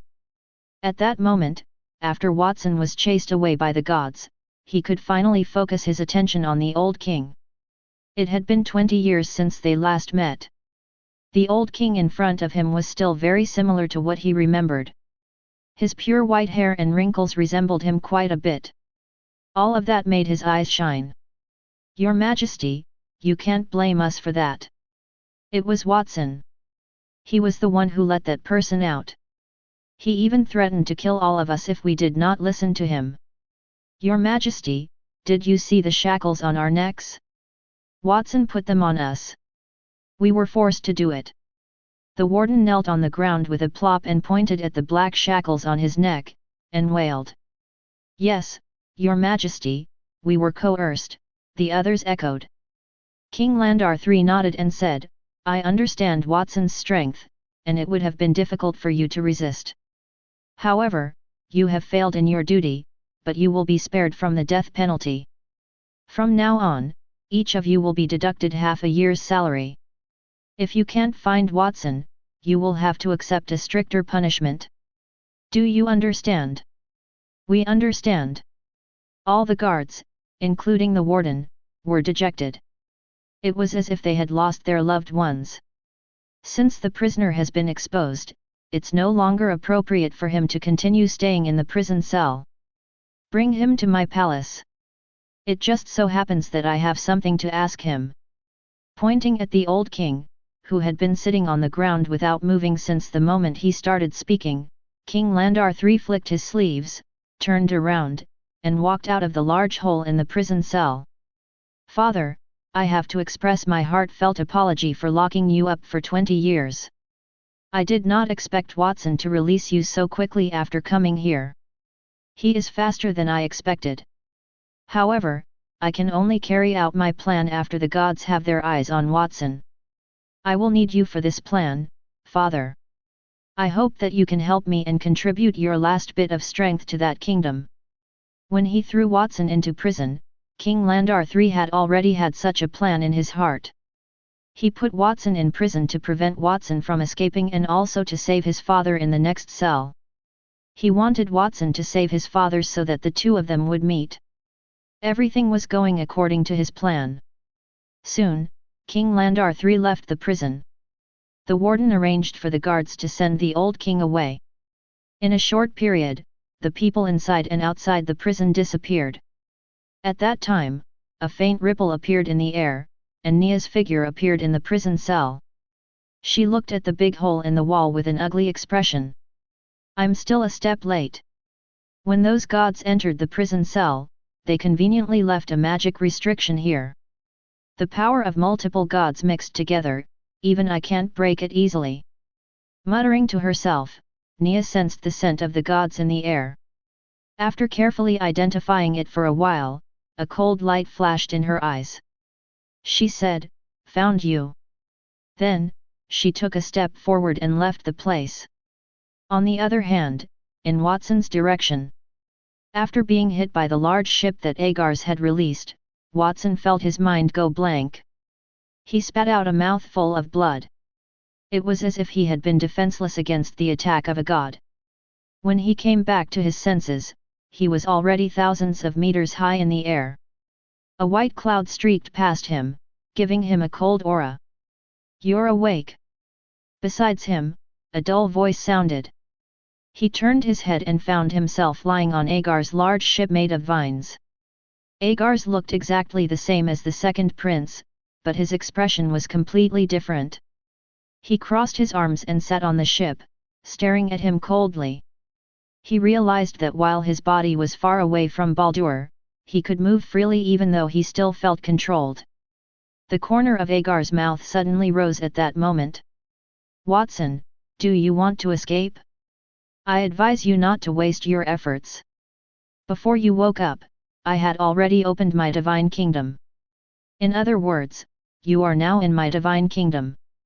As if to verify Agar's words, in the sky thousands of meters high, the moving clouds began to converge in the middle, turning into a large ship made of white clouds. On the large ship, there were storms blowing in different directions everywhere. "It seems like I really have no room to resist. I surrender." Watson raised his hands. He could feel that after the storm in the sky blew in different directions, the energy in his body became chaotic and not under his control.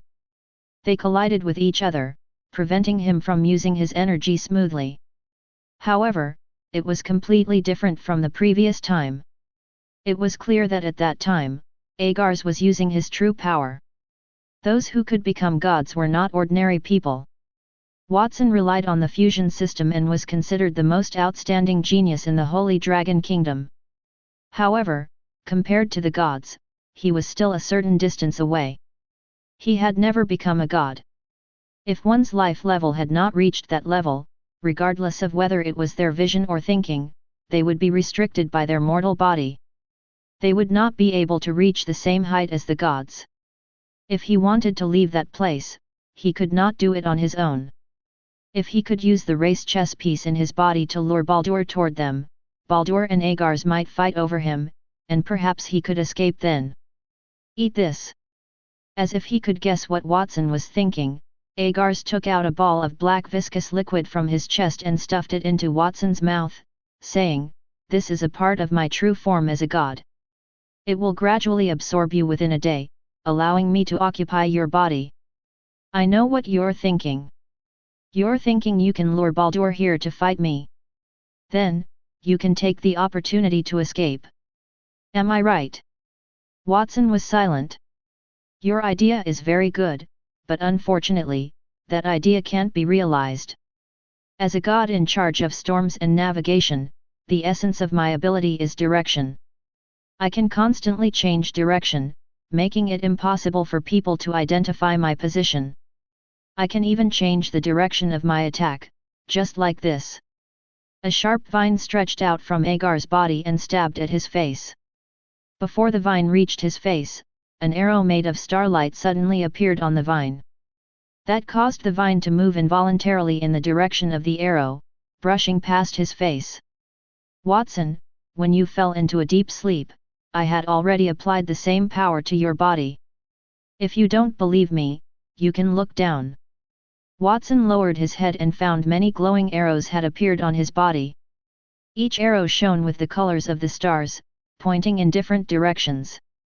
Without a doubt, as long as Agar's activated those arrows, his body would be pulled in different directions and torn into pieces. "Agar's, can you tell me your ability?"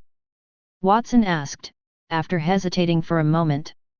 He could see that the god in front of him was different from the enemies he had faced before. He was very shrewd. Such a clever enemy would have no reason to reveal his ability to do nothing. "You won't be able to live much longer, so there's no harm in telling you. Besides, although I want to occupy your body, I don't want you to suffer too much. I want the thing in your body to be completely bound to your soul and body. Otherwise, I would need to take that thing out. You don't even need to be imprisoned here." Agar's showed a pitiful expression. He sighed as if he sympathized with Watson's suffering. "You might not believe me now, but don't worry. After I obtain the thing in your body, I will definitely think of a way to resurrect you. I am a god. With my ability and the help of that thing, I might be able to find a way to make your soul indestructible and possess other bodies. That way, I can get what I want, and you won't die. We will all be happy. So don't think about asking the other gods for help. Even if you can escape this place, the other gods will catch you. They may not be as merciful as I am, and they may not help you." Watson thought about it seriously for a moment and nodded. "What you said makes sense. Anyway, I've already been tricked and can't escape. It's my fate to be slaughtered by the gods. It would be better if I didn't have to die." Those words were not superficial but came from the bottom of his heart. Watson could feel the sincerity in Agar's words, and he was no longer as disgusted with Agar's as before. Instead, he was somewhat grateful. Seemingly satisfied with Watson's response, Agar's nodded. "What we need to do next is to float high in the sky for 1 day. After 1 day, you will be mine. I will take your body and leave this world. Even if Baldur uses you as a racial chess piece, it will be useless.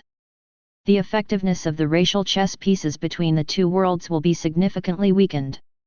Agars and Watson chatted casually as if they were old friends who had reunited after so many years. Their expressions were relaxed, and they did not look like enemies at all. Time passed by, and soon an hour had passed. "Agars, you mean that before you became a god of the Holy Dragon Kingdom, you were also a cultivator?" Watson asked curiously. Agars nodded. "That's right. In the 12th era, I left the world to become a god. I became a god relatively late. Most of the 7 gods are related to this world. Otherwise, we would not have chosen this world as the place for us to absorb our faith. The earliest among us should be Baldur. They said that he became a god in the 3rd era." Watson was not simply chatting with Agars. Instead, he was asking for information regarding the gods. As for his questions, Agars carefully explained them. "How do you gods interfere with the mortal world? Other than bestowing blessings and absorbing faith, what else can you do? For example, can you see what happens in the mortal world through the divine realm?" When Watson asked again, he reached out and scratched his neck as if it was itchy. The starlight arrowhead covering his neck fell off, revealing a piece of dark green skin that was beating slowly. Watson did not notice that. Agars saw it but pretended not to see it. He narrowed his eyes and said, "Gods can't enter the mortal realm. Only through the prayers of devout believers can we see images related to the content of the prayers. We can't obtain information about the world directly. Unless we reincarnate as a child of God or use this method to carry our power into the bodies of others and descend into the world with the power of projection." "I see. I have another question." Just as he was about to ask the next question, the ship suddenly shook. The hull seemed to have been attacked by someone. That made Agars, who had been leisurely answering the question, suddenly stand up. "I have already spread my power around the divine kingdom. I even carved the lost arrow in the sky and white clouds using the Loam language. Even though they are gods, they won't be able to break through and find me so easily. And before they find me, I can carve a new lost arrow and leave this place." "Who broke through all my defenses in an instant?" Agars muttered with an unsightly expression. He raised his head and looked around. Countless arrowheads appeared around the huge divine kingdom that had originally gathered around him like a large ship. A powerful force quickly froze those arrowheads. Then, a young girl in a black dress appeared in mid-air. Her cold gaze looked past Agars and landed on Watson, who was on the large ship. "Master, I did not arrive on time when you were suffering. That is my negligence as a servant.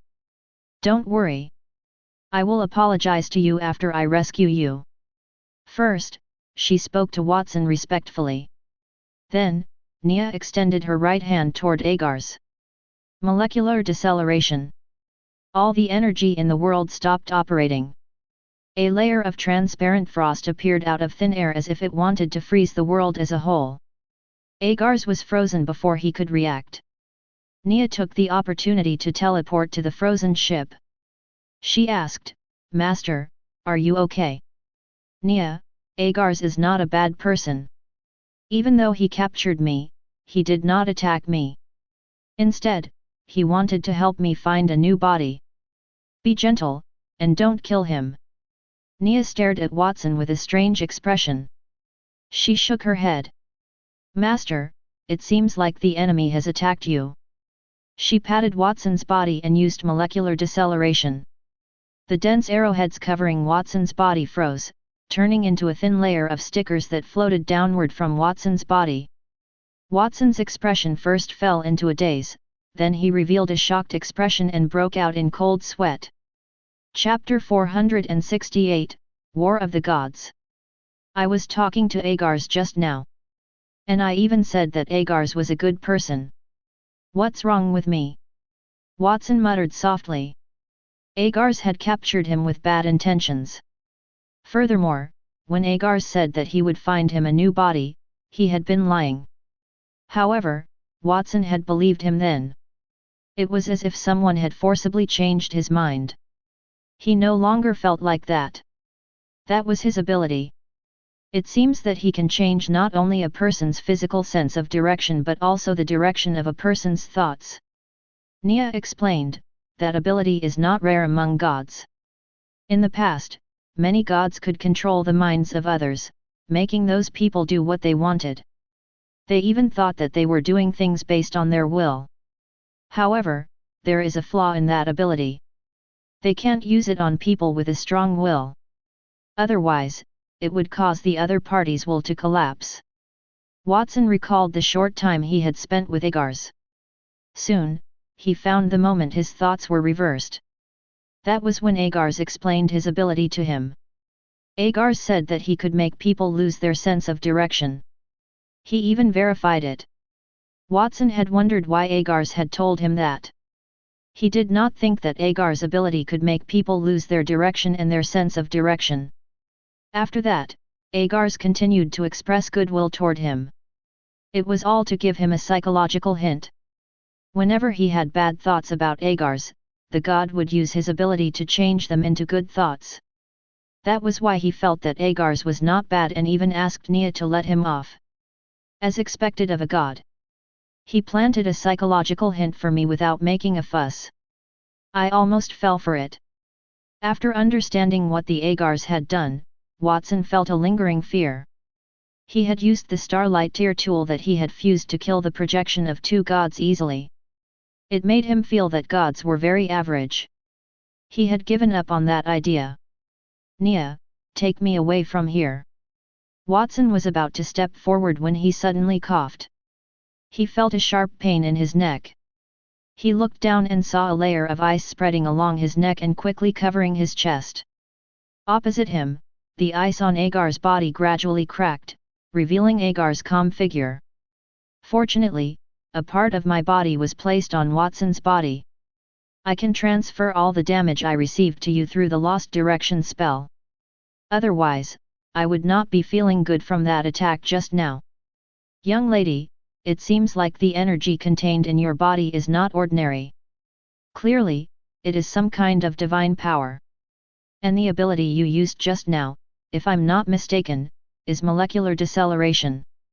In the entire deity world, there are not many people who can use that ability. You must be a reincarnated child of God. I advise you not to make a move against me.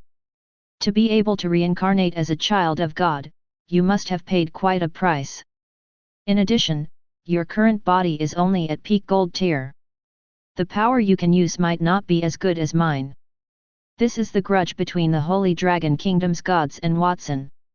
I hope that you will not get involved and lose your life in vain. Agars was still trying to persuade her, but Nia did not listen to him at all. She stretched out her hand and said, "Molecular acceleration." A bright light burst out of Nia's hand. That light was very dazzling and swept over Agar's body. Agar's body was covered with bright arrowheads from different directions. Unfortunately, those arrowheads could not deflect Nia's attack at all. The powerful light wave submerged the body and shot straight into the sky. I've told you, young lady, your attacks can't affect me. Since you insist on fighting with me, then I can only kill you with no mercy. Agars walked out of the light beam unscathed. The second prince's face was ice cold. He only stretched out his hand, and a symbol appeared on the greenish-black skin on Watson's neck. Immediately after that, Watson's body involuntarily flew toward him and was caught in his hand. During that process, Watson could not help but spit out blood. It seemed like the attack that Agars had released did not land on himself, but on Watson's body instead. Master! With a cry, Naya's eyes burst with killing intent, as if she was about to attack. At that moment, Agar's palm touched Watson's neck. Don't move. If you come over, I'll break Watson's neck right now. Break my neck? If I die, you won't be able to get what you want. Besides, didn't you promise to help me find a new body after you took over my body? If I die here, how am I going to complete my reincarnation? It's okay, kid.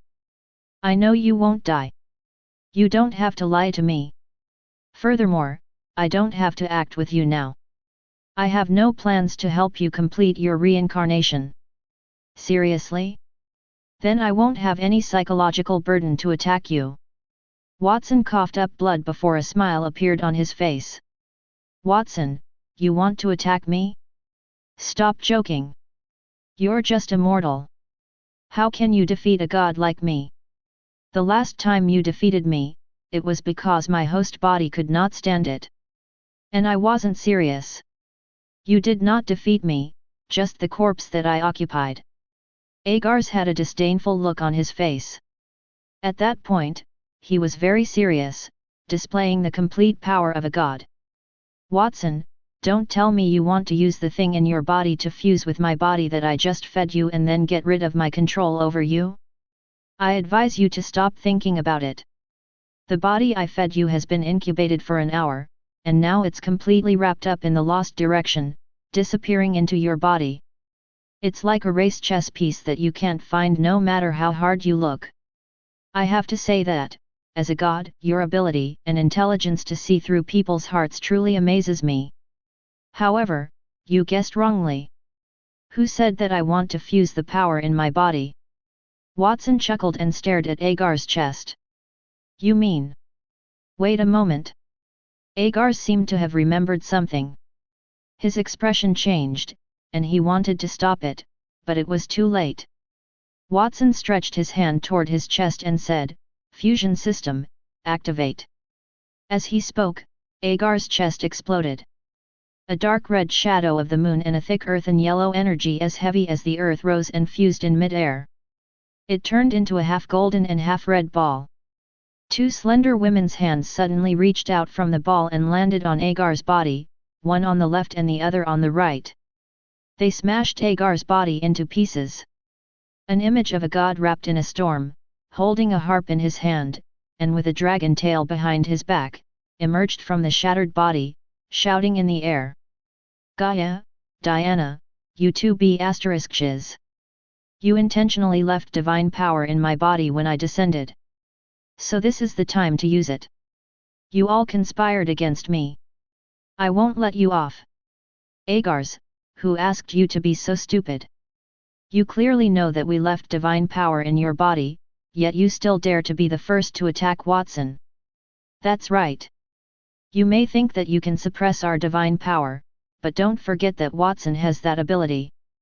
It can increase our divine power several times, or even 10 times. Naturally, it can destroy your body. Out of the kingdom's 7 gods, you were the fastest and had the ability to make one lose one's way. You were the most difficult to deal with. Now that you've disappeared, Watson is ours. Gaia and Diana's voices rang out in mid-air. Following that, the golden and dark red spheres shattered, revealing their figures. After watching Agar's soul cursed a few times, forced to bounce out of that world, they laughed. Watson, you did well. It was not in vain that we told you about that when we entered your cell. It seems that compared to Agar's, you chose us. It's no wonder. One of us is the goddess of moon and love, while the other is the goddess of earth and fertility. We will definitely treat you very gently. Gaia and Diana stood side by side. They did not seem to be bickering with each other. I might have to disappoint you, my two goddesses. I will not choose Agar's or you. My body is mine. Watson rubbed his neck. As Agar's left, the body of the god that entered his body fell off automatically. Before it fell off, he used the system to fuse it into his body. Congratulations, Master, for the successful fusion. You have obtained the Starlight Tier ability, Lost Direction, Storm, and Navigation Divine Kingdom. Starlight Tier ability, the Lost Direction. Effect, has the ability to change the direction of anything or even creatures. It can only be activated by touches. Starlight Tier ability, Storm and Navigation Divine Kingdom. Effect, summons a ship that is entangled by a storm. It can collide with the enemy and cause large-scale damage. It can also be used to escape at a breakneck speed. After fusing with Agar's body, Watson was like the last time he ate the remains of the god of poison. That instantly gave him the ability to control his direction. After learning through King Landar III that the gods desired the thing in his body and wanted to hunt him, he had been looking for a way out. That was the way, he had found it. If the gods wanted to pursue him, he had to see them personally. That would give him the chance to fuse with them. The gods were like hunters who hunted him, and at the same time, they were the prey he hunted. Watson, do you think that you have a chance of escaping from the two of us? Gaia and Diana, the two goddesses, had disdainful expressions on their faces, but there was no contempt in their eyes. Without batting an eyelid, they had already moved to Watson's front and back, blocking Watson's escape routes. Not alone. Master still has my help. Nia walked to Watson's side and extended her right hand in the direction of Gaia. Molecular acceleration. Swoosh.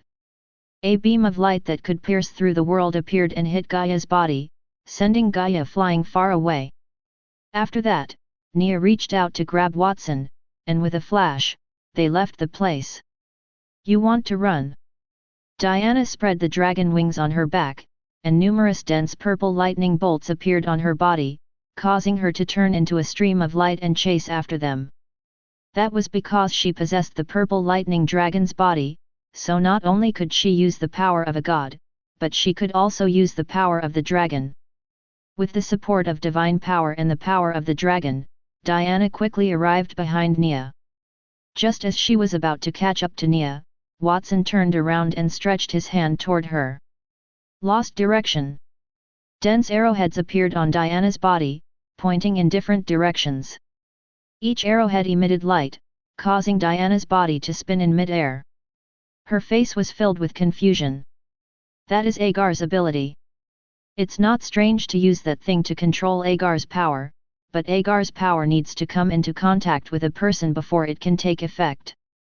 Watson, when did you touch me? Thinking quickly, Diana recalled the time when she and Gaia appeared.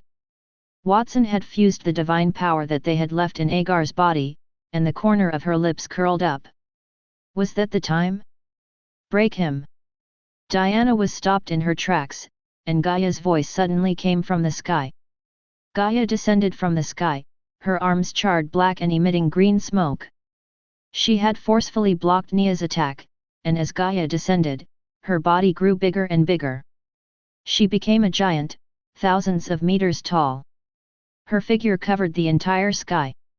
Her finger was as big as a house. She whistled and went toward Watson. Storm and Navigation Divine Kingdom. Watson's feet paused. An illusory ship made of starlight appeared. It was surrounded by a storm. It brought him and Nia and turned into a streak of light. They flew into the distance and dodged Gaia's attack. D***mn, if we delay any longer, the other gods will come. Quickly chase after them. Diana summoned a dark red moon and used the light of the dark red moon to melt all the arrowheads on her body. She quickly chased in Watson's direction. In the sky, there were two streaks of green and dark red light chasing after each other. The speed of the green light was obviously faster, and it quickly pulled away from the dark red light behind it. Just as it was about to shake off the dark red light behind it, something happened. Boom! Watson, I've found you. Where are you going? With a loud bang, a black hole exploded in the sky. Countless blood-red arrows fell from the sky, covering the direction where Watson had escaped. The sharp arrows were covered with a smell that made people go crazy, and it made Watson's face turn ugly. He stopped the advance of the Storm and Navigation Divine Kingdom. He flipped the Divine Kingdom over and used it as a shield to block the attacks of the blood-red arrow rain. After the blood-red arrow rained down on them, Ares' figure appeared in the sky. He held a longbow in his hand. The bright red wings on his back made him look like a red angel who spread death and war. It looks like Agars has returned to the divine realm. Watson, I am deeply impressed by your strength. You are able to kill a god in such a short period. However, that will be all for now. Not far away from Ares, Baldur's figure also appeared. With a calm expression, Watson continued to mutter to himself. There are 4 gods. Other than F.A.T.C.A.T.S, all the other gods are here. F.A.T.C.A.T.S might also be hiding somewhere. Even with Nia's help, it's not easy for me to escape from those 4 gods. Furthermore, after the incident with Agars, they will be more careful when dealing with me. What should I do? Should I summon the Dragon Kings to help me? After he transformed them, the Dragon Kings were all promoted to Dragon Gods, especially Nidhogg, who was far more powerful than ordinary Dragon Gods. If he summoned Nidhogg, he might be able to fight against the 4 gods. However, the price for doing so was that Nidhogg would be rejected by the world and enter the divine realm. Watson was calculating the gains and losses in his heart. Suddenly, he saw the 4 gods surrounding him split into 2 teams to go against him. Gaia, Diana, and Ares were on the first team, while Baldur was on another team by himself. What are you doing? Baldur had occupied Julius' body. His slender eyebrows were raised, and the corner of his mouth dropped. Baldur, I'm sorry. Everyone knows that you are the strongest among us, and you also hold the race chess piece. If we let you survive until the end, none of us will be your match. So, while there are still enough of us, we will eliminate you first, Diana said with a twinkle in her eyes. Oh? Even Ares joined you guys. When did you guys discuss this? I didn't even know about it. Did you guys discuss it when I came here alone? Baldur muttered to himself, it doesn't matter anymore. No matter when you guys discuss it, the result is the same. You guys can attack together. Baldur, even if you are the leader of the 7 gods, you will not be able to withstand the attacks from the 3 of us. You are too proud. Ares laughed coldly. Before he could finish his sentence, he was suddenly hit in the face. His nose broke. No one saw the attack. However, Ares was sent flying backward as fresh blood splattered in the air. Then, Baldur's figure disappeared from where he stood. He reappeared where Ares had just stood and slowly retracted his fist. Let's fight then. Ares, you talk too much nonsense. Gaia, let's attack together, Diana shouted. The huge, dark red moon in the sky shone down with thousands of rays of light, trapping Baldur like a cage. Meanwhile, Gaia maintained her huge body. Her hands were pressed together as if she was swatting a fly. She slapped Baldur heavily. I am the god of light, and I control all the light in the world. Moonlight is also a type of light. Isn't using moonlight to deal with me just showing off? Baldur spoke indifferently. When the dark red moonlight poured down from the sky fell, they were all repelled. At the same time, he stretched his arms outward and supported himself on both sides of his body. Clashing with Gaia's hands, a loud bang burst out, forcefully blocking Gaia's attack. 1 god against 3 gods. Baldur still displayed an invincible demeanor. Chapter 469, The Mantis stalks the cicada, unaware of the Oriole behind. In a simple thatched cottage in the Holy Dragon Kingdom's capital. That was the slums of the capital. The people who lived there were poor people without money or power. At that moment, 2 young children were surrounding an old man in the thatched cottage. A statue of a god was placed on the table in front of the old man. The statue looked like it was wearing shining golden armor. Gears of different sizes were floating on its back. Its face was handsome, and its eyes were filled with love and all-encompassing light. Great God of Light, Baldur, please bless our family to live peacefully this year. Bless us with a healthy life. If the taxes collected by the kingdom can be reduced by 30%, it will be even better. The old man put his hands together and prayed sincerely to the statue. After praying, he even stretched out his right hand and drew a cross on his chest. Grandpa, is that God effective? I feel like you're praying to him every day, but I don't see our lives getting better. The younger of the two little boys around him curled his lips. The old man smiled and reached out to pat the little boy's dirty hair. Don't underestimate that God. He is the God of light, Baldur. His authority is to control the light. Other than that, he also controls hope. In the past, the Demoness Church, which dominated the kingdom and caused the Holy Dragon Kingdom to fall into darkness, was destroyed by the gods led by Baldur. Other than that, you were in a bad state when you were born. I prayed to Baldur, and you got better. You can choose not to believe in the other 6 gods, but you must believe in the God of Light, Baldur. It doesn't matter if the wishes I prayed for don't come true, many people place their hopes in the God of Light. He might not be able to give priority to my wish. As mortals, we have to understand the gods. The young child did not seem to buy the old man's words. He was still pouting. The reason my brother and I were able to survive was probably due to our tenacious vitality. It has nothing to do with the so-called gods. If that God of light is really powerful, then let that sculpture shine. That way, I will believe that he has divine power and not some imaginary thing made up by others. Just as the youth's voice fell, the old man shook his head and was about to explain something. Swish! Suddenly, the statue of the god placed vibrated. Immediately after, a gentle light appeared on it. The light turned from gentle to dazzling and lit up the entire house. The God of Light, Lord Baldur, has responded to our wishes.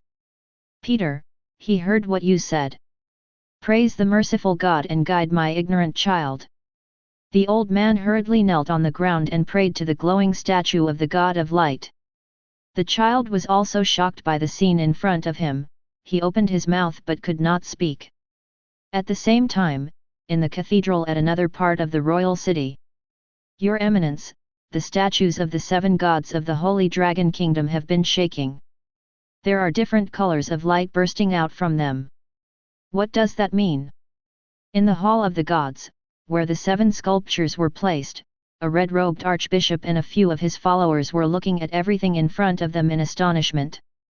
Among the 7 sculptures of the gods, other than the 7th sculpture of the time traveler, the sculptures of the other 6 gods were emitting a surging light. With each breath, it seemed like those sculptures were about to come to life. Those sculptures are the symbols of the gods and also the channel for us to communicate with them. Judging from the aura emitted by those sculptures, I can feel the aura and fury of war. It seems that the gods are at war. The red-robed archbishop stretched his hand outward and drew a cross on his chest. Sensing the aura emitted by the sculptures of the gods, he said carefully. The gods are at war. How is that possible? The 7 gods had always been united and harmonious, protecting the Holy Dragon Kingdom together. Compared to the other kingdoms, the Holy Dragon Kingdom has 7 gods. Just the number alone is enough to crush them. There is no reason for the gods to start a war now. Is there anything that can make them fight each other? A kingdom usually only had 1 god, at most 2. That was because too many gods would cause internal strife due to a lack of believers. The Holy Dragon Kingdom had 7 gods, which had always been the pride of the kingdom's priests. In the past, the Demoness Church had 1 god, the primordial Demoness. However, after the Demoness Church's fall, King Landar III supported the kingdom's 7 gods. The advantage of having many gods was that the people of the Holy Dragon Kingdom could always find a god that they liked. If one god was not satisfactory, then they could choose another god. For example, there were always gods that believed in war and hunting. In some port cities near the sea, the residents believed in the god of storms and navigation, Agars. The women believed in the goddess of moon and love, Diana, while the farmers mostly believed in the goddess of earth and fertility, Gaia.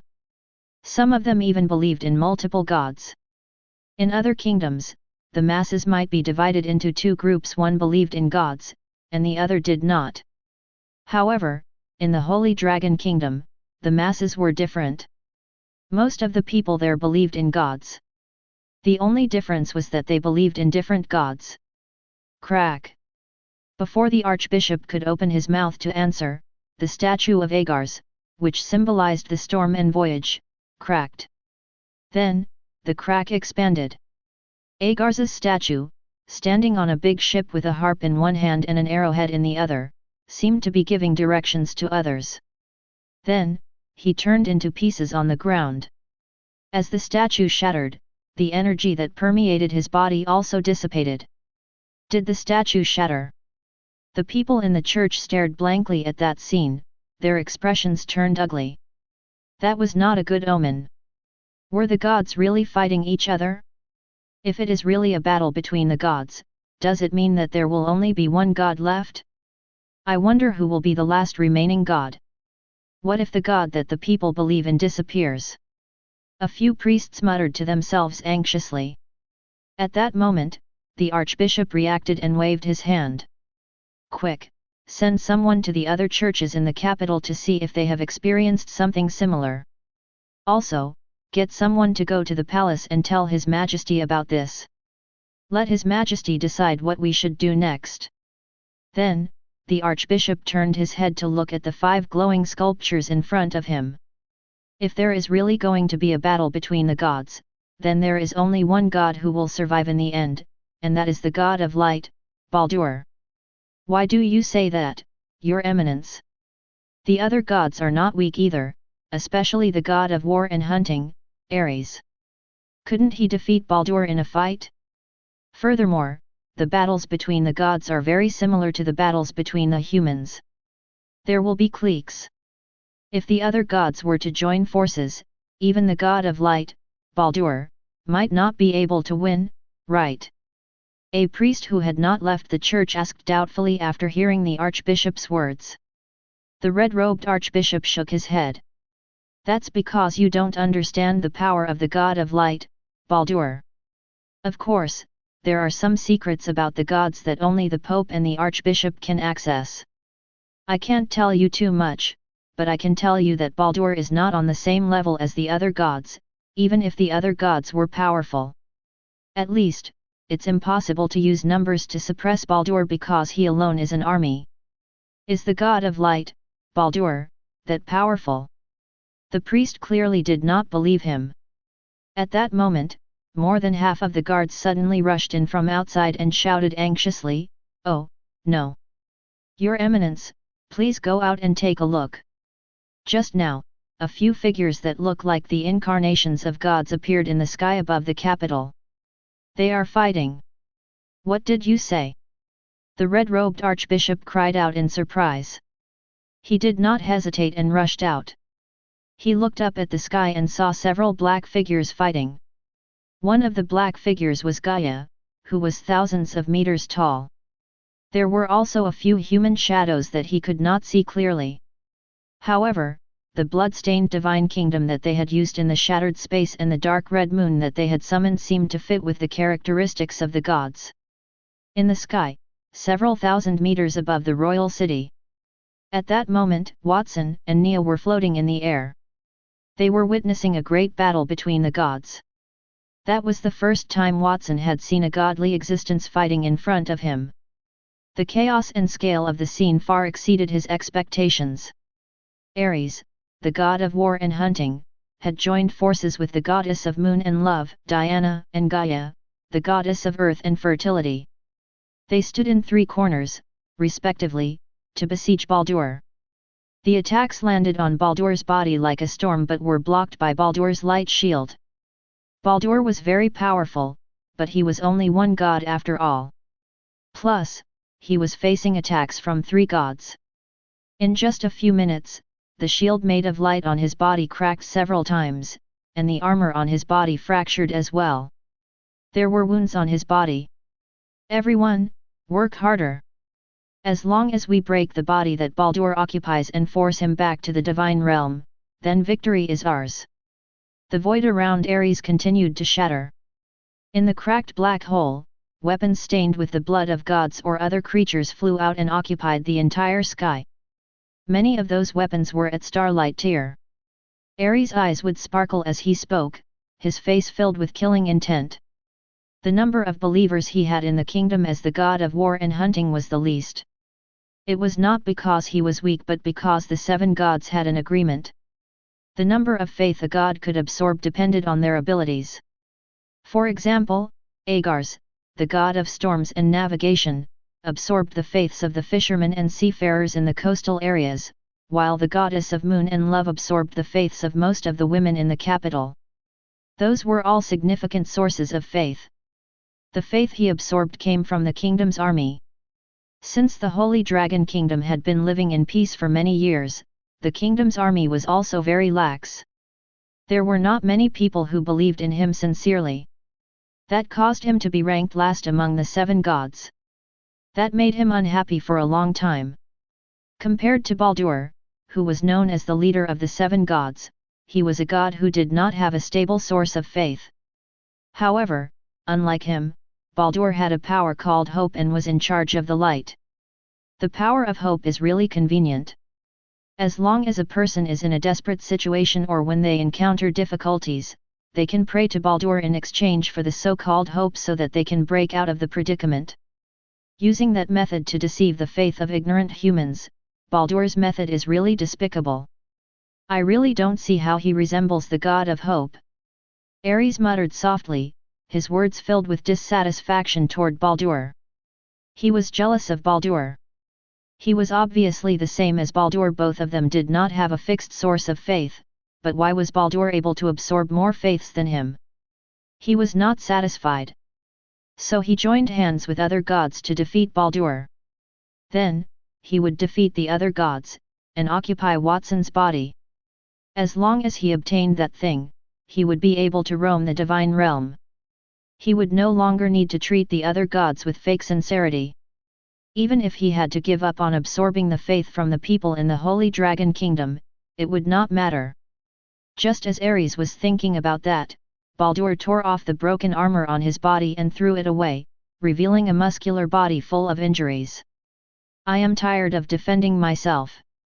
I will not be polite anymore. If I had acted earlier, I would have been able to explain.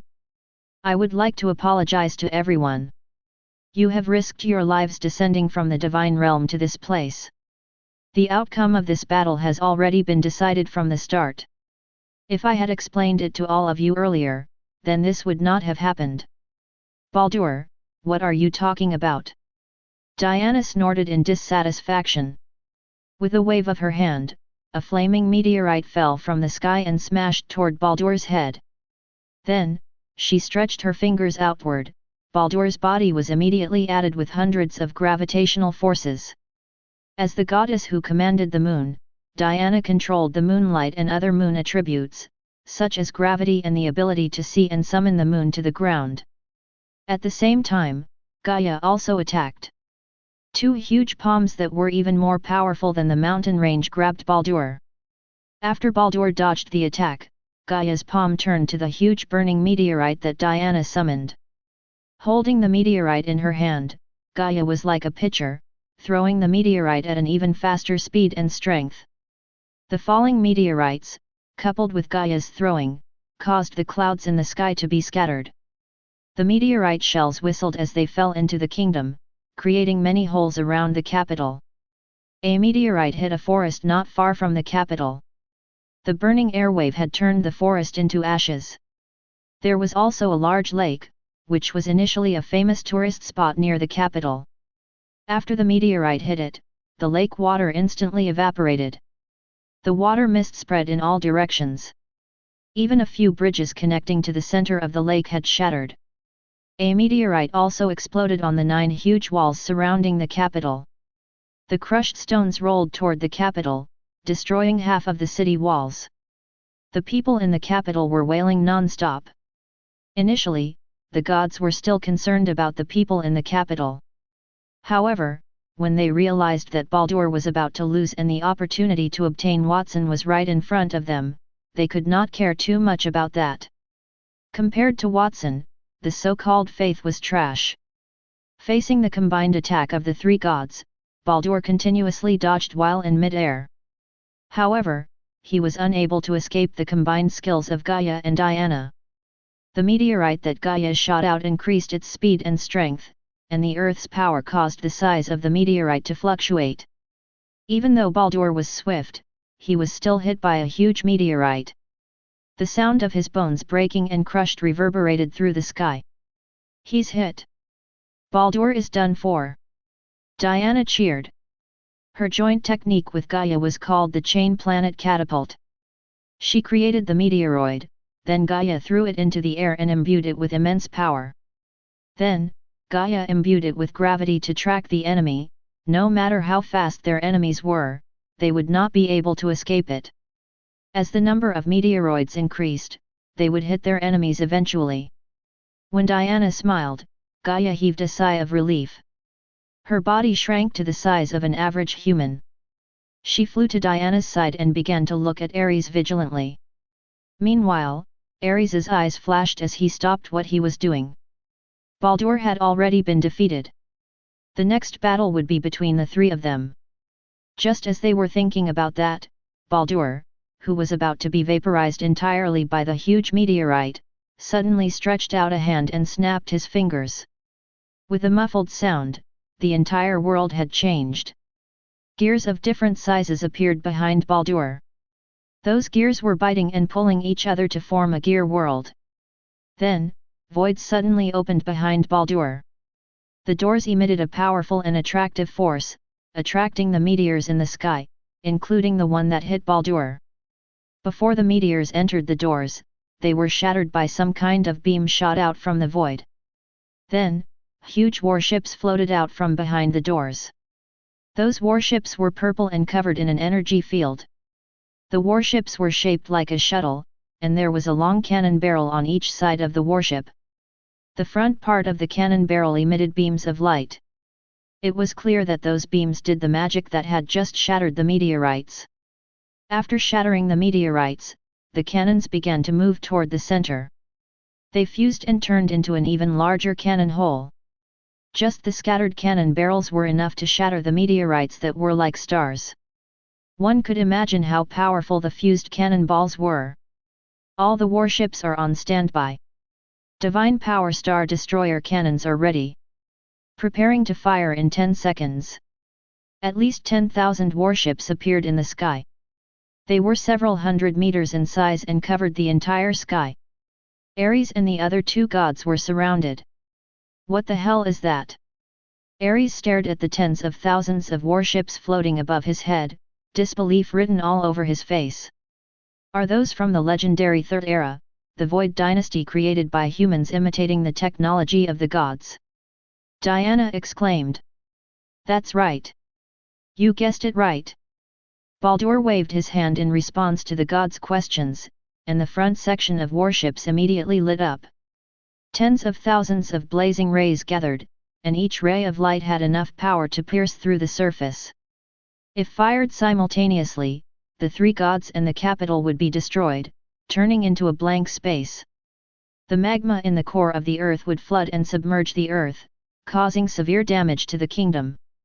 As the god of light, it seemed inappropriate for Baldur to do such a thing. However, there was nothing wrong with him doing such a thing. Before he became one of the Holy Dragon Kingdom's guardians, he had another identity, the Prince of the Third Era's Void Dynasty. At that time, the Third Era had already reached its end, and the Void Dynasty's influence had reached its peak. They were no longer satisfied with staying in that world, so they attacked the Divine Realm. In front of the gods, even the most advanced void fleet of mankind was still vulnerable to them, and the humans had lost the gods' protection, so there was no way for them to fight against the gods. Hence, the king ordered Baldur, who was still a prince, to become the new king and lead the remaining Void Dynasty's soldiers to search for a place to live in the divine realm. Baldur did not disappoint his father's expectations. Not only did he find a habitable star for the Void Dynasty in the divine realm, but he also cultivated the sovereign tier, allowing the power of the gods to fuse with the technology of the Void Dynasty. In the past, when he was in the Void Dynasty, Baldur was called the Son of Light, and after he transformed into a god, he was called the God of Light. In the history of mankind, the Third Era's Void Dynasty was destroyed because they overestimated themselves and challenged the gods after they became powerful, resulting in a fault in the magic technology of human history. No one knew that the people of the Void Dynasty were not destroyed. Instead, they took the initiative to leave the world and took all the technology with them. The reason I am called the God of Hope is not that I forced the honor on myself, but because the people of the Void Dynasty gave me that title. My hope is for my people, not for the world. So for the glory of the Void Dynasty, let everything dissipate under the light, Baldur muttered to himself. Every god had a divine kingdom, and in those divine kingdoms lived believers who provided faith to the god. To ordinary gods, those believers' role was only to provide faith. However, he was different. His divine kingdom was inhabited by many people from the former Void Dynasty. Many of those people's strength was close to that of gods.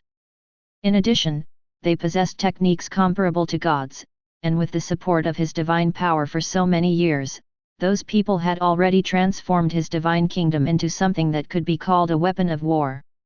His people were not only believers, they were also soldiers.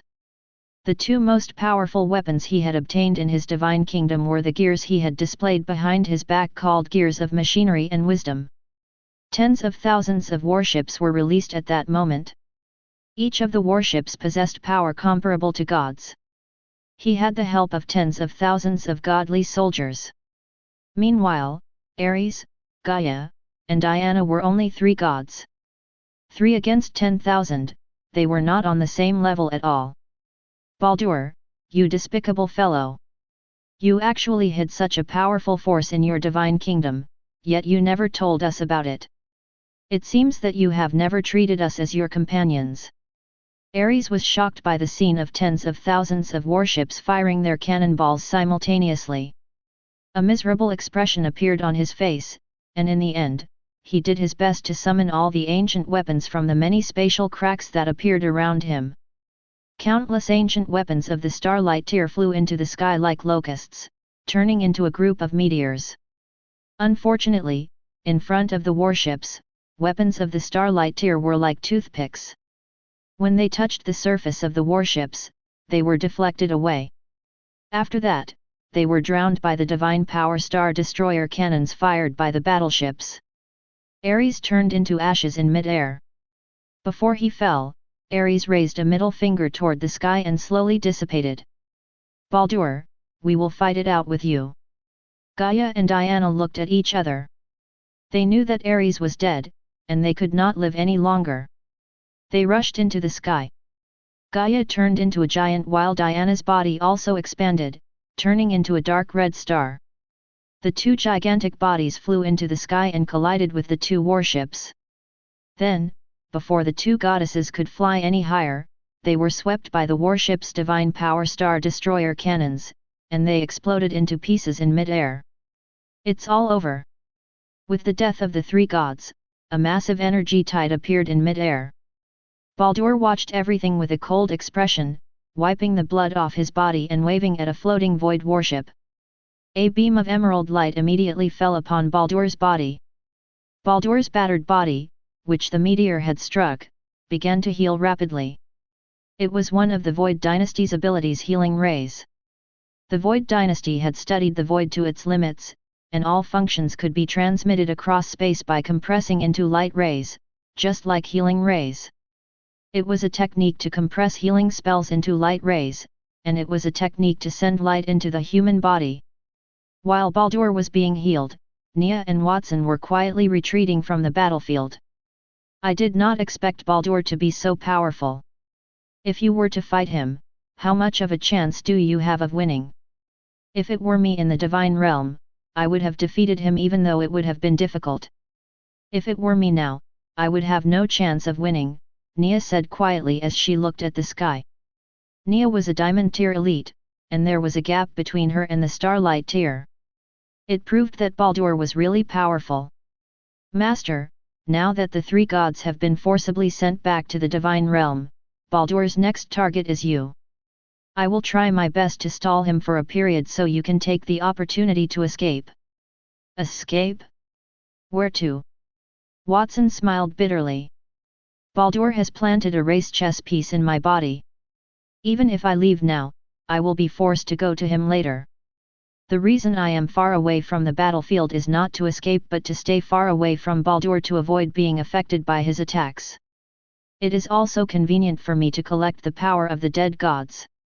Watson opened his hand. There were 3 masses of pitch-black matter, squirming about. 2 of the masses of black matter emitted a blood-red color, while the last one contained a thick aura.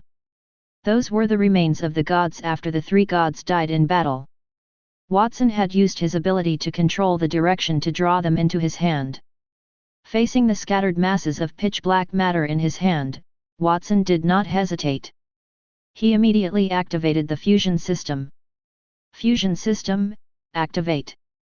Congratulations, Master, for fusing with the incomplete remains of the gods and obtaining the complete remains of the gods.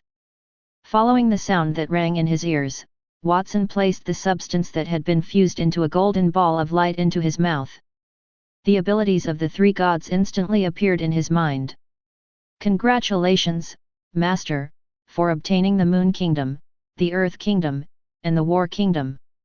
Congratulations on acquiring the abilities Throwing Chain of Planets, the summoning of unlimited war weapons, and the doubling of giants. There was no need to explain the 3 kingdoms. The 3 kingdoms were the most basic powers of the 3 gods. After obtaining them, Watson would be able to control the moon like Diana, such as summoning stars or controlling gravity. He could also control the blood of others, like Ares, the god of war, and make them go crazy. He had also obtained 3 other abilities. Among them, he had just seen the combination of Diana and Gaia's skill with the meteorite. It was so powerful that it even injured Baldur, who had no choice but to use his full strength. As for the summoning of unlimited war weapons, it was Ares' ability. Its effect was that Watson could replicate any weapon that he had seen before. The abilities of the replica would be the same as the real one. Furthermore, they could be repaired after being damaged. The only difference was that repairing it required a large amount of energy. As for the doubling of Giant's spell, the move made Gaia's body grow larger. That move could allow the body to expand countless times and also increase the body's strength. If he needed strength, it was a practical move. With the addition of Agar's abilities, I've obtained 4 divine kingdoms and 4 special divine skills. If it weren't for the fact that I had a race chess piece implanted in my body, that fight would have been a great profit for me. Watson sighed as he extended his right hand downward. Following his actions, the Divine Power Star Destroyer Cannon, initially attacking the surface after destroying Ares and the other gods, barely turned a weak angle. It brushed past the walls of the royal city and blasted it into the ground. A massive pit of unknown depth appeared. Boiling magma rose from within it. The magma spread along the huge pit and flowed to the side of the wall of the royal city, causing a huge burning hole in the wall. The lava was still spreading into the capital and would soon cover the entire capital. At that time, any elite who could not fly out of the capital would die. The guards who discovered that scene sounded the alarm and relayed the news back to the capital. For a moment, many residents felt uneasy and rushed out of their houses. Some people did not even have the time to take their luggage. For a moment, everyone cursed as they fought their way out. Hurry up and leave. I heard that boiling lava had appeared outside the city walls. It will soon spread into the capital. D***mn, why are the gods fighting for no reason? I have several houses in the capital. If my assets are destroyed because of the lava, I will suffer a huge loss. Many nobles continued to curse. In a wooden house close to the slums, not far away from those people, the old man who had just prayed to Baldur was leading the two children outside in a panic. While running, he comforted the two children. "It's okay. Lord Baldur just appeared. Apparently, he heard our prayers. No matter what happens outside, we'll be fine." The two little boys were silent. The older one stared at the glowing statue in his grandfather's hand and nodded in relief. He had not believed in the god, but after the statue had lit up when he asked it to shine, that proved that Baldur had divine power. In addition, the battle that had happened, no matter who saw it, they would understand that it was a battle between gods. "Lord Baldur will definitely protect us." The old man repeated those words. Just as he walked out of the slums with the two children, he was pushed aside by the crowd on the street. He did not even hold the statue in his hand properly, and it fell out. It was crushed by a few people who were in a hurry. "My idol! You dare step on an idol? You will be punished." The old man ran forward hurriedly and reached out to pick up the broken sculpture. The sculpture had gradually lost its light. The old man would cry if he could. No one cared about the old man. His young grandson, who was not far away from him, watched everything with widened eyes. The boy knew that the sculpture had lost its light as it fell to the ground. In the cathedral. "Your Eminence, the battle in the sky has ended. Just as you guessed, the god of light, Baldur, has won." A priest stood behind the red-robed archbishop and looked at the 5 broken sculptures on the ground. His expression was complicated. Only 2 sculptures remained in the cathedral. One was Baldur's sculpture, but the light emitting from the statue was fading. On the other hand, the statue of the time traveler had not lit up at all. "I did not expect the gods to fight amongst themselves. For some reason, this year was a disaster for the priests. We priests had collectively lost our ability to sense the gods for one day. Now, the kingdom has lost 5 of its 7 gods. The power of the priests to believe in other gods will be significantly weakened. Not only that, the faith of the believers in the kingdom will also be impacted."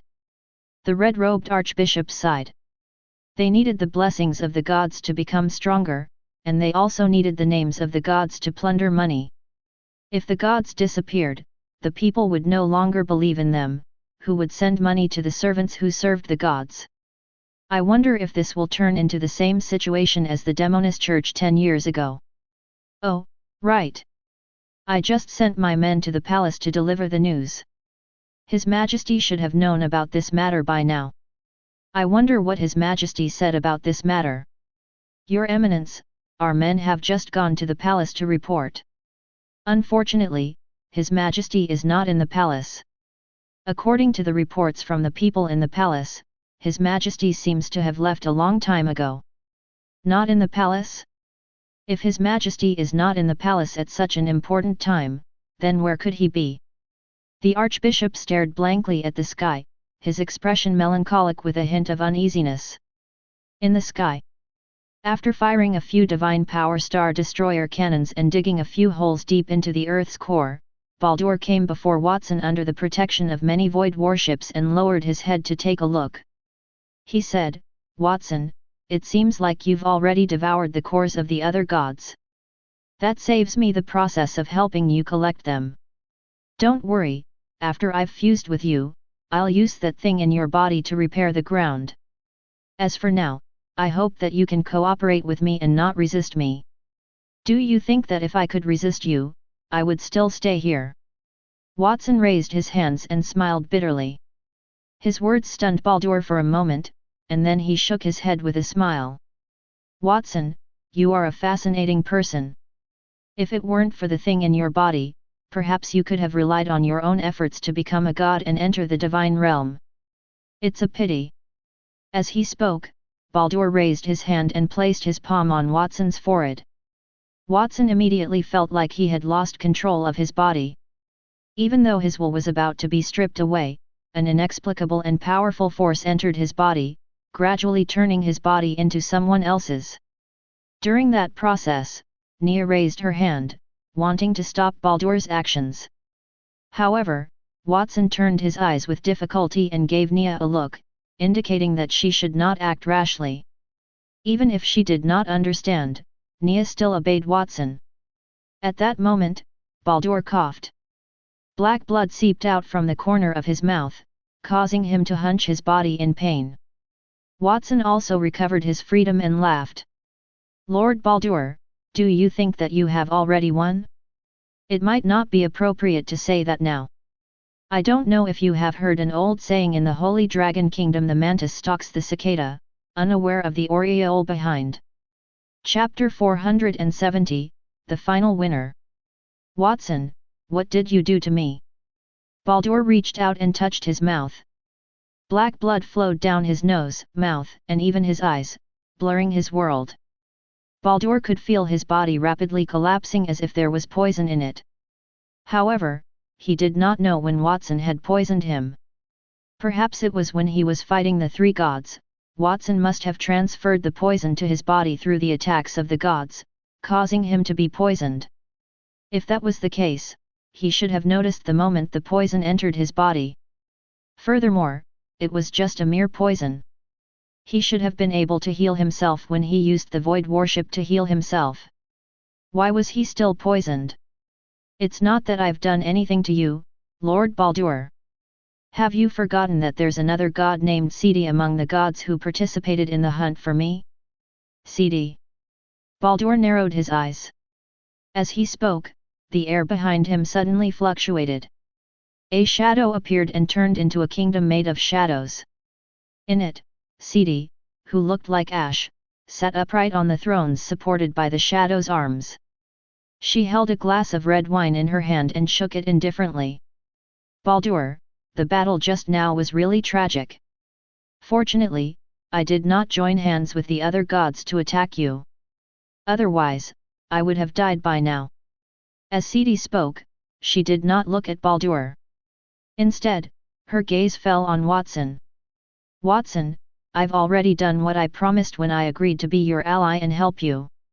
If you survive, don't forget my contributions. Fuse me the weapon and other things I want." "Of course, Lady F.A.T.C.A.T.S. In return, as long as I survive, I'll help you no matter what you want." Watson smiled. The prerequisite was that he survived. "F.A.T.C.A.T.S, were you the one who poisoned me? Even though you are the goddess of shadow and potion, it's impossible for me not to notice it." When Baldur waved his hand, the warship that was floating in midair flew close to him, using the healing rays to envelop his entire body and help him recover. Unfortunately, his method did not allow his body to heal. Instead, under the illumination of the healing rays, his body collapsed even faster, pieces of flesh already falling off his body. "Baldur, you've misunderstood. First of all, I did not poison you with poison, but a potion that can strengthen that body's ability. That was something I used before you possessed that body, and I also used different potions on the bodies of other gods. Even Watson had the potion. These potions are nothing in themselves, but when mixed, they are highly toxic. F.A.T.C.A.T.S, it seems that you had already expected that I would come into contact with everyone. You are really a schemer. However, do you think that you have defeated me?" As Baldur spoke, he extended his right hand. The arm had already lost most of its flesh and was only left with white bones. He grabbed F.A.T.C.A.T.S neck and said, "With my current ability, it's not difficult for me to hold on for a few more minutes. During this time, I can kill you 100 times. Originally, I swore that as long as anyone could defeat me, I would hand over the right to use the chess pieces to them. But as long as I kill you first, you won't be able to defeat me." The wine cup in F.A.T.C.A.T.S hand fell, and the throne made of shadows also collapsed. She could not breathe, and she desperately reached out her hand to hit Baldur's arm as if she wanted to say something. The warship had a huge cannon aimed at F.A.T.C.A.T.S. After making sure that F.A.T.C.A.T.S could not escape, Baldur loosened his right hand slightly, and F.A.T.C.A.T.S panted heavily, looking at Baldur with a resentful look. "Baldur, you attacked me without a word, almost strangling me to death. You've made 2 mistakes from the very beginning. I've already told you the first one. What's in your body is not poison, so you won't have any reaction. Furthermore, my potion is perfectly coordinated with that body. No matter what you do, you can't stop that body from collapsing. Secondly, who told you I gave you that potion?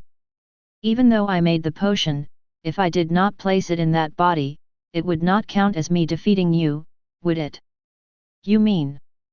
Baldur's expression changed after he understood the meaning of C.D.'s words. He turned his head abruptly and saw that the air not far behind him was distorted.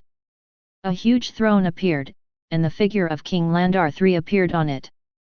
The king wore a long robe and a crown on his head. His image was distorted by the throne, only revealing a pair of eyes that could look down on the world. His majestic voice echoed in the surroundings. Baldur, I am the one who injected the potion into your body. Your battle, including your strength, is all part of my master plan. Is that you, King Landar III? No, it can't be you. I would have thought of it a long time ago. Baldur was silent at first, then smiled and said, You said you would help us get Watson, but in reality, you betrayed us. You are too daring, King Landar III. Aren't you afraid that after I leave, I will explain it to the other gods and allow them to descend on you? You do not need to be concerned about that, Lord Baldur. You do not have any more room to fight. When you all took action, I already told the people about a magical device. Many people, I believe, are now aware that the gods are at odds over their beliefs. More than half of people's beliefs, I believe, will crumble. Aside from that, I have spread the word to other kingdoms. The gods descended into mortal life without being reincarnated. That is against the gods' rules, and they must be severely punished. I am not sure what the gods of other kingdoms will do to you if they find out. I believe they have already been informed. If you dare to do that, King Landar III, your actions will cost you the protection of all gods. Baldur's eyes widened, and for the first time, his expression changed.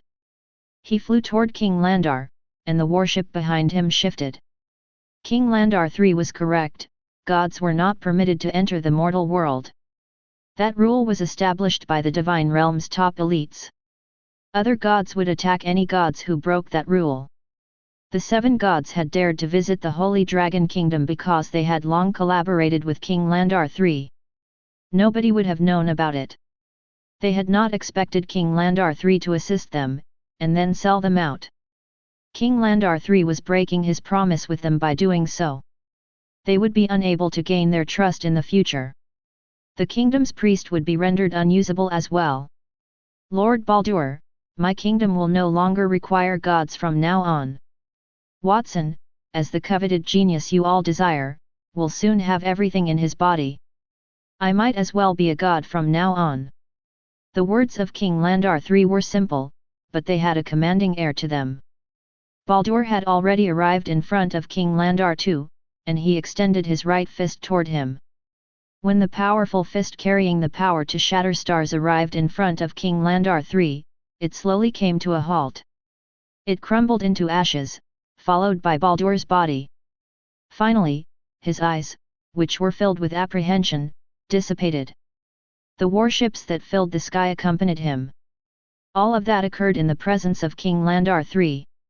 He just sat there and did not move. C.D., have you made the potion I asked you to make? Do not worry, I have got it covered. C.D. rubbed the back of her neck, which had been strangled. That potion can mimic the effects of the gods' remains, he said, pulling a bottle of potion from his pocket and throwing it at King Landar III. You have the ability to separate your soul from your body and enter the bodies of others. Before you use that potion, I would like to ask if you would have reported me for entering the mortal world to the other gods if it had not been for the potion I made for you. When confronted with C.D.'s question, King Landar III fell silent and laughed. What are your thoughts? I will not harm you as long as you remain by my side and support my plan. Whatever you say. Anyway, I am only rooting for the victor. C.D. snorted but did not respond. Even without saying it aloud, the answer was obvious. Unlike the other gods who came to hunt Watson, she had given up the hunt from the start because she knew she could not win. She only needed to follow the victor to reap the benefits, regardless of whether that victor was Watson or King Landar III. That person, in any case, could not be Baldur. Baldur's main body in the divine realm should have been in a lot of trouble based on the fact that he had stopped halfway through his attack on King Landar III. That made C.D. sigh inwardly. Humans had plotted against her, that was humiliating enough. She did not want to mock Baldur because the two humans in front of her were not ordinary people in nature. King Landar III left the massive throne and came to Watson after drinking the potion. Watson, I arrived too late. I have caused you pain. Your Majesty, I believe your arrival marks the beginning of my agony. Watson shook his head. King Landar III remained silent. Nia, on the other hand, frowned. What does he mean, Your Majesty? Is it your intention to assassinate my master? He did not answer the question, but in response, King Landar III asked, I noticed you when you were a baby, Miss Nia. I was the one who made it possible for you to live peacefully in the royal city and receive a good education from the Saint Laurent family. Even if you are a god with no emotions, you should feel some gratitude toward me. I hope you can stand on the sidelines and not intervene. I promise not to let you lose your master, but I will take over the power in Watson's body. King Landar III was crystal clear. He wished to succeed Watson as Nia's master. Ordinary people might be angry when they hear such words, but he was confident Nia would not be angry because she was a god with weak emotions. The thing in Watson's body was the reason she recognized Watson as her master. It was understandable that if he replaced Watson and gained power in his body, he would become Nia's master. Nia, please step aside. Then I will unleash the power of the race chess piece. Even if you are a child of God with a human body, I may control you under the influence of that power. You probably do not want to be in that situation. King Landar III consoled her once more. In his hand, a shadow of a chess piece appeared. When that chess piece appeared, Watson felt an irresistible sense of suppression. He could not defy King Landar III's orders, no matter how hard he tried. When King Landar III told him he had to die, he did not even flinch. Nia was still pondering King Landar III's words when Watson burst out laughing. Nia, please step to the side. Do not be concerned about me. I am going to be fine. Master. Get going. Nia was about to say something when Watson interrupted her. She could only bite her lower lip and shuffle to the side. Watson, I have known you for quite some time. You have the type of personality that I admire. You are also far more powerful than my sons. If at all possible, I hope you are my son. You do not need to be concerned. I will make you my godson and the next king after you die. Do not say such hypocritical things, Your Majesty. You want to be my father, but I do not want to be your son. Having a father like you will make me sick. King Landar III's eyes glowed with displeasure as he heard Watson's words, but he suppressed them and slowly walked toward Watson. You are free to say whatever you want, Watson. In any case, my strategy is already in place. Things will develop as I believe, no matter how hard you try. Everything was part of his plan. Before leaving the palace, he not only informed the other gods about the god's secret descent, but he also informed the people. As a result, many people's faith in the gods began to wane. In the future, his goal was to sweep away the church that worshipped the seven gods. He would face far too much opposition. The gods had brought disaster to the kingdom when they fought Watson. He could seize the opportunity to oust those gods and become the ruler. Since the gods had given their faith, it was not as effective as controlling the faith of the entire kingdom. To achieve that goal, he did not mind reliving the Demonist Church's history from more than 10 years ago. All of this was for one purpose: to dethrone the gods and take over Watson's body. He had that thought after learning about Watson's body's power. The previous agreement with the god, which included the murder of his 2 sons, was all part of the plan. The gods would not have been able to possess someone else's body and take over someone else's body if he had not helped them come to the world. If his 2 sons had not died after Watson became king, they would not have been able to accept the outcome and would have opposed Watson. He would bear the pain and murder his 2 sons. Rather, it would be preferable if his 2 sons died with some dignity. His plan included hosting the Royal Academy's competition and appointing the first-place winner the right to inherit the throne. Only by allowing Watson to take the lead would everyone see how much he valued Watson. Only then would Watson be able to inherit the throne officially, and he would have already been Watson at that point. I do not want to waste any more time, Watson.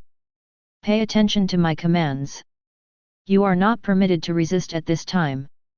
Allow me to take control of your body. His thoughts abruptly came to a halt. King Landar III carefully examined the potion Cicada had given him before pouring it into his mouth. A layer of silver-grey viscous liquid appeared on his body immediately after that. It was distinct from God's remains. The soul that King Landar III had burned in his body was grayer and older. King Landar III was already nearly 60 years old. Despite the fact that his powerful strength made him appear as young as a middle-aged man, the increase in age made him see the danger.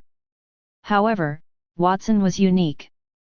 He was only 11 or 12 years old, but he possessed unrivaled talent. His future accomplishments seemed limitless. With Watson's body, King Landar III might be able to continue the Holy Dragon Kingdom's expansion. It was not impossible to make it the most powerful human kingdom in recorded history. The world would be his if he possessed Watson's body and gained that power. Even the gods would have to bow to him. With that power, he would be able to grant himself a long-requested wish. King Landar III's palm touched Watson, filled with hope for the future. Silver-grey matter began to seep out of his body and into Watson's. The procedure was completed in a very short period. Since Watson was not moving, the light in his eyes gradually faded and was replaced by another color. At that time, roar! A dragon's roar rang out in the sky. Then, in midair, a massive space passage opened. Countless black-armored knights with light wings on their backs appeared in the sky. All of those knights radiated a powerful diamond-tier aura. They not only had angel wings, but they also had dragon wings and tails. They numbered in the hundreds of thousands. Come, protect young Master Watson. Go. Alan, the leader of the Black Moon Knights, said. A young man with purple hair and elven ears stood at the front of the 100,000 Black Moon Knights. Some might say he looked like a woman, and his face was filled with a complex expression of mockery and hatred.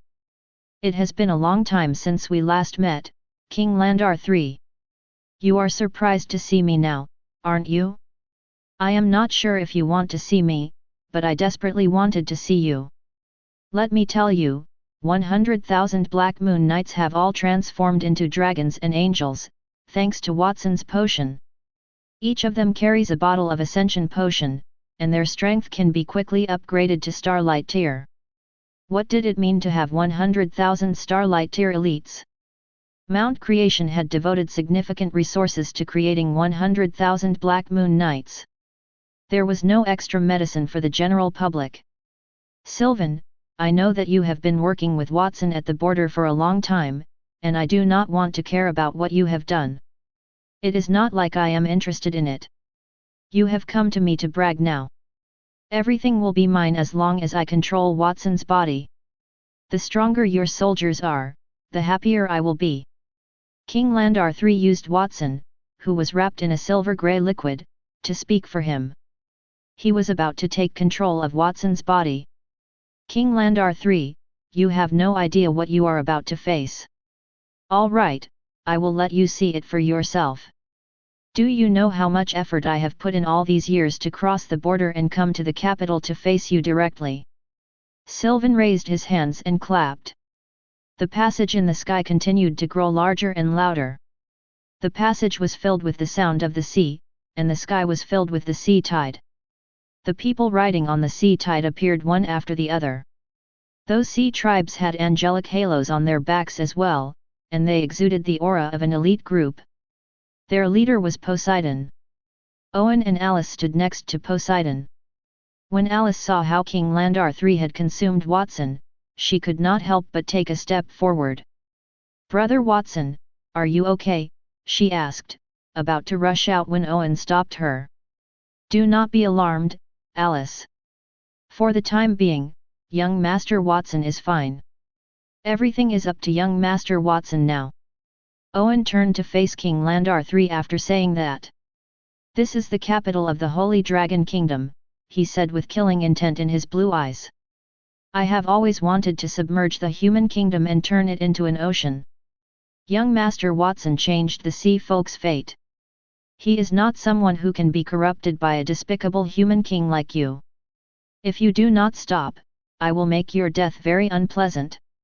When Owen stopped her, Alice bit her lower lip. Even though she desperately wanted to be by Watson's side, she had to put up with it. She had left the sea folk to meet Watson in the capital. However, before she could leave, she noticed a strange occurrence in the direction of the royal city. Then she received an order from Mount Creation, which summoned not only her but all the sea folks to the royal city. "Are you part of the sea folks?" Watson was coerced by King Landar III to look up at the sky, his eyes wide with surprise. Watson's ability to control the sea creatures surprised him. There were more than 100,000 sea folks in front of him, each with a platinum tier aura. Some of them were even more powerful than others. It was not the strength of that group of sea tribe members that surprised him, but the fact that Watson had secretly controlled the sea tribe in a location he was unaware of. He had no idea that controlling the sea tribe was the same as controlling the ocean. That was something the human kingdoms had always wanted to do but had been unable to do. Before the shock wore off, King Landar III noticed a tunnel appear in the air once more. It was no longer an army that appeared in the tunnel, but a star. The star was filled with the roars of dragons. The massive dragons that appeared in the air had dragon auras. Each of those dragons was a dragon king, and there were millions of them. A few dragons stood in front of those dragon kings, their auras even stronger than Baldur and the other gods. This place appears to be quite lively. Odyssey, the Light Dragon King, is here to protect you, young Master Watson. I hope you do not go too far, Human King. It is best if you let the Dragon Emperor go. Because we can still let you go. Otherwise, you will just have to wait for death. The Light Dragon King stood among the dragon gods, his aura was powerful. He placed his hands on his hips. Is he a Dragon King? The Dragon King is speaking with the Dragon Emperor, Watson. When did Watson become the Dragon Emperor? The expression on King Landar III's face could no longer be described as shocked. His nerves started trembling, causing his scalp to go numb. He was already aware that Watson had done something in the dragon lair. Unfortunately, no matter how many questions he posed to Watson, he remained silent. He could imagine Watson providing many benefits to the dragons, but he did not expect Watson to elevate the dragons to that level. As Watson had predicted, he had truly made a name for the dragons. There were also millions of dragons floating in the sky. Every dragon clan had a dragon king, and the leaders of the most powerful dragon clans were even like dragon gods. The gods would not have hunted Watson if he had summoned those dragon gods to help him. Take a look at the sky. What are those? People fleeing due to the lava outside the capital noticed changes in the sky and looked up. They witnessed a shocking scene. The sky had been divided into 3 sections. One had humans dressed in black armor with the appearance of an angel and a dragon. The sea tribe was riding on the waves in the sky, next to the human army. Over 1 million massive dragons surrounded them. Is that the sea tribe? Why did they throw seawater into the sky? When did the sea tribe learn to fly and have wings? And there are far too many dragons. At first glance, there appear to be over 1,000,000 of them. Why are there so many dragons? Are you sure we're not dreaming? When the residents saw the scene in the sky, some were so terrified that they sat down on the ground. The brave ones forgot to flee, and the luggage in their hands fell to the ground without their knowledge. Then there was the war between the gods, followed by a slew of unknown armies. They had been so shocked by the series of traumas that they could not recover their senses, and their minds were blank. King Landar III, who was wrapped around Watson's body in the sky, paused his invasion. He suppressed the shock in his heart after a brief period of silence. 1,000,000 dragons, 100,000 armies, and 100,000 sea folks. Such power is sufficient to sweep across the globe and dominate all known kingdoms. I cannot believe Watson has risen to such heights. Watson can be considered one of the top geniuses in the kingdom's history even without the assistance of that thing. I have to say, I admire him. The fact that he had quietly amassed such a massive army in the kingdom made King Landar III realize that Watson's severed fingers gang in front of him was only the tip of the iceberg of his immense power. Leaving everything else aside, even King Landar III would have had a headache if Watson had brought such a powerful force to invade them. It would have taken them an instant to destroy the Holy Dragon Kingdom's army. Simultaneously, he felt fortunate that such an army had appeared in front of him at that precise moment. If he did not know Watson was keeping that force hidden, it would undoubtedly become a hidden danger in the future. He might have lost if he had not intervened and allowed the 7 gods who guarded the kingdom to descend on a hunt for Watson. King Landar III sighed. He had not intended to start looking for Watson so soon. Watson was entirely to blame for not telling the truth after returning from the dragon lair. He was concerned that something unexpected would occur, so he had planned ahead of time. It was fine to say he was narrow-minded or cautious, but he survived precisely because of those characteristics. I have had enough of your clout. It is truly amazing. Once I take over Watson's body, I will definitely make good use of you. Slowly, King Landar III spoke. His mood had improved after the shock. What was the point, no matter how powerful those people were? Could they prevent him from assuming control of Watson's body? More than half of his body had already integrated with Watson's body at that point. It would be the equivalent of murdering Watson if he attacked him. No matter how powerful those people were when he fused with Watson and grasped that fusion system, he could not wave his hand and fuse with them, transforming them into his power. Don't you understand, King Landar III? You don't have a chance anymore. Sylvan was unmoved by King Landar III's words. He shook his head and reached into his pocket for a bottle of potion. Everyone, please pay attention to my command. Go for it. As soon as his voice faded, a tube of potion appeared in the hands of every creature present, whether humans, sea tribes, or dragons. The potion had the appearance of a clock. The liquid dial and needle continued to rotate. It was known as the Ascension Potion.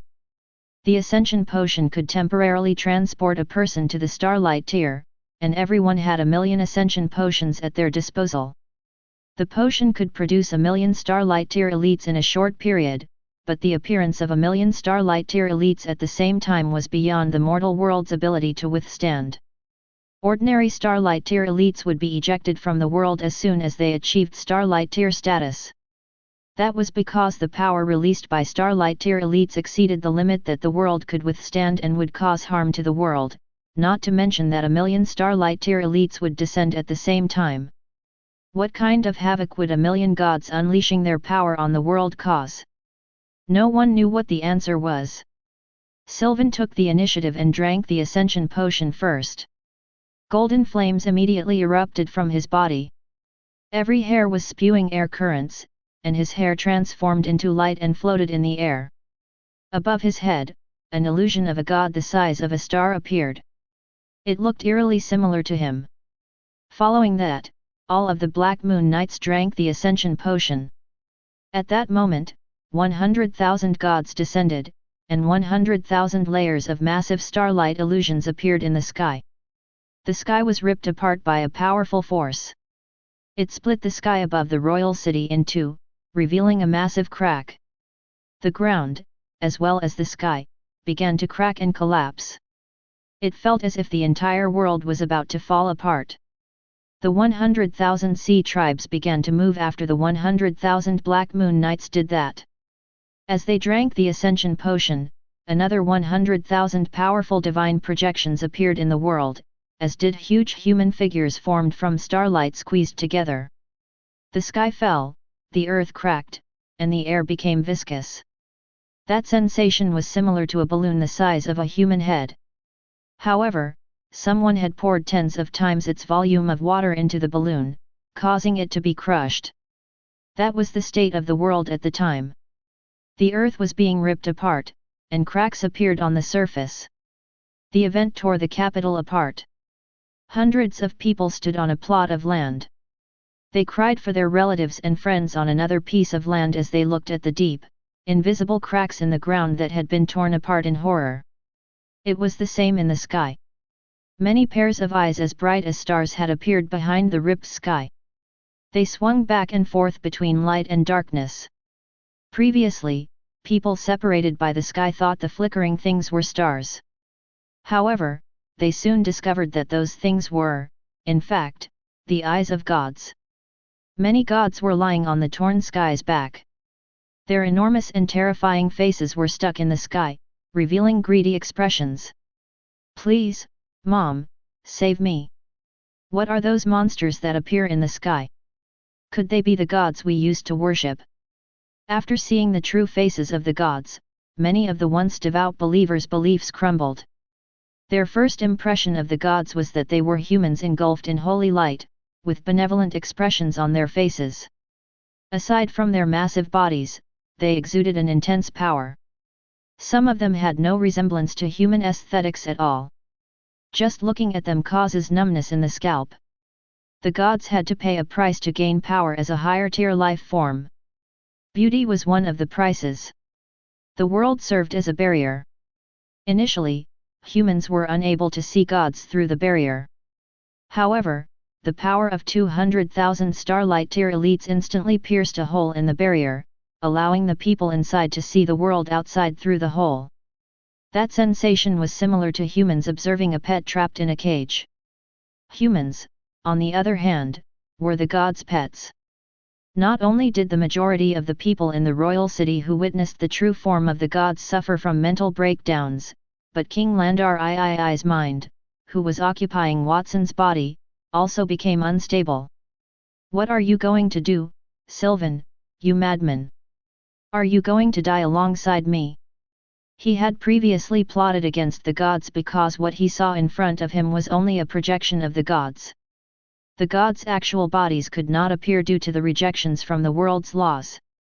However, if the world was destroyed, the gods would be able to send their bodies down. King Landar III noticed that among the gods looking around in the sky, there were a few who were enraged. Even though it was only for a split second, he realized those were Baldur's and the other gods' gazes. He had previously plotted against those gods. He would not have a happy ending if the world split open and they entered, even if he took over Watson's body, because Watson could not compete with the countless gods in the divine realm. King Landar III understood Watson's thoughts and what Sylvan meant when he said he had lost at that moment. If he took over Watson's body, those people would all take the Ascension Potion at the same time, causing the world to shatter and everyone to perish together. It would be his failure if he chose to take over Watson's body. They would either die together, or he could choose to stop. There was no way to predict either outcome. "If at all possible, I would like to assassinate you personally in order to avenge my sister. However, in the current situation, it is not a bad thing to have a chance to die alongside you. If I let you have Watson's body, I will not be able to avenge myself in the future. I might as well assassinate you right now." Sylvan gave a sad smile. His eyes shone with determination. "I am willing to die for young Master Watson. Long live young Master Watson!" The 100,000 Black Moon Knights and 100,000 Sea Folks yelled simultaneously. Originally, Mount Creation had amassed unfathomable wealth. Only 100,000 Black Moon Knights had arrived because their wealth had been used to fuse and create the Ascension Potion. Human King, you have yet to leave the Dragon Emperor's body. You are extremely obstinate. Since that is the case, the Dragon Clan will not be deterred by formalities. All the dragons will drink the Ascension Potion for the sake of the Dragon Emperor. The Light Dragon King, Odyssey, noticed that, despite King Landar III's reluctance, he did not leave Watson's body. He snorted coldly and raised his hand to the Ascension Potion. Consume the Ascension Potion to pave the way for the Dragon Emperor. The dragons all yelled at the same time. Their voices echoed throughout the Holy Dragon Kingdom. Watson provided them with their strength. Watson had given them new leases on life. They had no choice but to assist Watson if he were in trouble. After all, even if they shattered the world and entered the realm of the gods, they would be able to survive with their strength. King Landar III could not keep it in any longer when he saw 1,000,000 dragons were prepared to drink the potion and let the world fall apart. Enough already. I admit I messed up this time. I will not occupy Watson's body again.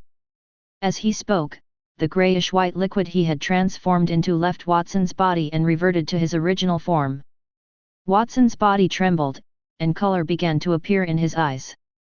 You are ruthless, Watson, King Landar III said to Watson, his face tense. He appeared to be filled with remorse. Your Majesty, you are far too gracious. I, too, racked my brains to devise this strategy. If you are ruthless enough to choose to die with me, I have no other option. Watson smiled slightly as he noticed King Landar III remained silent for a brief moment before abruptly extending his right hand. Do not budge. At that moment, a man dressed as a clown appeared beside King Landar III. He had a sad expression on his face. His hand was resting on King Landar III's neck. The mere touch of his skin caused King Landar III's body to tremble. He could sense the terrifying power in the person next to him. It even outperformed a common god. He had no idea when that person had appeared. With his speed and strength, he could remove himself from Watson's body, and he could also knock him out, preventing him from temporarily possessing him. It appears that even if I were ruthless enough, I would not be able to achieve the desired result. Watson, I was completely lost at the time. King Landar III's eyes flickered a few times before he sighed and closed his eyes. As he extended his right hand, his expression seemed to have aged a few years. Do not be alarmed, Your Majesty. I am not going to do anything else to Watson. I just want to give him the race chess piece. Watson has defeated me, despite the fact that he used a threatening method. As a result, that divine artifact is his.